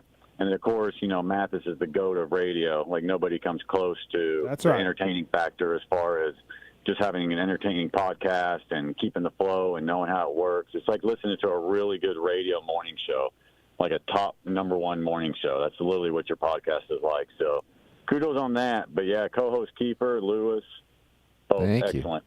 Have a good day, guys. I like that guy. Mm-hmm. Hey, Steve. I got a bone to pick. And this isn't necessarily with you, but all of Moto Media. Wondering why you guys are so scared of riders. Like, yes, you are better than pretty much everybody else about calling people out on legitimate things when there's a legitimate gripe and there's actual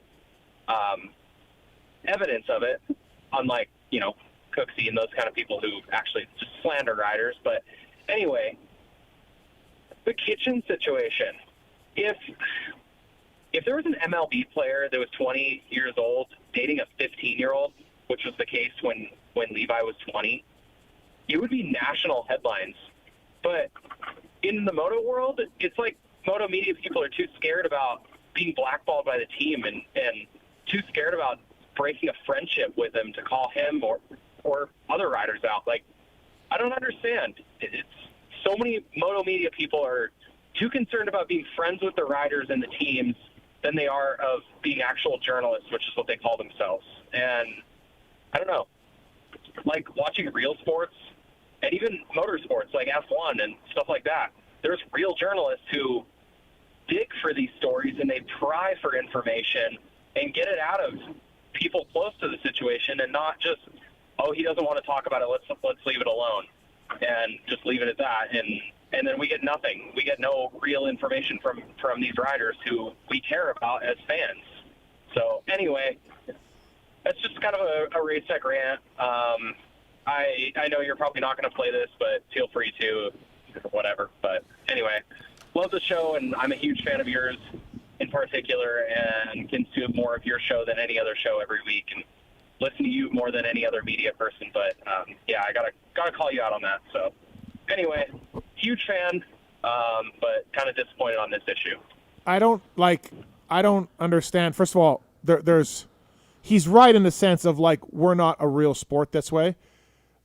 Like Hayden Deegan calling out that Tate guy for his podium speech. I mean, if this was a real sport and you actually read up on this guy and all the things he's done and what he's under house arrest for, the real media would go crazy. Mm-hmm. I don't care. Like, I roll my eyes and like I just think less of Hayden for liking a dude like this. Okay. Mm-hmm. And you can do your own homework on it. When it comes to the kitchen thing, this was a couple years ago now. And I guess his girlfriend is significantly younger. I don't know if it's 5 years. I don't know exactly what it is. But like at one point I asked Levi about it and I asked Levi's mom about it. Mm-hmm. And like the parents of the girl, yeah, they know. Right. And they're fine. And then Levi's parents know. It's not a case of a girl being kidnapped and forced into like youth slavery or anything. Like everybody knows. Right. And everybody that is fine with it. So I just shrugged it off because I don't care. Like in my eyes, if everyone is fine with it, then who am I to sit here and be like, I don't think it's fine. Like I don't have the right to do that. Like who am I? I'm just some guy doing a podcast. So, when we have Levi on, there's this small group of people that want to tweet me about it. And I'm like, yeah, I don't care, man. If this girl was like, and I spoke to everyone involved with this. If this girl was like held against her will and like, now we need to get people aboard with this, but she's 18 now, I think, or 19 or whatever she is. And Levi's 22 and whenever he's been dating her for, again, it's their personal life. I don't care.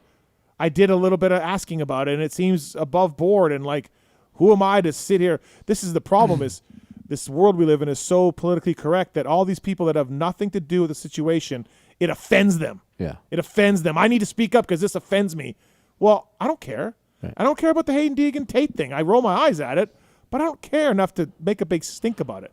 Now, having said that, one of the reasons if I went around, let's say I was like a real journalist and I went and, deep dive this girl that's underage and deep dive Andrew Tate with Hayden Deegan and deep dive some of the other things that have gone on, with not paying riders and stuff.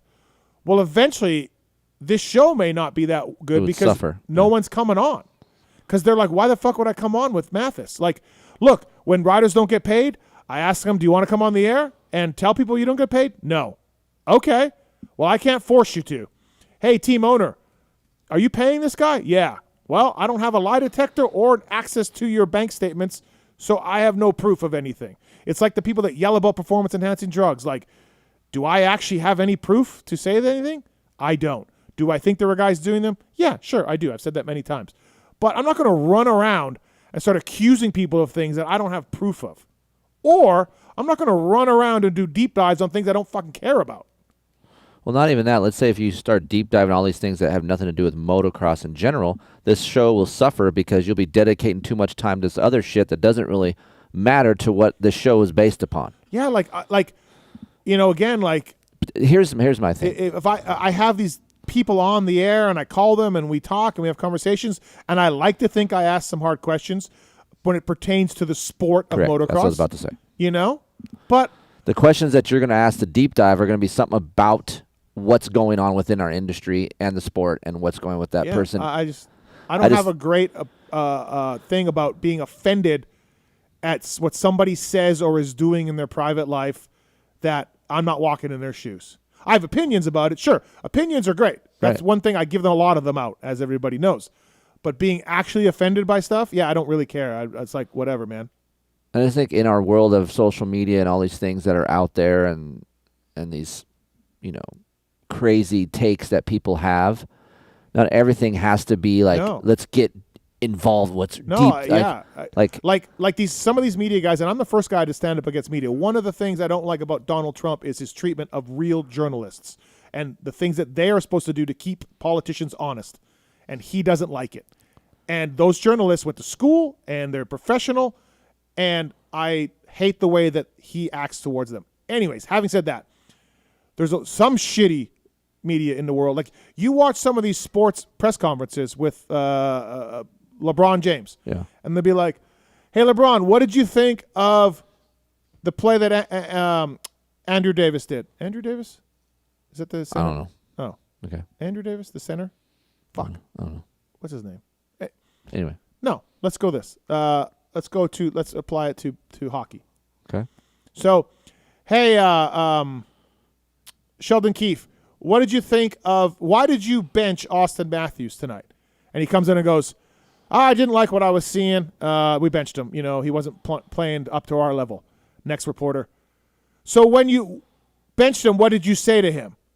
And the coach is like, I just said he's not playing up to our level. And these media guys, they try to trap you. They try to get you. They try to get the athletes. They try to get the coaches. They try to gotcha so that they make a headline. The media does. A lot of them do it, and I hate it. Like, I'll ask you once, and then that's it. Like, I have to ask you about whatever this thing happened in the race or happened in the sport, and then you can tell me what you need to tell me and go on. I'm not going to spend the rest of the interview trying to parse your words and trap you into saying something and ask questions 3 different ways to get a headline, because that's what a lot of media does. It's like Belichick bench Mac Jones 2 minutes ago in the game this last weekend, and he put the guy in, and they asked him, and he just was like, he wasn't playing good enough. Right, moving along. And I don't really like the way Belichick does that. I don't either, but but then the next question will be like, they'll try to get him. Yeah. They're never going to get him. Yeah. He will always win. He's Bill Belichick. Yeah. But I don't like that about the media nowadays, and I feel like, there's too many people taking offense to things. There's too many people. Wait. Like, walk a mile in their shoes, or let's look at your personal life, Mr. Media Person, and you know what I mean? Like, there's a lot of finger pointing, and I don't like that. I guess it's in the grand scope of things of where we are on the scale of importance, motocross, right? Yeah. It's not then high. we're covering motocross, right? So when we talk about these things with Levi and his personal life, is it going to make a difference within our sport? No. Is it going to make a difference with what we're reporting? No. Yeah. Like, so why are you going to waste energy on it? Is he knocking up an 11-year-old? Nope. Like, we are not putting these things out there because it's their life, it's their business, and why? And part of the reason we love our sport is because we have all these athletes and industry people coming on and kind of saying anything. A lot of them. Like Phil, well, that's our buddy Phil or whatever, because we're not under the microscope. Right. If we were really under the microscope, I mean, good God, these training facilities would probably all shut down. All the underage drinking or underage girls that are there, these facilities, the stories I hear. Right. I mean, I heard of one facility literally giving out Adderall, Yeah. like literally giving out Adderall to them, and I heard this from someone that would know. So be careful of wanting to dig around into everything, because Yeah. Just kill everything. Yeah, you'll end up with a sport that no one will come on the show, no one will say anything interesting, no one will swear, and there you go. Now we're a big-time sport. Now what? So, yeah, I don't know. I guess I'm just a little bit different. Maybe you're the same way. It's just like it doesn't affect me and my sport and what we're doing, so why am I going to waste my energy to do it? Well, I feel a little different than that, but in the sense of like the kitchen thing or teams not paying or whatever, like I'm just not going to get involved in things that. That's what I'm saying. That so I don't know. It's not going to affect anything that what you're doing, what the sport is doing. Like, I mean, he's not doing anything. If he did it to me personally, that's what I'm saying, and I knew about it, and I knew the facts, and I knew everything was going on, I'll come on and talk about it. But yeah, I think we're just looking in our world. Period. We're just looking for something to talk about. This is what drives everything. Let's start something. Exactly. Yeah. And again, how did that work for Tony? Like, I like Tony. He came on this show, and he said MX Sports is done, and there's a drug ring, and nothing's happened. Nothing changed. Tony. There's serious shit going on with those guys. Tony was wrong, and nothing happened. And I was wrong. So, I don't know. I feel like this kitchen thing and other stuff goes on. Like I said, the Tate stuff with Hayden, like thanking the guy. I just yeah, man. Like I'm just not gonna sit here and go and stand on my mighty pulpit and judge. Right. I will judge quietly and with my group text of friends, but I will not come on here. I will hide behind this curtain. I'm just not gonna be here and be like, oh, fucking yeah, Yeah. Yeah.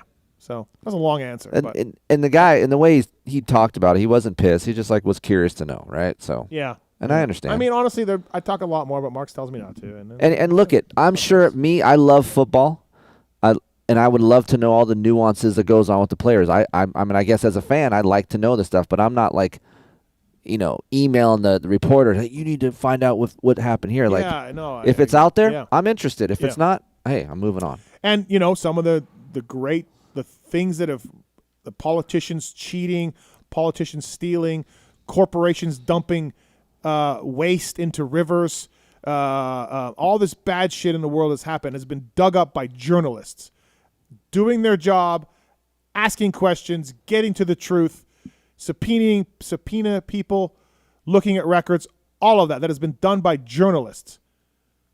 Not in this sport. Right. Not things that don't matter really. It's just different. Yeah. Yeah. So, all right. Hope that made sense. But the guy said I wouldn't play it on the air. And you did. But I did. And we spent 10 minutes talking about it. Okay. What's up, Pulp? Dude, just listening to the Pony Pod or whatever it's called now, and dude, I feel like Darkside gets a hard rap a lot of the time, but goddamn, asking Dino, do you still see yourself as an elite racer? I mean, holy fuck. I mean, what an insult. An elite racer. Dean Wilson's a fucking badass. You're still making night shows. You're still fucking top 10ing. Do you still see yourself as an elite racer? I mean, what do you think an elite racer is? I mean, all these dudes that make the night show are bad motherfuckers. Yep. You get last place in a main event, you're a bad dude. Yeah. You don't make the night show, but you still have the balls to go out and try and qualify. You're a bad dude. All those guys at a local track will blow anyone's doors off. So, fuck me, Derek. Well, okay. Do you still see yourself as an elite racer? What? I would have... Wow. Maybe he didn't word it the right way. I'm going to stick up for my buddy Dark here. I bet you what he meant to say was, do you still see yourself as a race winner? Correct. That's what I was about to say. Right. Because that's a legit question. Yeah. That's fine. I mean, you're not going to get a racer to really tell you the truth. They're all going to say, of course I do. Yeah. Wouldn't be racing. But Dino is a top 10 guy. That's elite. So that's a little... Dark shouldn't have said elite racer. That's a little open-ended. Yeah. He probably should have said, do you see yourself as a race winner? I don't know. Yeah, I'm not going to. Okay. Yeah. Love Dark. Love the show, but fuck me. Yo, Steve, and we're waiting about 4 weeks to leave this message. Last in-show studio, you played some voicemails, found out you got locked out of your little truck there. I didn't. The only advice that dude should have gave you was to take that truck and drive straight to a Ford, Chevy, Toyota dealership. Here we go. And get a real fucking truck. There we go. There we go. Late. Race Tech Rant here. I'm all about growing the sport and having new brands and new companies come into the sport. But can we please stick to one color per bike? I don't want 5 red machines out there. I don't want 3 different black machines out there. We'll have a Star Racing black and blue Yamaha. We'll have a black Triumph. It's not marketable. Come on. Fix it, Steve. I mean, that gentleman's very angry. But Like me with traffic. He is. But, I mean, Triumph's been black forever. Yeah. Ducati's been red forever. Yep. What other colors, though? Like we have blue, green, yellow, red, Yeah. black. Right. What other orange, white, and another red. Yeah. What other colors could we use? No one's going to use a brown. No one's using brown. Right. No one's being like, hey, my color's shit. Right. No one's using that. So, honestly, purple, no. I think the guy on that Star What thing colors is, could you use? is something like, hey, Star Yamaha should be blue, I think. Right. It's a Yamaha. Back in the day, I think Yamaha would have been like, nope, you can't have it black. You gotta have it blue. Yeah, I mean, Monster it was down spoken. to the guys Right. had to wear blue and white gear Right. back in the day. But what colors could we use that are open for a brand new motorcycle? Like just I'm looking around at here just trying to figure out colors we could use. I mean, what are we going to do? Those are the basic colors. Are you going to put like a fuchsia? I don't think you're going to do fuchsia. I don't think you're going to do brown. I don't think you're going to do teal. Teal would be good. High vis? I don't know. Beta's red too. So we're going to have Ducati, Beta, Gas, and a Honda. Yeah. Red. Yeah. Stop it. But they're all a little bit different reds. You know yeah, that? Gas is deeper red. They're than just Honda, all a right? little bit Yeah, different. Yeah. I don't know. That guy should calm down. Chill back. What's up, Steve? Just listening to your show with Paul and, Lars. Forgot his name there for a second. I hear you read for troll training, and I think you need to fix it up, man. You say troll training, be like Dark Side. Man, I don't ever want to be like fucking Dark Side. The way he fucking crashes and shit, you know?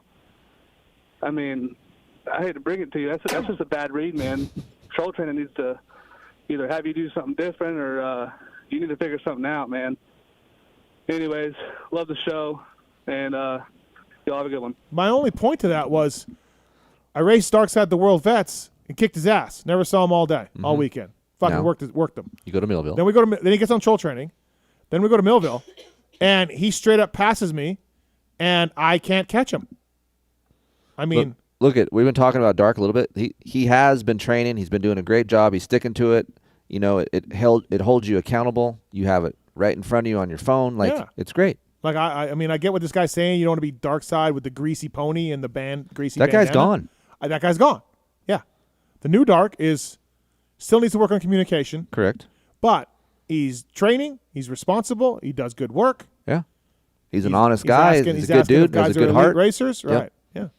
You could use a chick. Yeah. Because that date didn't go out really well. I Oh, guess. it didn't? Nope. Oh, what happened? Just decided, it's not going to work out. Like he went on it? Yeah. And then he decided or she decided? I think they both just mutually say, hey, we're just different. So what about the other one then? No? No. We're The still third. searching. The third. That still could happen. Oh, I thought that was what you were talking about. He went on the one. No, he went on an actual date. Oh. So. Okay. Can I get a SoCal hole? There's a lot of those. Yo, Steve, it's Lou in Nashville. I'm kind of just catching up on some shows from the past here, and the last one, Watson called in. It was so good to hear Watson's voice, I did listen. and I'm glad he told us that he's starting a podcast because I'm probably not listening to this shitty PulpMX show anymore. I'm going Watson podcast. There you I wish go. you would All tell me how to right. call, though. All right. Later. Okay, goddamn. I love when Watson calls in to promote his show and doesn't mention his pod. Yep. Says, Never I'm change. doing a show. I'm doing a podcast. Mathis, hope you're not mad about paying or whatever. And then he's like, I hope you people can listen. But then never mentions the name of his pod. Never changed, Watson. Never changed. Like I don't care. Like he's obviously not calling to check in. He's calling to promote his podcast. Yeah. Without telling me. Ha ha ha. I don't care. I'm fine. Watson's a buddy of mine. But yeah, throw in the name of your podcast, Kenny. I just thought You suck, Matthew. Just thought of a good 600 show. Hmm. Get all of the people that Already did it. Used to be on the show? Yep. Oh, when was that? Show 200 was Paul Lindsay. You? I wasn't on that. Watson? Was it? What was show 200? Can we do some research? Sure. Partners? God, I've been here that long? I think it was you. Damn. You got to thank Listmore for I was that. thinking about like the old Gibbs, Paul, Watson, these guys. Try to find Scoops to call in. Remember Scoops? Raining Yellow. Raining Yellow. Who else used to call in? St. John. Crazy Lady. Yeah, Crazy Lady answering, voicemails. Yeah, show 200. Anybody? Kris Keefer, Kenny Watson, Paul Lindsay, and Travis Preston. Fudge me. You were here. Wow. So it's the three co-hosts at the time. You were coming up a lot. So yeah. Huh. I'll be damned. Wow, that's a teardripper. Teardripper. Squat team. Yeah, squat team. Yeah. Oh, I don't see that one. You don't have it? I don't Love see this guy right here. Sad. He was ramming my guy, dude. I don't think. Rochester, that crazy quad guy who keeps trying to get Keefer to ride on Millville. Well, I've also ridden Glen Helen, Unadilla, Gatorback, and yes, the famous Grantsburg. But I got to point out that other than Grantsburg, there's no greater track owners than what we hear out of Glen Helen. I know you disagree. I never forget being at the Quad National in 2005, and the first thing they said was, "This is a long-ass drive for all of you, so practice is free on Friday." And the way they treated us all weekend was amazing. I'll never forget that national. I'll never forget the generosity of those track owners. So I'm not calling bullshit here.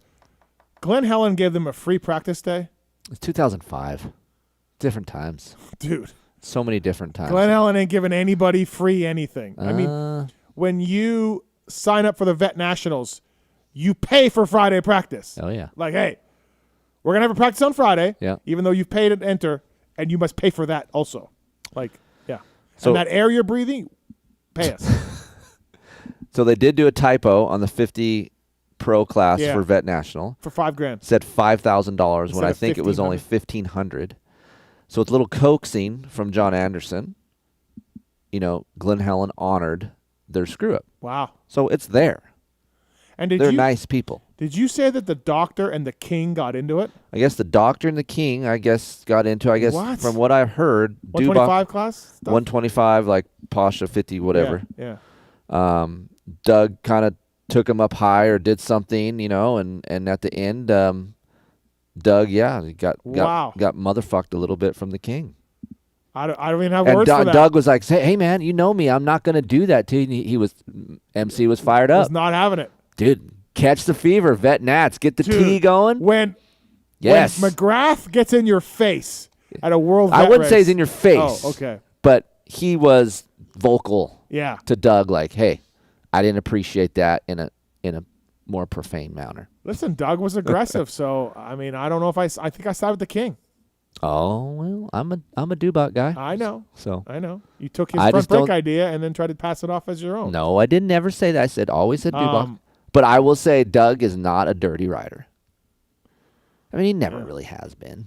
That would have been great to see those two getting into it. Dude, fights breaking out the Vet Nats. Yeah, I saw that. The people Instagram? rolling around on the ground. Did you see that or no? Only on Instagram. No, someone sent that but to you me. didn't. I never saw it. Nobody said But it. I saw the fight. I was telling you about when we did the show on Racer X, the podcast, is those two guys fighting for practice. Oh, for practice. To try to get in the chute. To get in the chutes, yeah. Dude. Oh, by the way, thanks to the folks at Michelin for coming on board. I don't know if Randy's still up, but we've already announced the new live swap and everything, so I guess he's just going to miss it. Yeah, sorry, Randy. Yeah, Randy missed it. Jacked up. MichelinMan.com. Great tires, whether it's mountain bike tires or dirt bike tires or cruiser tires or sport bike tires or truck tires car or car tires or wagon wheel tires. Yeah, they got it. They got it. They all. got rubbers. They got rubbers. Yep. Yeah. Thanks to the folks at Michelin. MichelinMan.com/motorcycle to learn more about the company's offerings and the Starcross 6s. I got one wheel on my bike right now. Pinching tubes. Fuck. You've been out of the game a bit. Dude, we'll let it pass. It's not good. Is that it? That was it. Oh, that's it. All right. And so the quad guy, you rode the quad a little bit at Millville. So yeah. Quad guy, he's very passionate about the quad. Very passionate. Okay, here we go. We did the Paris Supercross talk.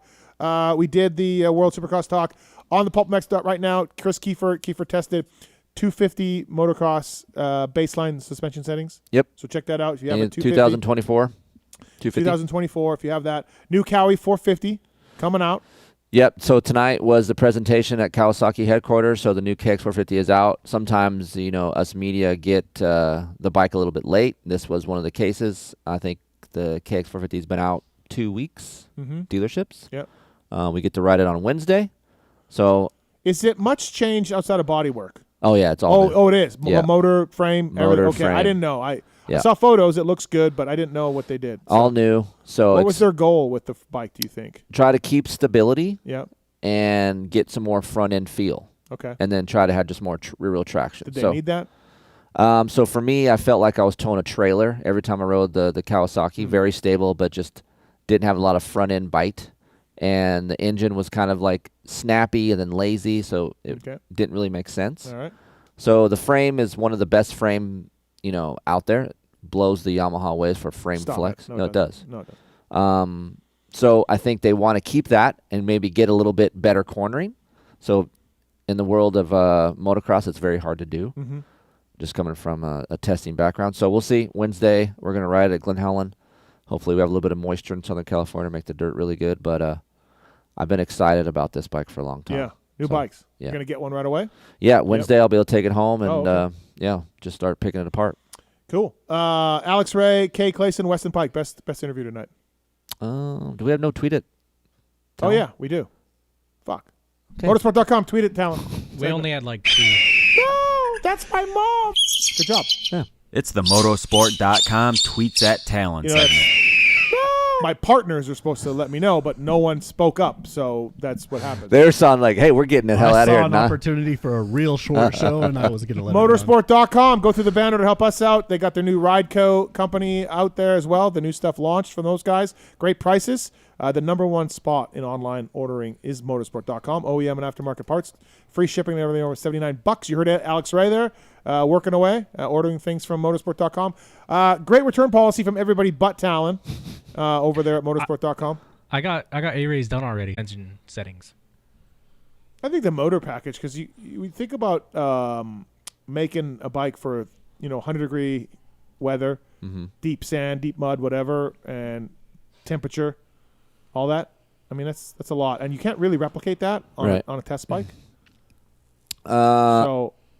Look, I just think Triumph's going to be fine. I think what they're going to have is going to be a building year, and I think the people that they have around the engine and their race team is going to be they know what they're doing.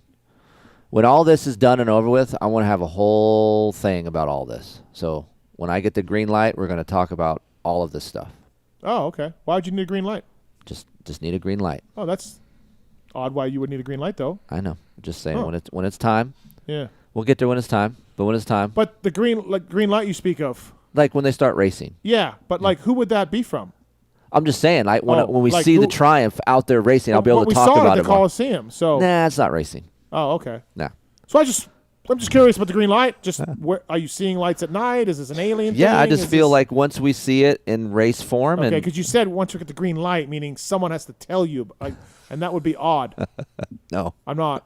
Not saying that. The green light you're not saying that. Green light is in the gate has dropped. Oh, okay. So the gate dropping is now a green light. Yes, that'll be the green light. Okay, got it. Yeah. So just a weird thing you said. But yeah, I would love to talk about it with you when the gate drops. Okay, all right. Yeah. Okay, yeah. Because the way you said it before was almost like when someone gives me a green light, I can go. And I'm like, who would that be? Who would give you a green light? No. But the gate dropping. The gate drop. That's got it. Thank you. I was a little bit dark side on you. Wrong did. term. Okay, sorry. Good. All right. When the gate drops, Kris will tell us more.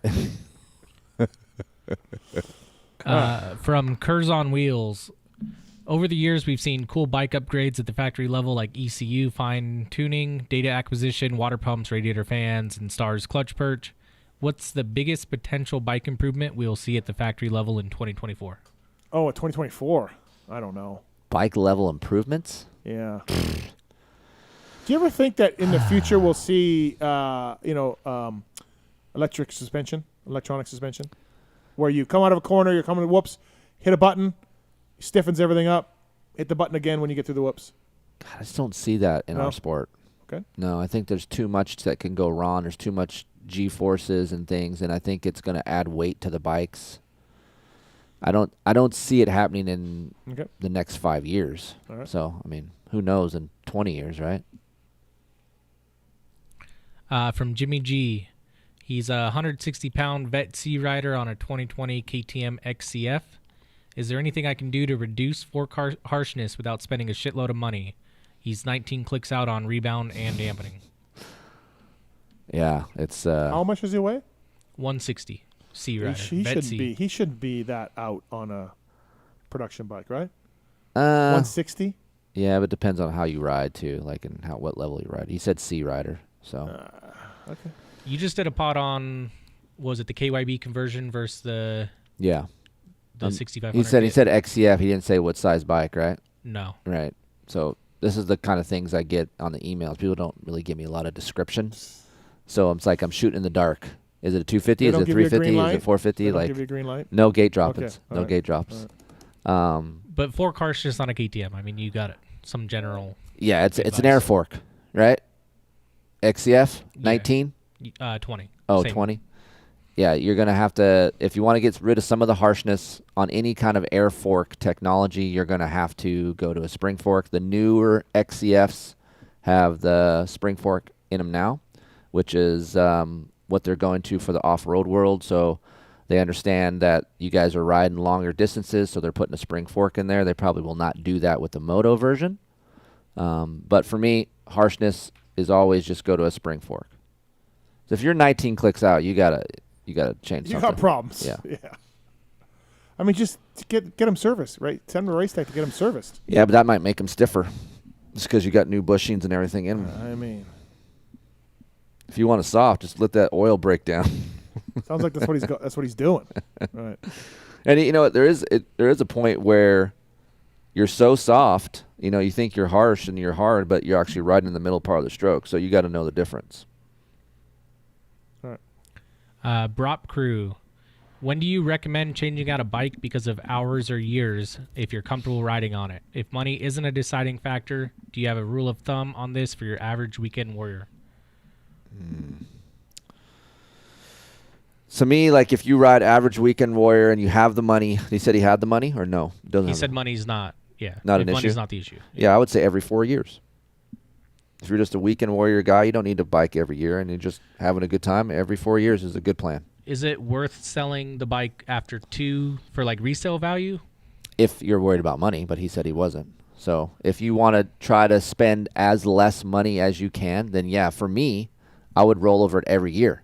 Because then if you could afford to buy a bike without financing, you paid for it, and then you sell it for $3,000 less, you're only losing $2,000, $3,000 a year to ride a motorcycle. But a lot of people can't afford to pay $10,000 up front with a dirt bike. A lot of them are financing it, right? So then you're kind of SOL. But it's a kind of a wash because if you hold on to it too long, then you lose your money on the resale and you're putting that back into the new bikes. Correct. All right. Ranham, can we get dark on a Stark? Dark. One man stands alone in the dark with the Stark. Sorry, Steve, we don't have any questions for you today. Power Stroke in 723. Is it worth putting a full FMF on a 23 KTM 350 SXF or just a slip-on for a tad more bottom end? Well, you're going to lose bottom end regardless. So if you just take off the stock muffler, you're going to lose bottom end. So if you like the bottom end you have, keep the stock muffler on. No hate comms to aftermarket mufflers, but there's nothing better for low end than the stock muffler. So if you want to retain as much as you can, yes, a slip-on is better than a full system. Rogers MX93 Keefer, updates on the 24 KX 450. Anxiously waiting for your feedback before I make the purchase. Wednesday night podcast. I'll have something up, but I haven't ridden it yet. From Thirsty, what is your projected bike of the year for 24? Steve, we know you've been bought by Blue Crew. Blue Crew. 24 KX 450. Stop. Let's go. Stability, cornering. Come on, Steve. I got one for you, Keefer. Keefer, where are you at with sandwiches at the moment? What's your favorite place and type of sub? So I just went to Langston's shop. What's it called? Billy's or something? Or God, I suck at that. Anyway, Langston has a look that up. Langston has a sub shop in Murrieta. That was pretty tasty. But right now, the best sandwich shop that I've tasted, Seven Oaks, still great in Corona, right, Steve? Steve? Yeah. And then Capriati's. Benny's place? Benny's. But Benny's. Wait, Benny? Benny's in Murrieta. So Grant bought that place. Oh, okay. What about Bob's Deli here? It's good. It's top 5. Okay. Yeah. All right. That's good. Joe 27 for you, Steve. Any updates on Moseman 3-man Triumph 250 team? I haven't heard anything about Moseman. I don't think he's on Triumph. I don't know. Triumph should be Evan Ferry, Jalik Swole, Joey. There's one more. There's one more? I think so. Okay. From D. McComb 717, can we get an explanation on the Fantic? I am confused. It's just a Yamaha. It's a Yamaha with a few different bits. Let me see. I don't think it's coming to America, by the way. Oh, was there talk of that? I didn't hear that. I don't at think all. it's. Yeah, I don't think it's coming. I read a thing. It was like Fantic imports the WR line, technically the off-road line, for Europe, and they kind of have an agreement that they won't come to the North Correct. American market. Yeah. What is the status of the new beta? When's it coming? When's it dropping? They just put out a thing. Dealers should be getting it probably in the next month or so, I think, before the end of the year. Any media tests lined up for beta? It's tough for me on beta. I don't know if the guy likes me or not, honestly. I don't get a lot of things from beta. Yeah. Everyone else is on top of it, like, hey. Really? Yeah, okay. I don't get nothing from it. So, if you're out there, beta, I'd love to ride it. I'd like to be beta. I'd like to be beta. Better with beta. Beta. Is Benny and those guys even on the new chassis or anything? Yeah. Okay. O'Rollins 98. Hypothetically speaking, if Prado races A1 in 2 years' time, where does he finish? Jeez. Was it, sorry? Prado, 2 10 years, A1. 2 years. I don't know. Yeah. Is he racing Supercross this year? They say he may ride first couple. Get his feet wet. Yeah. I don't know. Yeah, I don't. It's so hard to jump into Super. I mean, Tortelli and Albie. Like 10th? I mean, yeah, sure, 10th. Yeah, like it's so hard to jump in when you don't have a background in it at all. All right, I got 2 for Keefer. We can finish it on.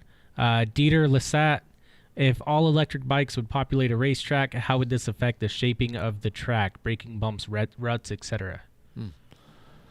Honestly, I would not even know. I think the ruts would be longer coming out for sure. Going in, I think it would be. That's a great question because rotating mass is actually a huge thing. I raced yesterday at Glen Helen, and the downhill was a lot longer than normal, and the brakey bumps weren't as bad. But just from what I've been around, testing with Alta, we have rented tracks that are prepped, and we've had 3 to 4 electric bikes going for a long period of time, and the bumps coming in were always pretty much the same as 4-strokes, but going out of the corner, the ruts were always longer than when we had comparison bikes. How is it not having a clutch to like feather in the corners? And it's definitely hard to get used to if you're coming from a combustion bike. You know, that's what you've ridden all your life, but just like anything else, you get used to it. I know when I got back on the Stark, I had my finger out a couple times, you know, just because it's normal. But I feel like a start would be weird. Like thinking about Canard at It Japan. is very weird, yeah. That's probably the hardest part is trying to do a start with other bikes. Like if you watch some of those videos with Trey in Japan, the first couple that he did wasn't great. He's lit the rear wheel up. Yeah. Last one, Caleb Jones. Keefer, have you used the Achirby's foot peg covers at all? In Tennessee, I get my foot peg stuck up all the time from corner ruts. Yeah, those are great. Yeah. Fork lugs, too. Fork lugs, no. A Cherubi's footbed covers, yes. They're just little booties that go around, little condoms that go around your springs and your pins, and yeah, it's really nice. They do tear, so if there is rocks and debris, they will tear, but they're fairly reasonable price, so you can buy a few sets. Is there any other option? Yeah, there is another company. I know, I even want to say Works Connection had some foot peg covers for a while, but I don't know who else makes them. So. No, that's horrible. Motorsport.com. Tweet at Tallon segment. Alex Ray, Cade Clason, Weston Peick, Joey Savacci. Best interview. Joey, ICP. ICP? Yeah. Yeah. I like that. Yeah, not too bad. All right, first thing that comes to your mind. You ready? Sure. Motorsport.com. Tallon. Fly Racing. Weston Peick. Decal Works. Sean. Race Tech. Chris. X-Brand Goggles. Rich. Renthal. 999. Michelin. Randall. Acerbis. Franco. Firepower Batteries and Chains. 490-2581. Maxima. Ronnie. Pro Filter. Pre-lubed. Renegade Race Fuels. SX4 Plus. ORW. Shocks. OGO. 9800. FMF. Fatty. Guts Racing. Ribbed. Atlas Neck Brace. Protection. Works Connection. Frame guards. MotorcycleIndustryJobs.com. Decal Works. Get Data. Dan. WUSA. Kristen. Wiseco Piston. Jay Clark. EVS. Travis Pastrana. MTX Braking. Brake pads for bicycles that I haven't tried. Arena Cross. Robin McQuarrie's wife. All right. Fantastic. Thanks for coming in. Appreciate it, buddy. Yep. Thank you. That was fun. I was going to say good luck, but I'm not going to. Yeah.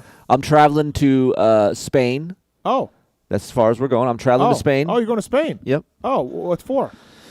Well, we'll talk about it when the gate drops. Day of the Dead? Yep. Festival? I'm going to go protest with all the other people in Spain, I guess. Okay. Yeah. So you're going to Spain. I'm going to France. Yep. Yep. I'm going to be in Paris. I have a layover. Oh. So I'll wave to you as I'm leaving. Okay. All right. Sounds good. Thanks for coming in. Appreciate it. Thank you. Keefer Ring Testing, Racer X, PulpMX, all of it. You can see and hear and more of Kris Keefer all over there. Places. Tallon, thank you. Thanks, Tallon. Yep, you're welcome. Thank you. Marks? Thanks, Marks. No problem, partner. Partner. So we'll be back next week, but it's really? a Tuesday show. No Tuesday. I land afternoon and Monday evening for Paris. Tuesday show next week. Who's in? I don't know yet. Working on a special guest. Special. Rider. Oh, a rider. Yep. And if that doesn't work out, Michael Lindsay. That's your backup? Yeah. Okay. Or Michael Lindsay and this rider. Oh. I don't know if this rider and Michael Lindsay get along. So we're working on all that. Why can't we just talk about it? Let's just because if it doesn't happen, I'll keep it for later. Are we doing when the gate drops? You'll let us know. Yeah, when I get the green light. Okay, green light. We'll let you know. Okay. But Tuesday show next week, everybody. So really appreciate everybody watching and listening and calling in and all that.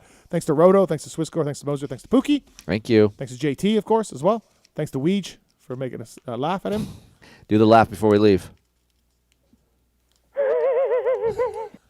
PulpMX show presented by Motorsport.com, Decal Works, and Fly Racing.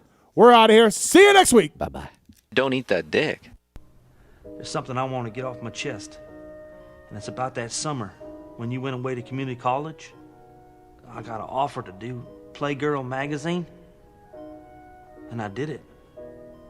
I did a full spread for Playgirl magazine. I mean spread, man. I pulled my butt apart and stuff, and I was totally nude, and it was weird. I mean, you probably didn't hear about it because I went under the name of Mike Honcho, but I just wanted you to know that.